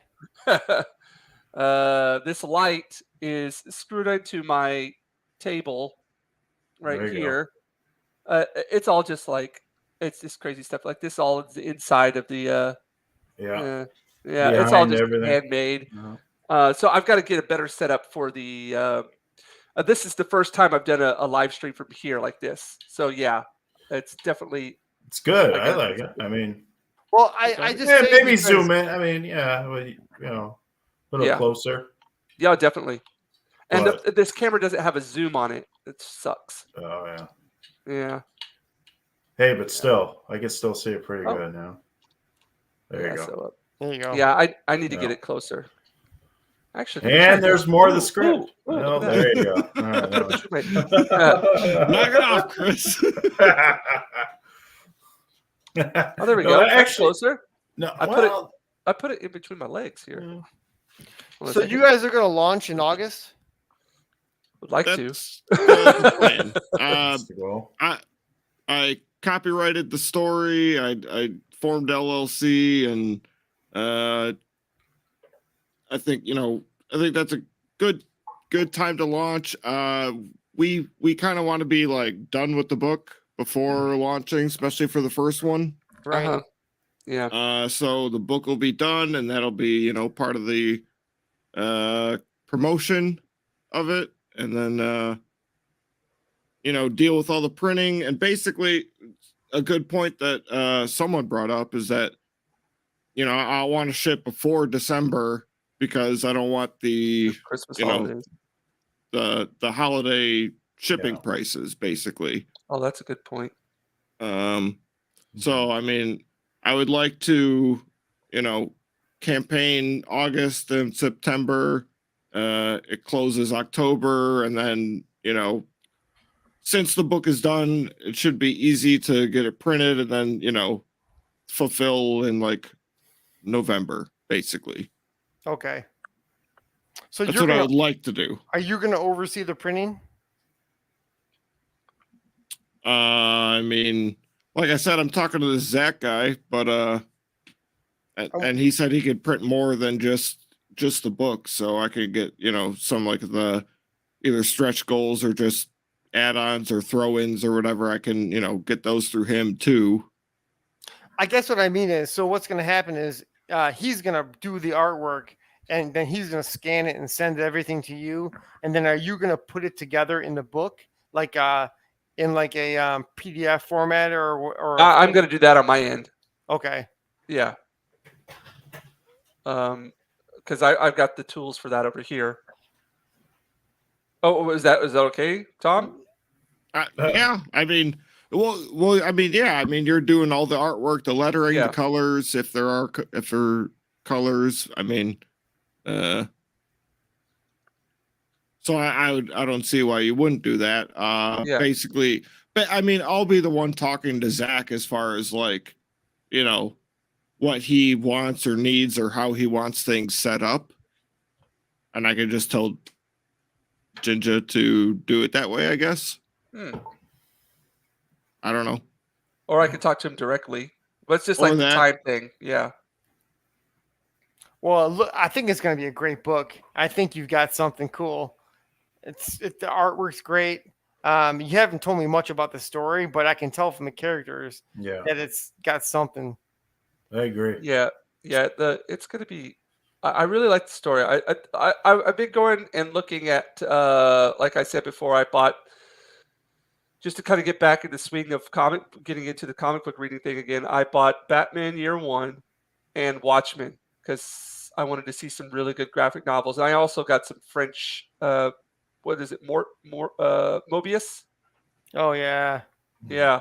And just looked at that stuff. And, the stories, dude, if it's got like a really solid story. I mean, the artwork, if it's got great artwork, then, you've hit it off. But even if the artwork isn't like extremely just out of this world perfect and amazing, you can still, the story will hold, the story will push it along. Well, I think you're right. When you have both, it's a double whammy, Of course. Yeah. And I think that's the most compelling factor. Right. But, yeah, I mean, honestly, the thing that works great about your artwork is that you have a lot of blacks in it, and it really pops. It kind of, the artist, you probably don't because you don't know people, but Kent Williams. What the fuck, dude? Kent Williams? I've got a story for you. you're the way your brushwork is like Kent Williams. Oh my God. Okay, do you want to know a story? Yeah. Be prepared to be surprised. Okay. All right. So it's my fourth year of college, and I'm taking advanced illustration class. Where'd you go, by the way? East Carolina University. Okay. And our guest professor comes in, and he's doing like this slideshow of all of this work that he's done. And of course, I don't know who people are. I don't even know that I was going to be going to college to do I didn't even know I was going to be going to college whenever I was in high school. So this guest professor, he's doing his slideshow, and he's like, "Yeah, I've worked in comic books as well." And up pops, and at that time I was reading like X-Men and everything, and I collected all the cards, and up pops my favorite Ultra Fleer X-Men card. Wolverine versus Lady Deathstrike. And I realized that the artist is my guest professor. Oh, wow. Kent Williams? Kent Williams, yeah. Oh my! What was he like? Awesome, I amazing. mean, did he look like a normal schmo, or did he look like a edgy guy? Or Oh no, he was cool. Like he's cool looking. Okay, he was just awesome. He had like the whole style, like his look, his fashion. Well, not just that, but just like his approach to artwork. Amazing. Like I love his work. I got him to see him like live paint in our class. wow. And the craziest thing that happened, like, because I just got back from like a study abroad in Japan, and he's all into Japanese things, Yeah. and he's like, "Hey, would you mind would you like to have lunch with me?" I'm like, sure." So me and him went out for lunch, and he just like picked my brain about my experience over there. We talked about art and thing, and yeah, and I think one of the best compliments I ever got. We were doing an illustration for Moby Dick. And I put my artwork up on the wall. He's like, perfect.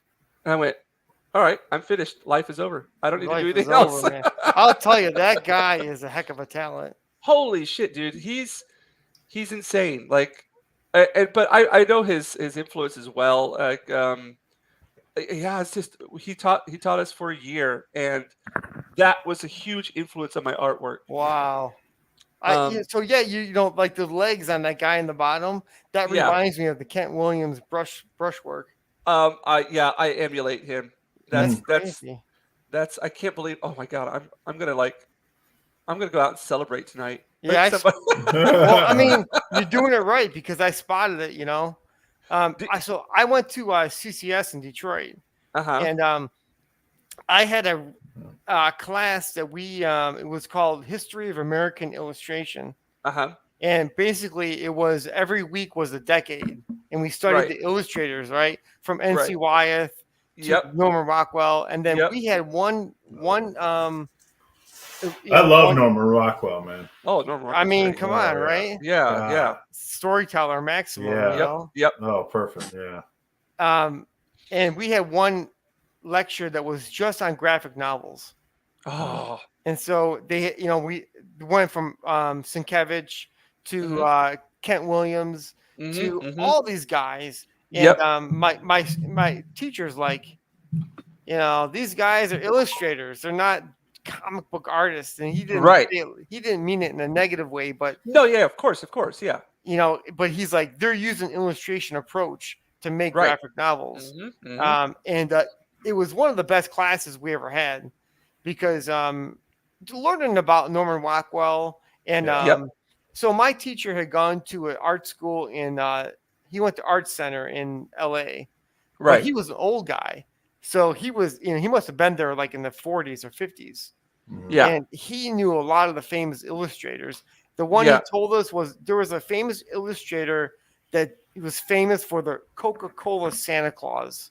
Oh yeah. Yeah. Wow. Sunbloom. Well, he changed the image of Santa Claus. Yeah.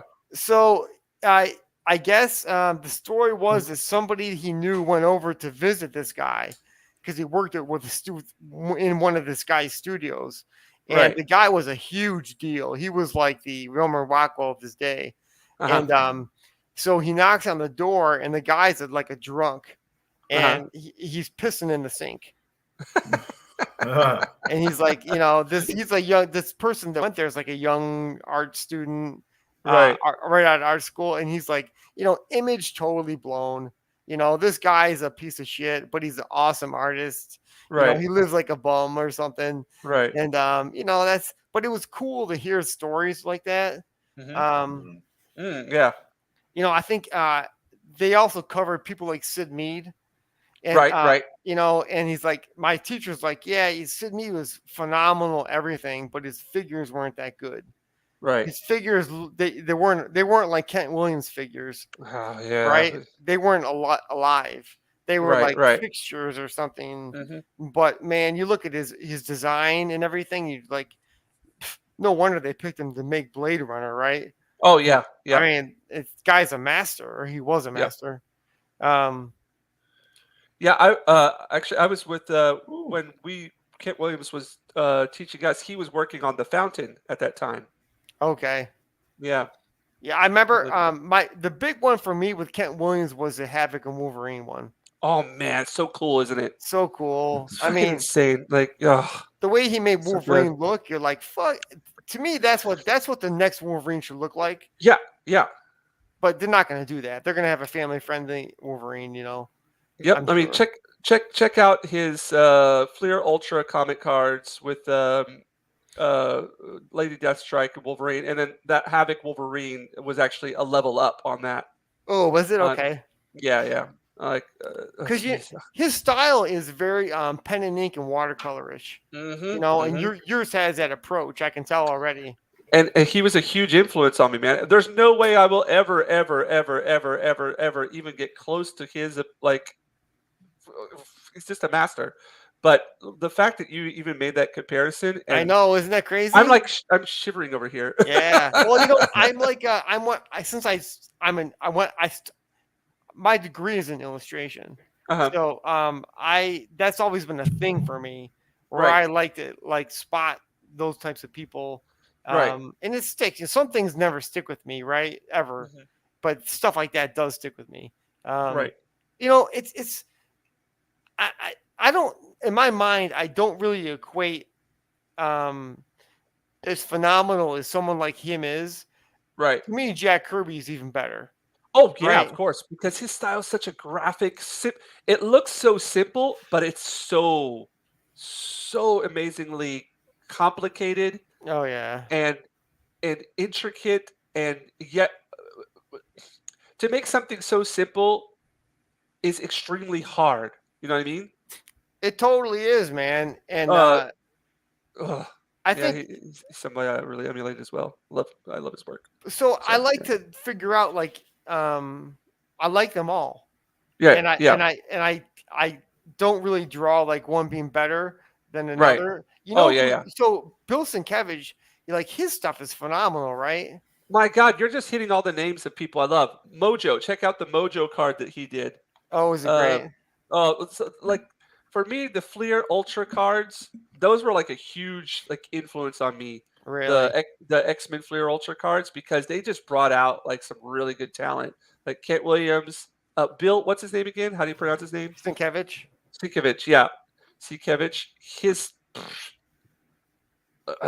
just amazing. I look a lot of his stuff on Twitter. It's just insane. So good. The thing about Bill Sienkiewicz is that he is a hardcore leftist. I imagine so. He really is. He spews it like poison. Yeah. Like vapor, right? Yeah. And but his artwork is so good. Yeah, I like the days where we didn't even know what people, you know what I mean? Totally. Like, where we didn't even know what their political leanings were, or what they felt about this issue or that. Like, the less I know, the better, I think that's true. I think that I think that they brought it into it intentionally to divide people, But at the same time, yeah, because for me, I never talked about the things that I did do now years ago. Never, not at all. But now it's just like it's so up in your face, and it's not only is it up in your face, it's affecting your personal life. Well, so you have no choice but to talk about it. There's the old communist creed that says the personal is political. And I think that over the last century, they've worked that into our lives. Yeah. Right. Because I think your approach, where I don't want to know about their thing, that is a beautiful thing, right? Yeah. You can just love the artwork and not bother with the person. Yep. But they made sure that is not true. Right. And I think it helps you divide people, and it's one of the things I try not to fall into, which is very difficult. Because people can be pretty vile sometimes, and you got to remember that they're just people, and exactly. And the one tactic this New World Order people want is to divide us. Yep. Right. Oh, yeah, to make definitely. us hate each other, and I hate you because you think this, Right. and it's like, I get it, but man, they win when you do that. Exactly. Yep. And it's been frustrating because the last couple of years, I've lost friends. It's just been, I don't. It's frustrating. So for me, I just want to draw. Just want to fucking draw. It's tough because you got people that are like, okay, I don't want to be political, right? And then Right. you've got other people that are like, everything has to be political. So if you don't want to be political, that's political. Right, So it's exactly. just like you There's no can't win win. situation. Well, that is leftism in a shell. Yeah. You know, Right. and No, I when you know. wrap it up, Yeah. that's how they Yeah. do it, and you're like, Yeah. you know, it's so I don't actually trust the news anymore. I think No, everything not is, at all. No. you That's know, all just bullshit. it's all bullshit and it's all games they play on us. Yep. You know, Yep. I have family members who are not think the way I do, but we made sure not to let it divide us. Yes. You know Yes. what I mean? Yep. Which is very great. We just won't talk about it, you know, because I have a feeling that as time goes on, they're going to want answers from me. Yep. I think that's good times. I think what's going Yes. on right is happening on purpose. I think that people are waking up, you Yep. know, and I know that's just a theory that people put out there that could be possible, but the more time goes on, the more I think it's true. Yeah. You know, I mean, I just keep thinking to myself that they would have handled this differently if they were going to destroy us. You know, Oh yeah. Yeah. I mean, Joe Biden is like, he is such a, if you were going to push his new world order stuff, you would have had Barack Obama do it with a smile. Right. And people would have gotten behind it. You know, he could lie to you, no problem. And you would go totally. But I think now, he's like you know, I don't know how it worked, but he's not the guy to sell this stuff to people. So Nice. No, he's just there to, you know, pay all his Ukraine debts or whatever. oh, right. Totally. Hey guys, you know, it's getting pretty late here. It's Yeah. I was about to 1:23. say I haven't had lunch. I was supposed to leave at 11. Yeah, like I've been here drawing for what since 11. It's 3.5 hours. Yeah, this is usually like if I do a YouTube stream, this is my all right, guys, time to wrap it up time. Well, it's been great talking to you guys, Man, it's been awesome, dude. Let's really had a really good Shadowpunk. time. Yeah, Very cool. Good to we gotta talk do to this you. again. Well, and thanks for inviting me on. I was really excited to show you guys my stuff too. So Yeah, this is awesome. It's I can't wait to awesome. see it. And Yeah, looking forward to the whole animation, and then you launching in about a month. yeah, I thank you. I'm gonna watch you guys too. I'm definitely gonna get your book. I'm Awesome. excited just by this artwork alone. I'm excited to get it. So yeah, I'm really looking forward to it.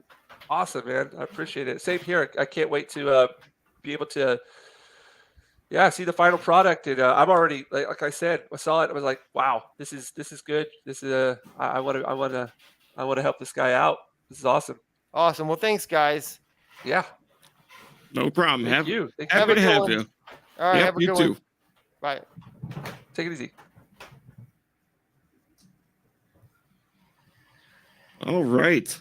All right. Is Chris out there? Have we lost him? I don't know. Yeah. Well, I guess I can pop out. Do you want? Are you gonna? Are hang you around are wait for you Chris to come are back? you done? Or I'm not done. I'm actually debating about this part right down here. I'm gonna take my time with it because I think I want to put Tent City right here. See this part? yeah. Because there's like this empty space. I just don't want to put their bodies there. So I'm thinking about putting Tent City. See these little sketch right here? I like it. See, like having Tent City right here. And then their body kind of bleeds into that. What do you think? I Run think with it it? looks great, man. Yeah. This is good. This is how I imagined it was going to be. It feels good whenever like you have an image in your head and you can actually successfully, put it down on paper. But yeah, this is great. Chris, I hope we didn't bore you. No, not at all, guys. Not at all. Yeah, but Not at all. yeah, I'm gonna call it a day with this, and then finish it up. I'm actually thinking about putting like an inside border on it as well. Not sure. So there's a couple parts I'm not really sure about what I want to do with it. So I'm not just gonna mess with it and have to correct it later. I'm gonna actually have a little think about it before I do it. But I think Tent City down here and maybe just like some kind of little border up here.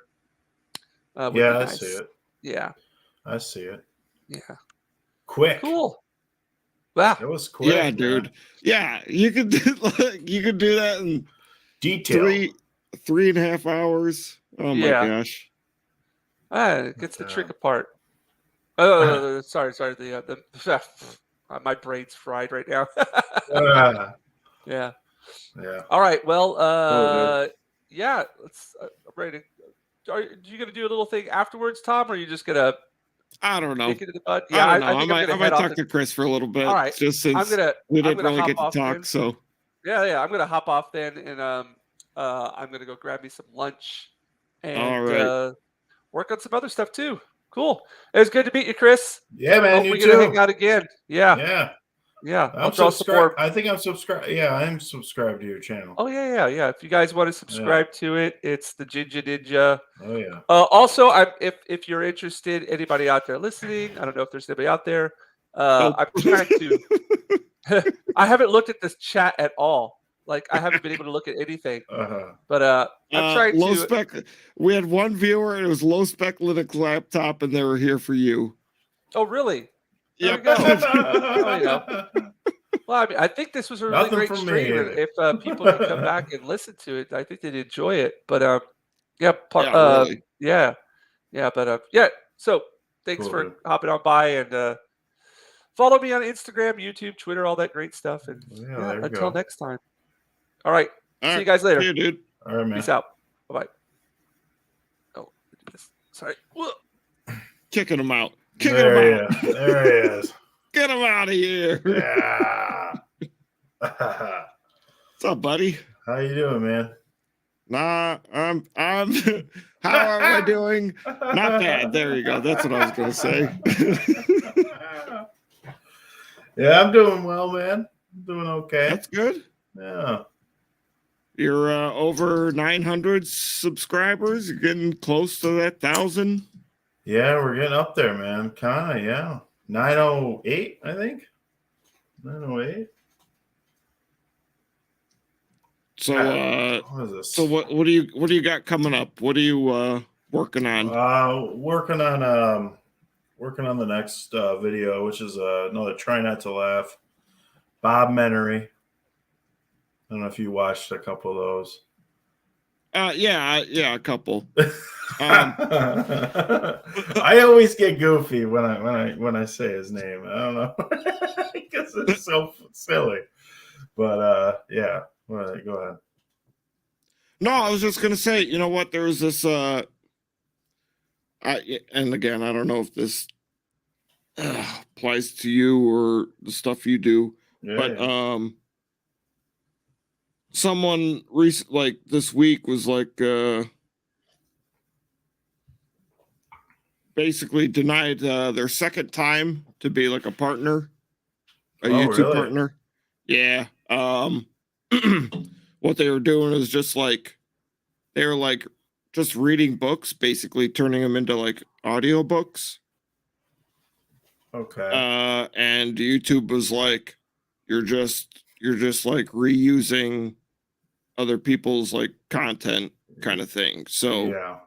since that's like that was his whole channel, they just like denied him. So yeah, I would just hate to like see something like that happen to you. You know what I mean? Yeah. Like, I know you said you've like had like a claim or two or whatever. We've had we've got close to 80 videos, and I think at least 10 of those are reaction videos. I'm not sure. I gotta look again, but we got about 20 that are claimed, and the rest are not. But there's a couple of them that were very surprised there were no copyright claims, and actually I think it's due to the editing on the videos. Not exactly sure how they do it, but like our Jim Carrey video, no copyright on there. There's so many of those clips, but if you notice on that video, there's a lot of blurs. So it's stuff like that. You get Yeah. by, but So- our ratio though, as far as copyright material and non-copyright, we're winning, if you will. Yeah. Sometimes, But no, you're right. it's just like it's alarming because you never know. Yeah. You can be denied, you know, and I know that. Yeah, for sure. Sometimes it's just like, you know, if like you got like a movie in there or something, and there's like a song, Yeah. you know. Oh, music's Just- a big thing. Mhm. Yeah. Yeah, so like they knock you on that. That's it's unfortunate. all the stuff I'm using, dude, from now on, I'm just using YouTube audio library. I don't care if it's cheese or cheap or whatever. I remember you telling me about that. And if you notice, the last couple of videos were from the audio library. Oh yeah. Some of that music that's yeah. Oh yeah. Well, And I haven't listened to every song. I'm just letting you know. No, I know. There's so many. But I did do a little scavenging. Is that a word? I don't know. It is now. Yeah. Did do a little deep diving, a little bit. There's so many on there, but yeah, I just, it was a good tool. It was a good tool. Thank you for opening my eyes to that one. Yeah, no problem, man. Yeah. Hey, look out for each other. Yeah, that's right, man. That's right.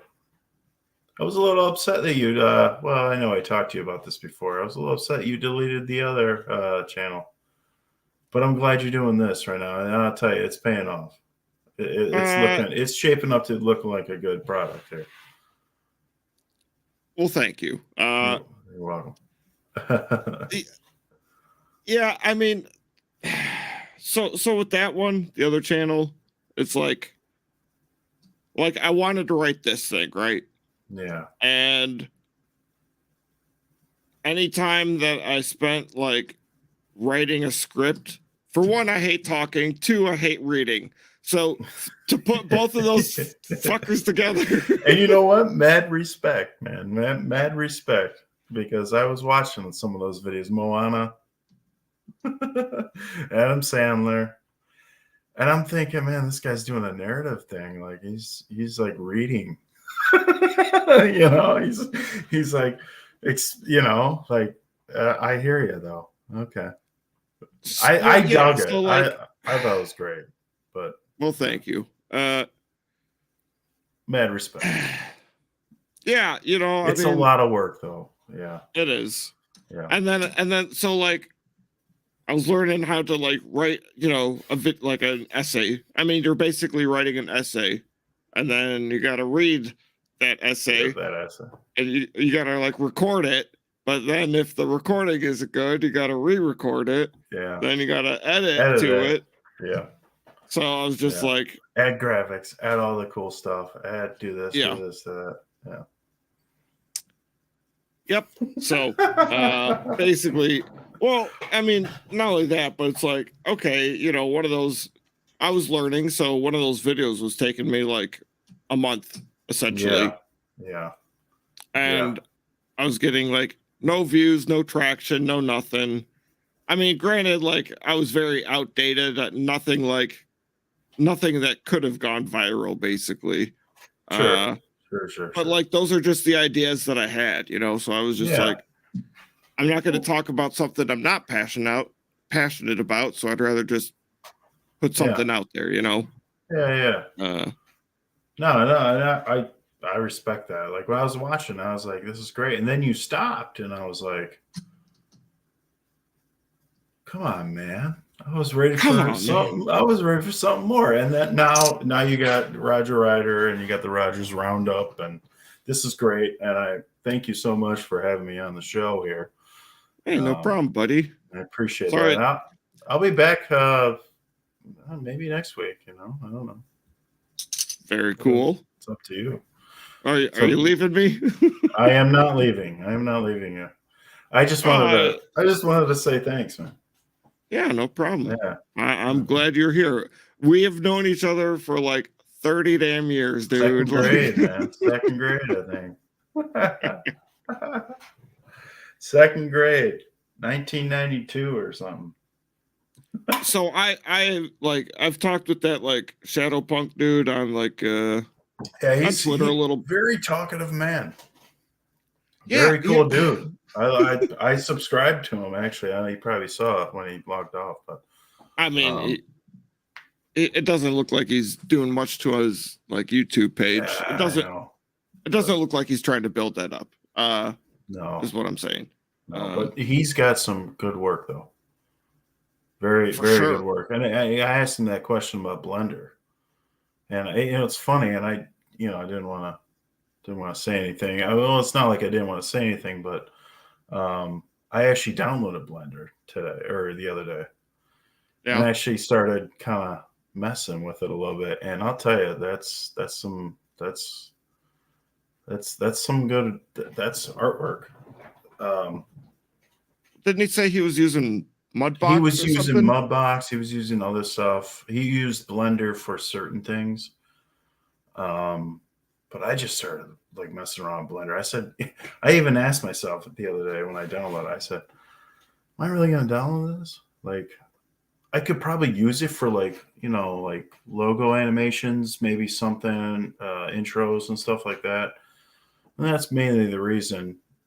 But like I started down, and then I started looking up tutorials, and I said, "There's this cool donut one that, if you look up Blender tutorials, you see this one that has a donut, and you can look up all these tutorials. Like I was saying earlier about self education. Like I want to teach myself Blender. I said, "What the hell?" And I was like nervous, like kind of down. I'm like, "Fuck it, I'm just gonna do it." And I had my own mindset, just donut. Yeah. No, it's true though. If you do it, and it was funny because I didn't want to say anything because he was just chapping away. They all looked like they were having a good time talking. So I kind of just like, oh man, like, and I did bring up the Blender thing. I said, I kind of was looking at him. I tell you, that's some like 3D artwork. That's some stuff. Yeah. And he was showing us his stuff, and I gotta tell you, I'm kind of a fan. Like that trailer too. What the heck was that all about? Pretty cool. And he's from Berkeley. Pretty cool, yeah. Yeah, from Detroit. And I love his story. I do like the story about he's keeping it home base. So I thought that was really cool. Yeah, I'm looking forward to that. I mean, just June 18th, right? No. Yeah. So that's when he's gonna launch. It's real cool. I didn't get to ask, but like usually campaigns go like 60 days, so like 2 months. Yeah. And depending on where he's at in the process, he said he's talking to a printer and all that jazz, but it might take a month or two to like fulfill, print and ship and print, pack and ship and whatever. I'm excited for you too, though. Like thank you. Yeah, I mean, seeing the artwork and everything, it looks like I got a lot of questions. Yeah. Yeah. I mean, well, I don't even know where to begin, but I'm so how do I back you, Tom? Roger, how do I back you? Well, right now you can go. There's a link in the description. You can go to IndieGoGo. You can sign up for the anti-Steam Junk Western #0, the Episodio mailing list, sir. I love it. Okay. We didn't talk too much about that, so I got to do that. There's like I said, there's a link in the description. You're not on Twitter, but I am, but I'm not. I'm not. Like I got it, but I mean, Sizzle Rock's not on there, but I don't know. I don't really use it, Yeah, it's all good. So yeah, links in the Twitter or links in the. Oh, there it is. I got you. I'm gonna do it right now. But go ahead. His is there, mine's there. Yeah. So I There we go, actually didn't realize he was so kind of passionate about Star Wars, you know. Yeah, that kind of yeah. No, Yeah. I mean I like I mean, it. I like Star Wars, but like not like you guys. You guys kind of took it, you know. Yeah. ran with it. Ran with it. Thank you. Thank you. Get the words out of my mouth there. Yeah. Yeah, I mean, like, dude, that was like the first thing that I mean, besides like, you know, like Ninja Turtles and Power Rangers and shit like that. But like, It's true though. Yeah. you know, that was like the first like nerd thing I got into in like middle school. I know. And it seems to be the time that, you know, kids our age got into it. You know, it was middle school. At least everyone around me was getting into it then. But I never did. I don't know. Like later on a not for little bit. everyone. Yeah, later on a little bit. I don't know. Yeah, I guess you're right. It's not for everyone. Yeah. So I got into wrestling, you know. yeah, real shit. Yeah. Not that fake Suplexes. Star Wars. Give me that real wrestling. Yeah. Some rock bottoms and stone cold stunners, you know. Mm-hmm. Yeah, oh yeah.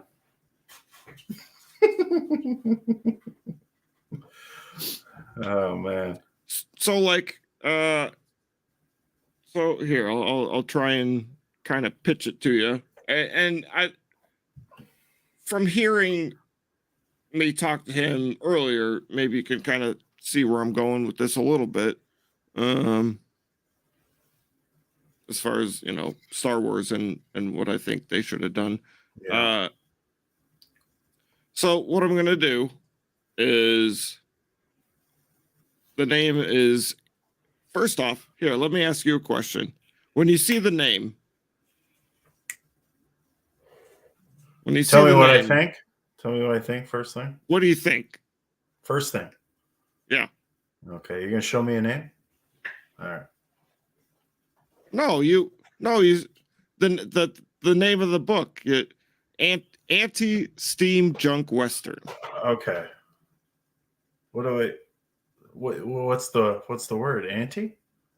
No, just the whole thing. Okay. Fucker. All right. I don't know. Let's say it again. I just want to hear it one more time so I know. You got to give me. Come on. Give me some credit here. Come on. All right. Ante. Yes. Steam Junk Western. I gotta start way over here. Wow. What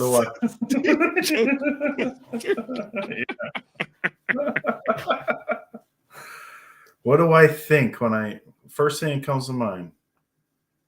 I'm thinking, you know, honestly, like a little bit of Red Dead Redemption.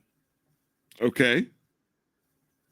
I don't know why. Maybe it's just because I think that's just the whole thing. The aesthetics, the way like it looks. Yeah, sure. Yeah. Taking like time, the time, you know. So I haven't played Red Dead Redemption. I did get it, and I'm planning on like streaming it at some point. Oh God, it's fun. I haven't. Cool. I mean, I haven't played. Like, I don't own it, but my roommate Matt, he played it, and he played it forever, and he hasn't played it in a long ass time. I haven't been able to watch him, but he did play it, and it's fun. And there's tons and tons of videos, and we did a reaction video to it, and it's, you know, I mean, there's a bunch of mods out there and everything for it, but I've always been a fan of GTA, Grand Theft Auto, and All those Rockstar games. Hmm. Third person shooter, first person shooter, whatever you want to call it. Whatever. Yeah, but As long as they're shooting, right? but but like going back to what your question was, the first thing, I don't know. Like, I want to see a comic like that. I want to see something like that. And so I don't know. That's kind of what I see when I hear that. And kind of Okay. what I'm reminded of. Like, oh, that'd be cool. That's on Nice. something. That's on something. That'd be cool. Okay, It's so almost, yeah, I'm sorry. It's almost like The Walking Dead when it came out. Well, put that in a TV series, because it was a comic. They Mhm. put it in a TV series. It's genius. And maybe that could be up for what you're doing, down the road. Because Walking Dead started out just as a comic, just as what you're doing, just as a story. yeah. And yeah, but something Old West, really tingles the brain a little bit, Oh, hey. I like it, man. I like it, and I backed you, I guess. There we go. Join the mailing list. Thank you, sir. I sure I did. appreciate that. Yes. Cheers. Cheers. What do you? I got Red Bull. I got There Red you Bull go. at this point. There you go. I do have Oh wow, tequila. silver, huh? But yeah, I already had 2 drinks. Yeah. We're 4 hours in. Yeah, I know, good. man. We are going pretty long here.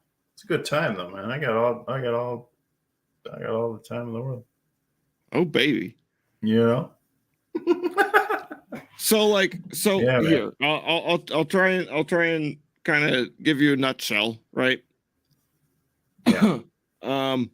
Dude, I'm digging the handlebar mustache you got going on. Thank you. I love it, man. I'm on mustaches tonight, apparently. Yes. There he is. Playing the character. Man, the myth, the legend. You sure are, man. Love it.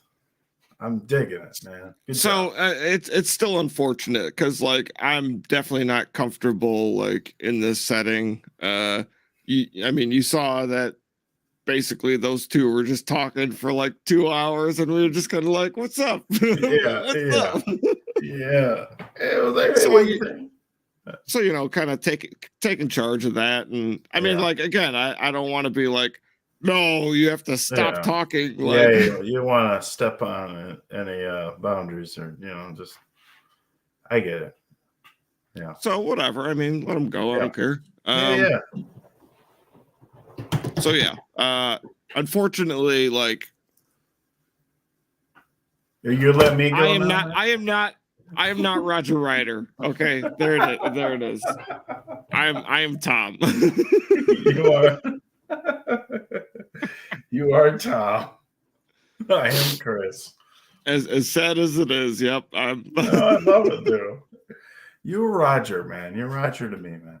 Right. Hell yeah. So Roger will be a little quicker on the with the tongue. I like I said, I don't want to step on people's toes, so I'm too nice, damn it. That's what I meant to say. Step on people's toes. So yeah, like the idea is take a bunch of Western tropes, just like shootouts or showdowns or train chases or all those things that you see in westerns, right? Yeah, train robberies. And not even just like so you take all those things with westerns and then you kind of take the humor that I'm into and then you also like the people that some of the people I've had in my life or that have influenced my life, right? So kind of mashing them all together. Yeah. And I'm telling this story, right? So Ante Steam Junk Western is going to be roughly around like 1,000 pages, like total, not each book, but in total, In total. story. It's got a beginning, a middle, and an end. Yeah. It does, it leads How many somewhere. stories? How many stories are you planning on having? Like, well, what do you mean? Like the first one? How many pages? Roughly 52. Okay.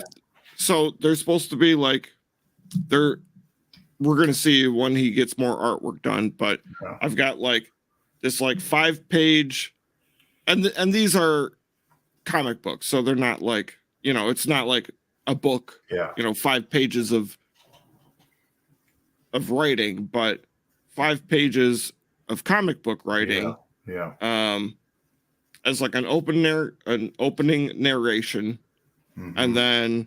and then like we get 52 pages of story, right? So that's like 57 pages right there. Yeah. And then probably some of his art, that his concept art or whatever, like throwing that in the back of the book just to give something to look at, maybe a couple bios about me and him or whatever. Mhm. It's kind of the idea. So the whole book is supposed to be around like 70, maybe 80 pages, something like that. All right. Okay. In total. But you're giving yourself 1,000 for the whole entire series. So this is issue 0. I'm seeing them as TV shows, right? So I'm calling them episodes. There you go. Yeah. The first one's episode 0, or the episodio. Yeah. Pilot, if you will. You know what? It's not. It's really not even a pilot. Well, you're talking TV terms. I just thought it. Yeah, I know.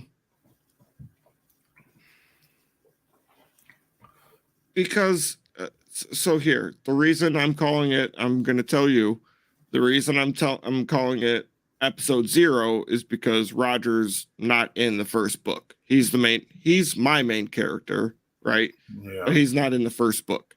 Sorry to burst your bubble, Chris. Ouch. They talk about him. They talk about him, but he's not actually in it, right?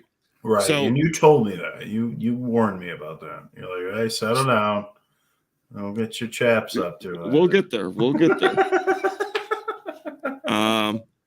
Yeah. They might not like me, so that's why I'm not in the book. Okay, right? Right. I like it though. I like the. I like the narrative. My way in. Yeah. Yeah. It's almost like in The Walking Dead how they built Negan up. I don't know if you. I don't know. Following. Didn't watch or read or anything. Yeah. And built Negan up. At least in the TV show, they built him up, and it was time. You gotta wait for him to come in. Everyone knows he's coming, but you had to wait. It's kind of. I feel like that's the same thing with Roger here. Well, so and that's kind of how the whole thing is kind of written, right? I've got these like big moments that I want to get to. Yeah. But I want to. Yeah, you can't just. Them. Well, you can't just earn them. Yeah, you can't just jump. You can't just jump in and do it. You got to make sure it's right to do it. Timing, all that. I get that. That's pretty cool. Well, I mean, like some people like make a book and it's like, oh, I got all these cool ideas. Like I'll just throw them all into one book, and it's like, okay, what do you got for the next one? I don't know. I just blew my load on the first one, so yeah. There you go. So I mean, I'm focused on the story, right? And I think there's enough going on. There's enough going on in the story and between the characters, right? Yeah. That even when things aren't like super action heavy, it's still very dynamic and it's interesting because of the interactions, you know? True. You Yeah. don't you know, like I said, like in my first book, there's no like no one's narrating to themselves, you know what I mean? Like no one's like, oh, like I'm thinking this thing right now. They're either saying it or they're reacting to someone saying something, and you know, you get an expression on their face. And I think Jinja's good enough to kind of portray those emotions. Yeah. No, yeah. He was doing some good artwork tonight, and even last week was pretty good stuff. And like he's just drawn from nothing, man. He's just Yeah. fucking good. Yeah, I like his focal points. You know, he's got the gun over here and the script over here. You know, and he's just, and then there's a piece of paper. You know, you know, pretty cool, man. No, I mean that's pretty cool. Yeah. So August, huh? yeah. So Shooting. Or November. What is it? I mean, what that you can possibly get it Yeah. October, November, probably Nice. November. Okay. All right. Yeah. Yeah. So like I said, I mean, I don't know if you want to do a little history lesson right now, but Oh.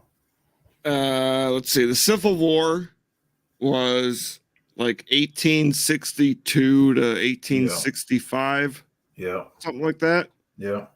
And if you were to Google the like cowboy era, it is 1860 to 1890.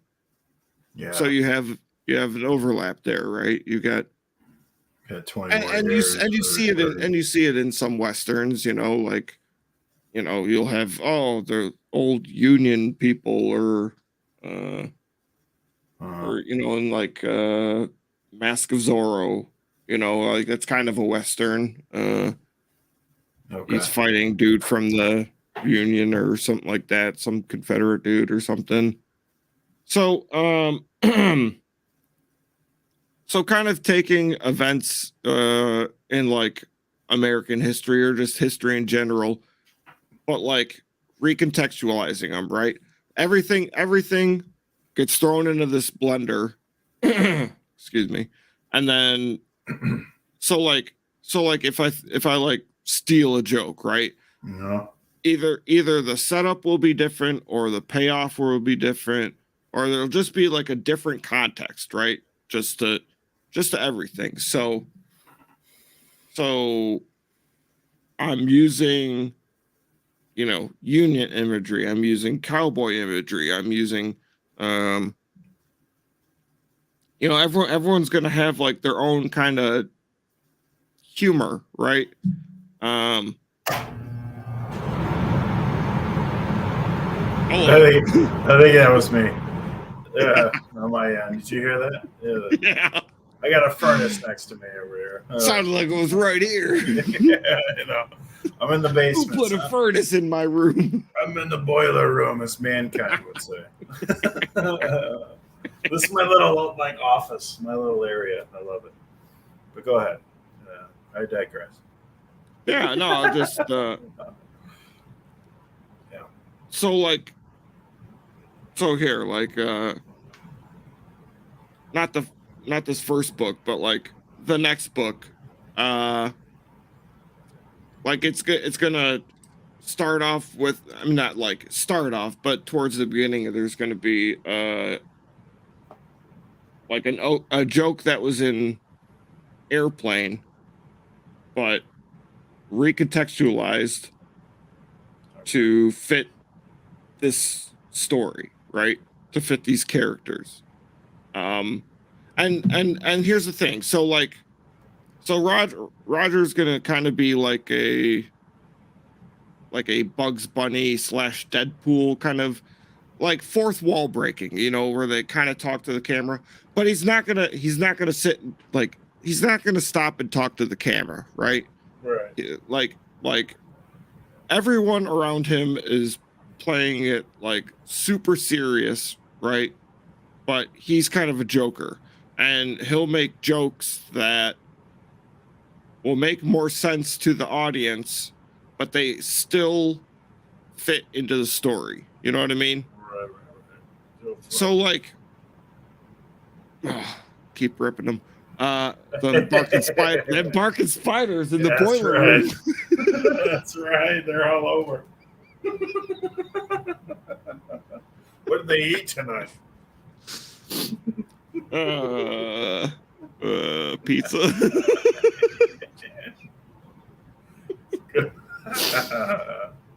Go ahead, bud. Oh man. Okay. Don't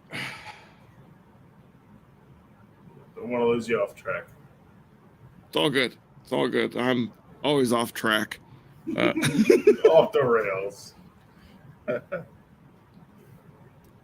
So like, there will be jokes that, like I said, there will be jokes that the audience has a different context for than. Oh, I was gonna say, oh, what was it? What there was it? I don't know. There was some Marvel thing recently, and dude was like, "Let's Scooby Doo." Was it the Spider-Man movie? I don't know. He's like, "Let's Scooby Doo this shit" or something. I remember I think like Doctor Strange says it to Spider-Man, like, "Let's Scooby Doo this" or something, Really? or like, somewhat.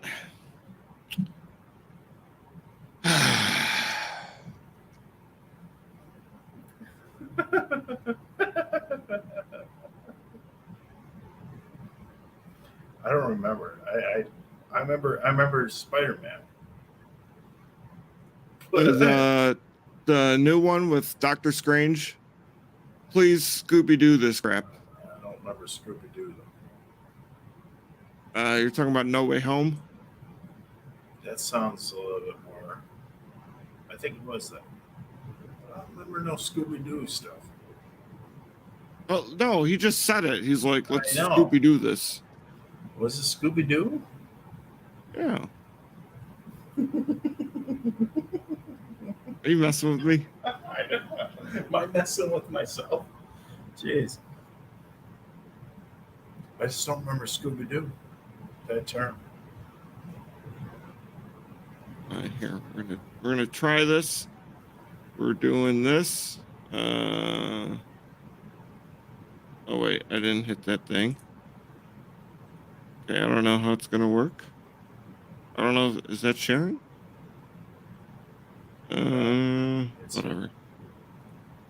Whatever. We're going with it. There we go.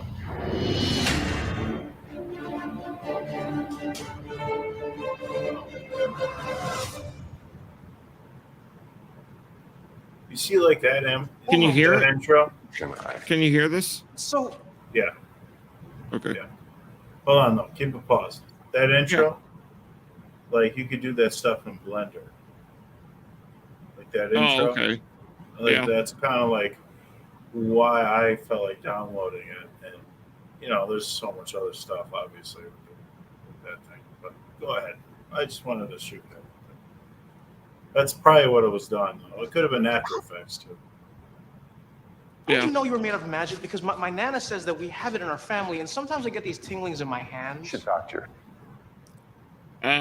Just not that I'm worried about copyright or monetization right now, but I'm just practicing, especially for Yeah, fair use, man.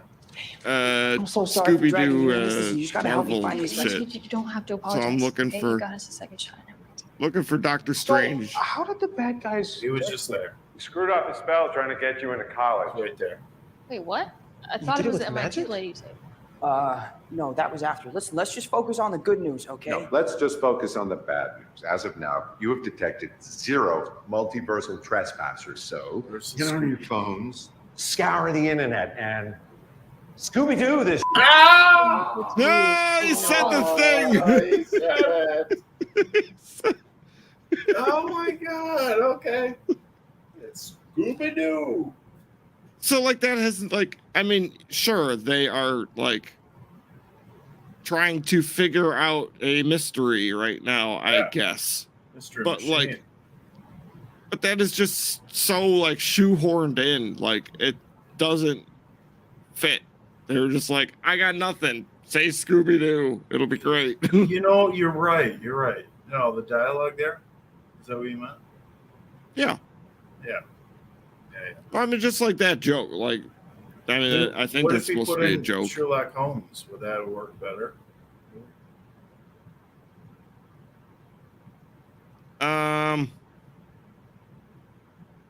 Maybe. I think Would have had a little here, bit more leverage on here, it? you want to know where that would work? Because in Scooby Doo's fucking- goofy.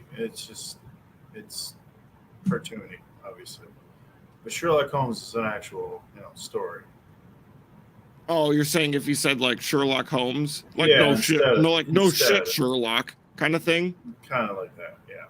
I mean, Maybe not, maybe you know, not say that, but yeah, but reference Sherlock. elementary, my dear Watson, something like that. Like, yeah, there you go. here, where Scooby Doo would work is Oh, he's finding the clip. no, I'm not. I'm finding. Yeah, this is what I was trying to.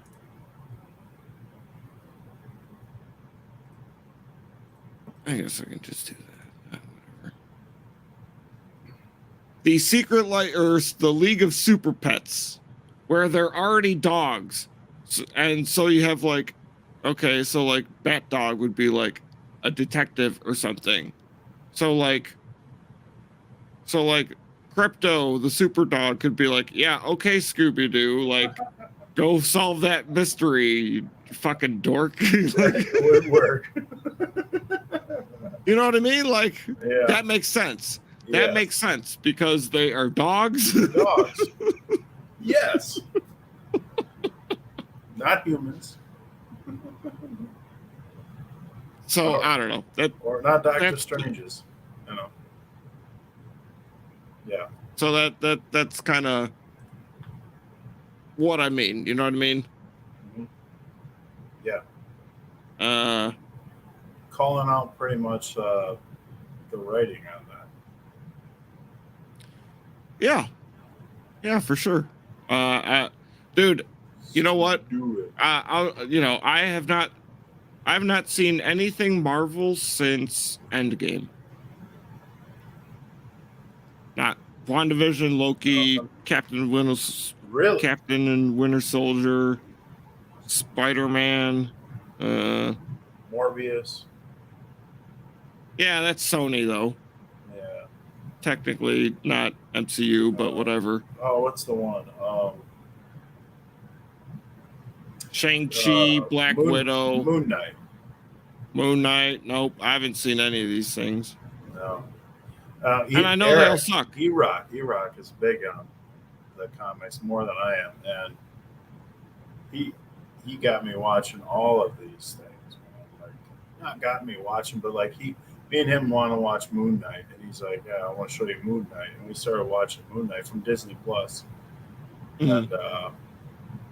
and a Mandalorian too. Yeah. He's he would have been really good to have on this conversation. Right? the way it was going, and he's good for the future. If you want to bring him on, if we can. Yeah, for sure. You guys are Sizzle Rock. You can come as a team. I don't give a shit. So he's huge. Well, like on all that. Even with like Jinja sharing his screen, like we still could have got one more person in here. Yeah. Well, no, on the free version you can have like 6 things on screen. Oh, okay. So, yeah. Just saying. Yeah. I mean, he would have to probably be physically with me. Because I don't think he's got access. He's a dinosaur. Oh, really? Wow. I mean, I was too, man, before I got my machine, but I get it. he's got a lot on his plate. You know, that's the other thing too with Sizzle Rock. It's kind of been on. I don't want to say it's been on a hiatus, but we got like 3 other episodes with Eric in it that I want to come out with. 2 of them are Bob Memories, and the other one is. You remember Salad Fingers? I don't know if you heard of Salad Fingers. I might have heard of it. I don't know if I remember it. Internet. Very weird and awkward animations, very creepy kind of. We did a reaction video to one of them, and regardless, there's 3 episodes with Eric. Eric just had the kid about a week ago. By the way, 1 week old, baby James, we're calling him. Congratulations. Yeah, hey, Eric. Yeah. Popping bottles here. I'll take a. Yeah. Now he's raising the kid and everything now, so it kind of leaves a little like, okay, well, I'm not stopping this train. You know, I'm still going to keep going with what I'm doing here. Well, yeah. I mean, dude, you're less than 100 away. Stop now, yeah, can't stop now. You gotta, but Eric has said, I can do it, man. Just give me, I can do one day a month. I said, all right, man, but now the kid's here. A little concerned now that we're here and everything. So, but I've got some, I have backup plans, for Sizzle and everything. It's not just reacting to videos. I want to react to a lot of different things, Like we did the hot sauce video. That was fun. Yeah. I had a lot of fun doing it. A lot of fun. And it's just, we're reacting to it. And that's the whole point. But yeah. Yeah.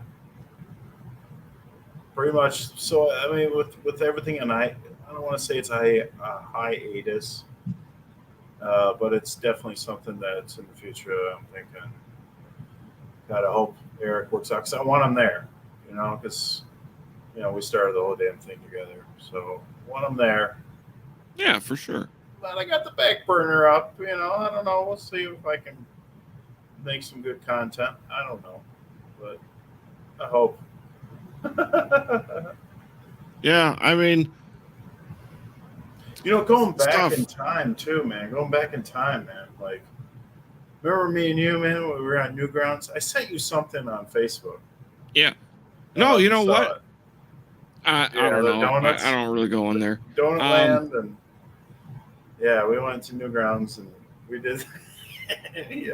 We were content creators back then. I feel like. At least I was. And I think, you helped me out with a couple of those. I mean, I feel like we've always been content creators, you and me. We just didn't know it at the time. We just didn't know that name back at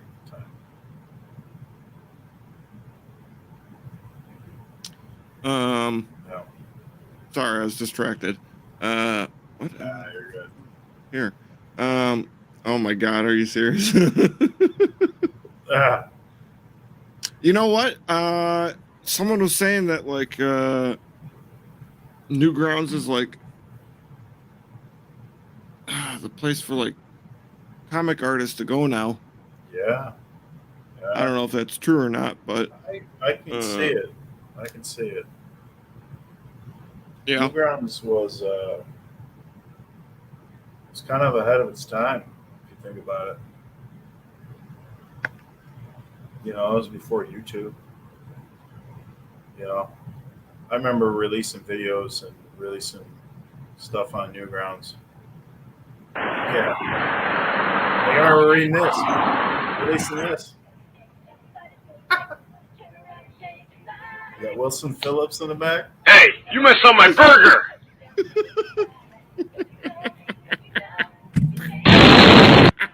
Are you listening to me? Wipe that smile off your face.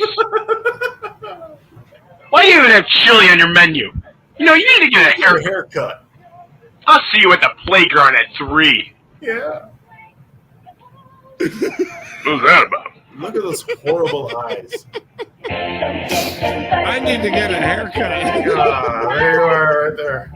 Sandwich and fry design. Thank you, Tom. Oh, did we just dox ourselves? Oh well. Thank you, Roger. No. Oh no, you did the. You saw the credits there. You did the fries and the something else, whatever I put on there. Isn't that fun? Very fun. So we, back then, that was before YouTube. That was before anything. And like, I remember releasing a video and being like, "Oh my god, I gotta see how many views I'm gonna get. I gotta see. I can't wait. And then, but the whole thing was with Newgrounds is like, if your video was horrible, bad, you got disciplined because they shut it down. They deleted your ass, and it was like, oh my god, well, I gotta step the game up. So it was like, it was really cool at the time. But I do not deny it that comic artists should check out Newgrounds. It's still running hardcore today. Hello, Jeremy. Thank you for joining us after 4 hours. Hello there, Jeremy. I know.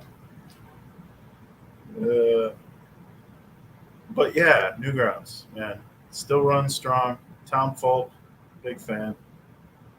I go there every once in a while still. Check out what's coming out nowadays. But I mean, that video, God, I think that was 20 years ago. It was like 19 years ago or something like that. I think we were 19 years of age when that came out.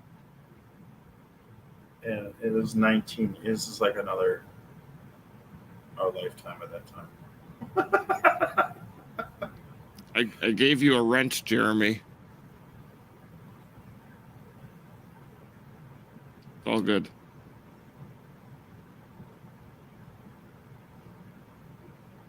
You can moderate all those bad chatters. I'm seeing the chat now over here on another monitor. Say Oh, what now? baby.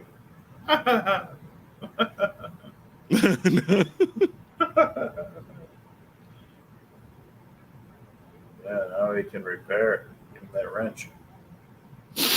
Yeah, I don't know if it looks any different for you. I've never been a mod before, but figured, you're gonna be here every show, Cole, so why not give him a wrench?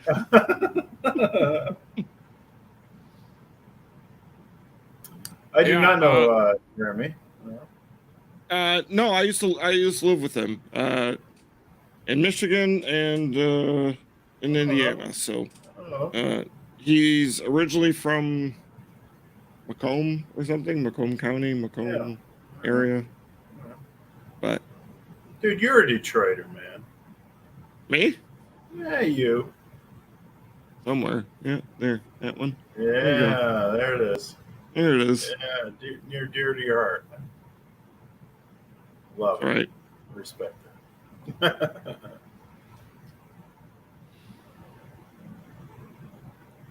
So yeah, I don't know. I think we're now that we got Jeremy here, time to dip out. Yeah, we dip in there? No? I don't know, man. Is this where you give your last little like, hey, what do you got going on in your life? You want to tell it to this camera, like. Okay, yeah, camera, do right? that. What do you got going do on? that. I'm a bad host. You talk. Go. We're Sizzle Rock Reactions. We're on YouTube. Go check us out. It's me on there and my buddy E-Rock, and we're doing Bob Menery coming up next. We got first of two, but let's have Salad Fingers as well, and then we're going to be hopefully recording some more footage, some more stuff. If you haven't checked out the Backrooms video, I've been kind of getting into that lore myself personally. Backrooms, I don't know. Tom, I think I told you about that. Is that porno? It sounds like a porno. It does, doesn't it? Yeah, but it's not. Oh. Yeah. So make sure you guys go check out that if you guys are into, the backroom lore or whatever. But hey, whoever's watching, hey, we're coming back out with some more videos. Stay tuned. Go check out Sizzle. All right. Well, thank you, Chris from Sizzle Rock, for joining us tonight. Thank you for everyone that joined us in the chat. We He's will right. be back. That's back page. That's back. Yeah, Oh, it's back rooms. oh. Back rooms. Gotcha. The back rooms. Roger's Roundup will Thank you, be Jeremy. back next week. Yeah. Same I'll be time. back too. I'll be back. Same place. I can't wait. We'll see some new artwork from Jinja. Yeah. I can't wait. Cool, All man. right. Well, thank You you let me all go? for joining us. All right. What? You let me go? All right. Yeah, get out here. All right. See you guys.